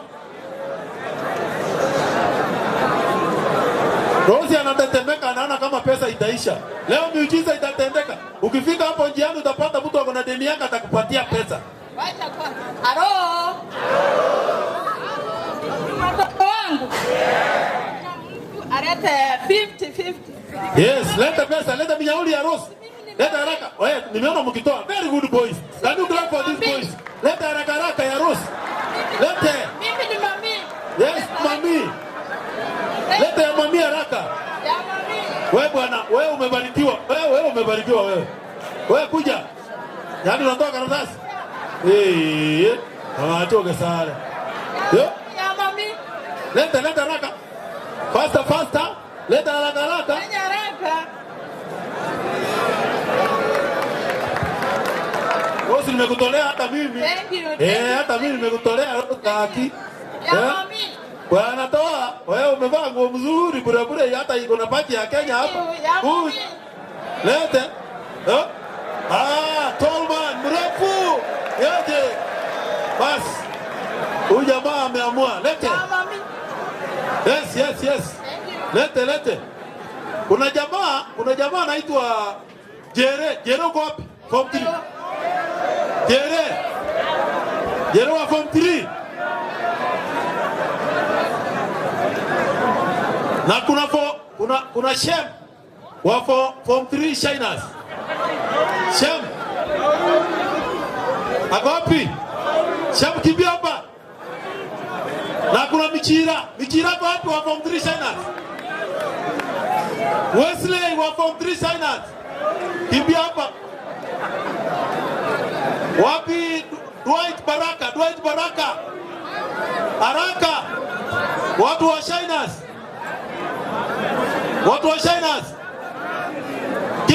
Kiplagat. Wapi Kiplagat? Kimbia Baraka. Takuona hapa. Fanya haraka tumalize bwana. Fanya haraka. Wasukume hapa mbele. Hao watu wako na pesa zangu walete. Okay. Very good.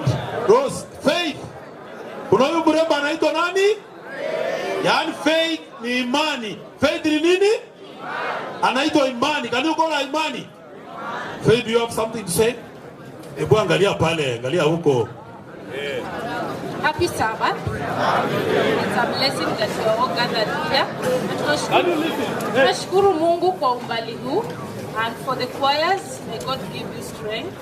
May you be together, may you be prayerful so that kazi ya Mungu sio rahisi. So I wish you well.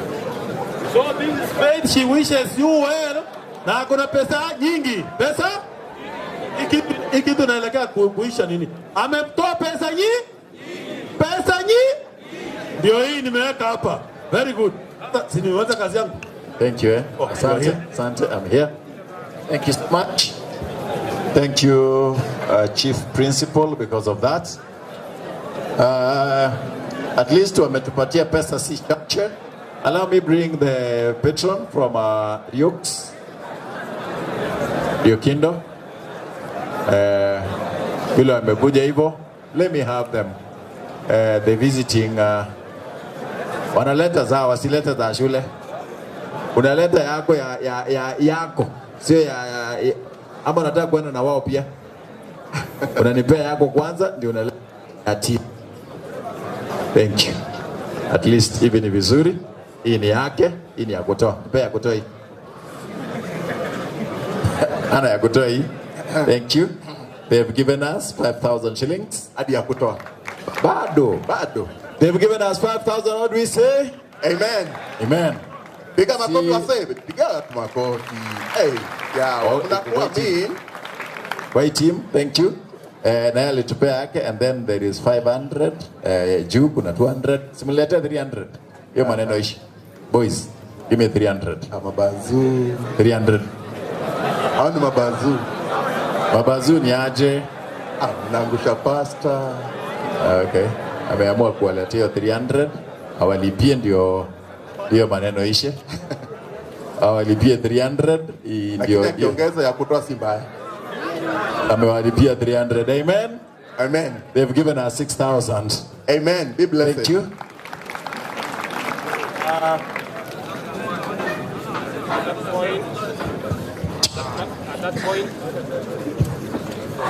At that point in time, we request that we depart from this place because we are meeting our colleagues at Zironga Girls. Then we are needed at Darajambiri for the same function. God bless you. We'll have a launch soon of Mamuraka. The song that they did here is the album song. And also we have another album that is on process. We have 2 audios. One we are doing tomorrow. When we'll invite Kevirigo and the team that has come here, kindly come to Riokindo Boys. God bless you. We'll be there, Pastor. Tembe itakuwa boys. Tukikuja si mnajua vile tunacheza. So Getembe TV will be live as we do that. After tumemaliza na patrons. No, wacha sijaleta patron mwingine. Patron mmoja hajakuja. Mmoja hajakuja. That is Manga Model School. Model. Unajua jina model? Model. That's tegemea umesoma wapi. I'm good in there. Model. It's a model. Yeah. This is Manga Model. How are you, sir? By the way, I have gone to this school more than any other school. Nilienda nikiwa primary. Uko? Thank you. And then you let wanafunzi.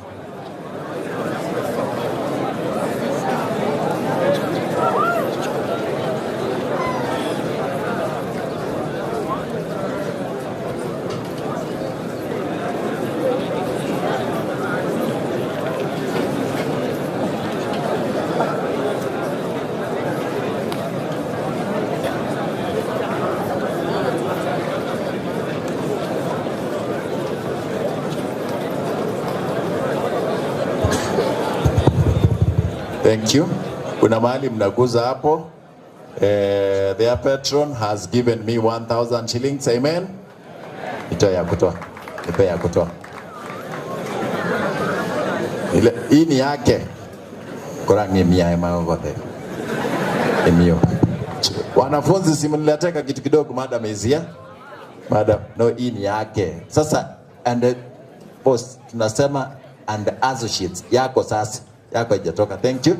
Wanafunzi nilete. Madam Tenaga. Madam Coach. Madam simama hapa. Wewe ndio hata ulijui. Madam Kitasi. Hii ni mzuri.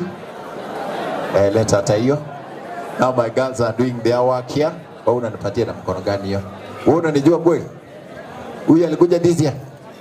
Mwenyeona. Naitwa nani? Thank you. Thank you girls. This is nice. Yeah, at least let her do pesa here. Don't worry. Weka tu hapa hivi kama mnaona hii ni. Thank you. At least nakuwa vizuri, wacha kushtuka. Mzuri, wasichana ni wazuri, wameleta pesa, wata zenu, mkate, nikikuja nitawanunulia kreti moja ya mkate. Watu wameleta pesa yenyewe. Kumbe tulikuwa hapa ndio kulikuwa na pesa. Waliona kwa TV? Thank you. This is my school. Si mnajua vile tunacheza? Hivyo, before muenda ndio tutaona vile. So inakaa hivi. Pesa za shule zitakuja kutoka kwa madam principal. Hizi ni zao hao wanafunzi. Unasikia? Hizi ni zao hao walimu na hao wanafunzi. So principal atatu. Hiyo mtaongelesha na mko. Thank you so much. Revelation. Revelation cheza kama nyinyi. Wanajita old boys. The old boys. Yeah, old boys.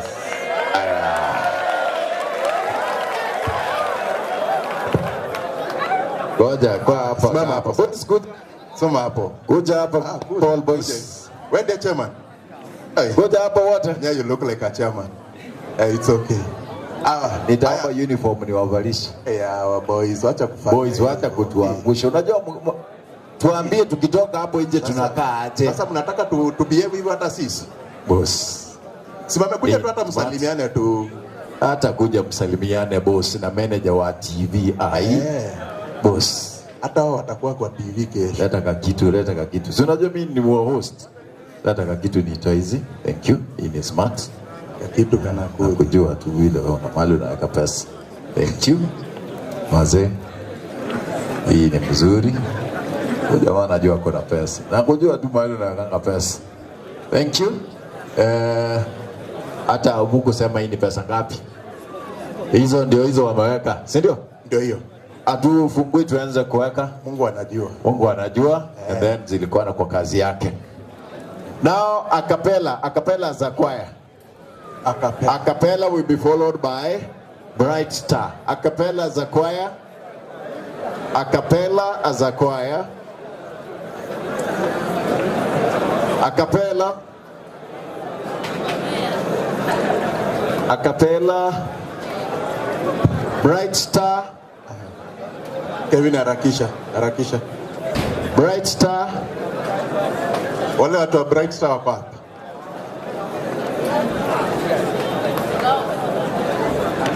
Hawako followers kuja munipatie kitu. Kuna kale kitu mlikuwa mnasindikiza nako. Followers, all of you be here. Alafu hesabu yetu tunapiga kando. Followers come.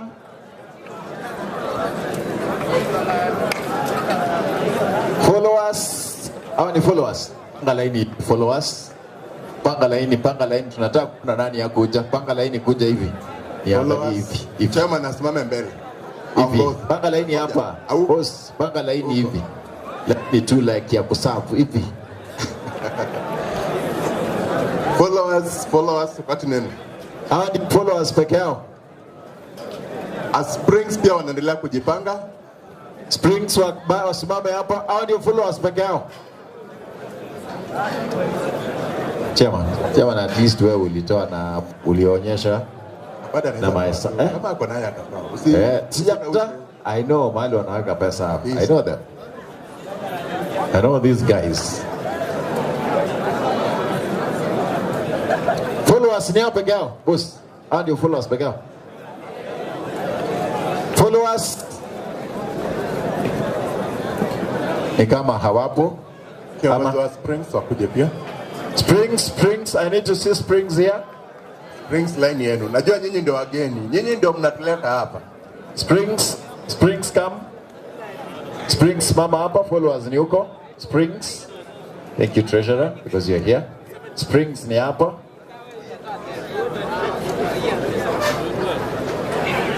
Hawa watu niliona mlikuwa wengi mnajaa hapa, mmeenda wapi? Au mmesikia pesa mmepotea? Sinipatia hawa tu trip ya kukuja studio vile wako hapa peke yao. Wenye wamekuja hapa hao ndio watakuja studio. That is chairman. Wenye wako hapa ndio tunaenda studio peke yao. Sasa kama hawako hatuendi na. Give them numbers. Na hawa vile mko hivyo. Chairman, I sure you give me those names, Boss. Exactly. Hapo. Nakuwa tu rahisi hivyo.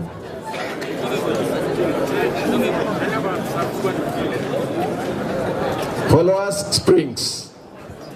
Nataka tumalize sasa very fast. Mko tayari? Mko tayari nianze na nyinyi? Thank you. Thank you. Hii ni rahisi, hii ni smart, hii ni smart. Mkitoka tu mkienda. Thank you. Nipea mkitoka. Just give me, there is no harm. There is no harm, there is no harm. Thank you. Nakuwa ni rahisi. Thank you. This is wamemaliza.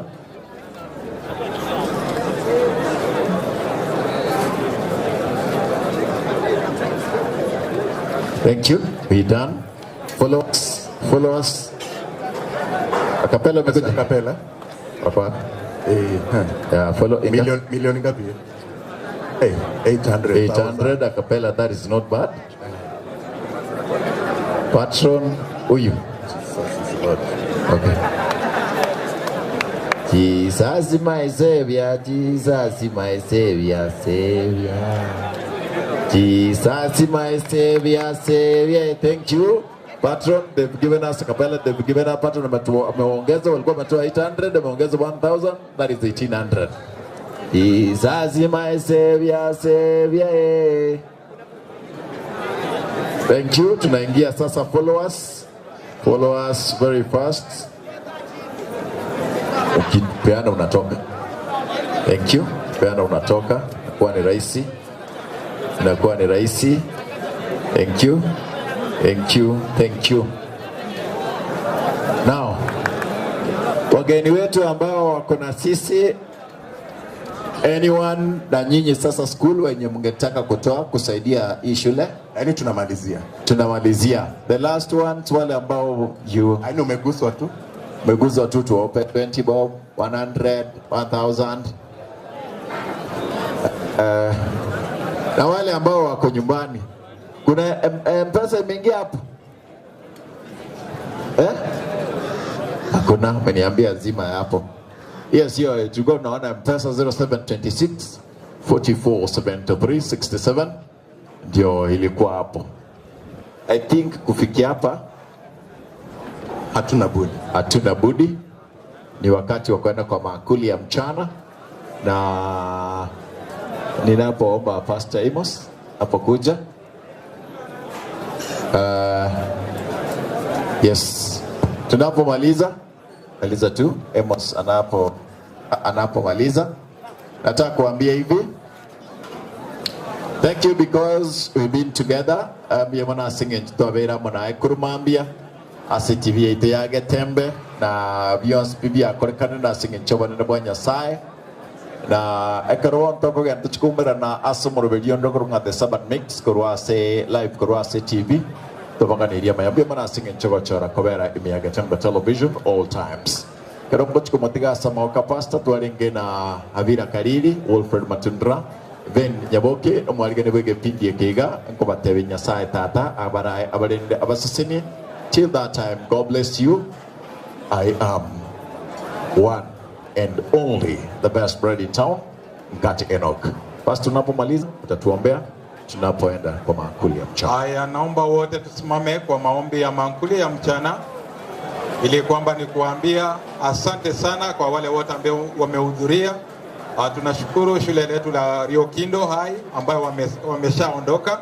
Tunawashukuru wasichana wetu wa Manga Model ambao wameshinda na sisi. Now we are going to enjoy our meals together. I equally honor the presence of our chief principal and the staff, faculty, and the subordinate staff, those who attended today's function. Our students, may God bless you sincerely. Na Springs, followers of Christ, Mungu awabariki tunaposhinda kufanya kazi ya Bwana. Twende kwa maombi.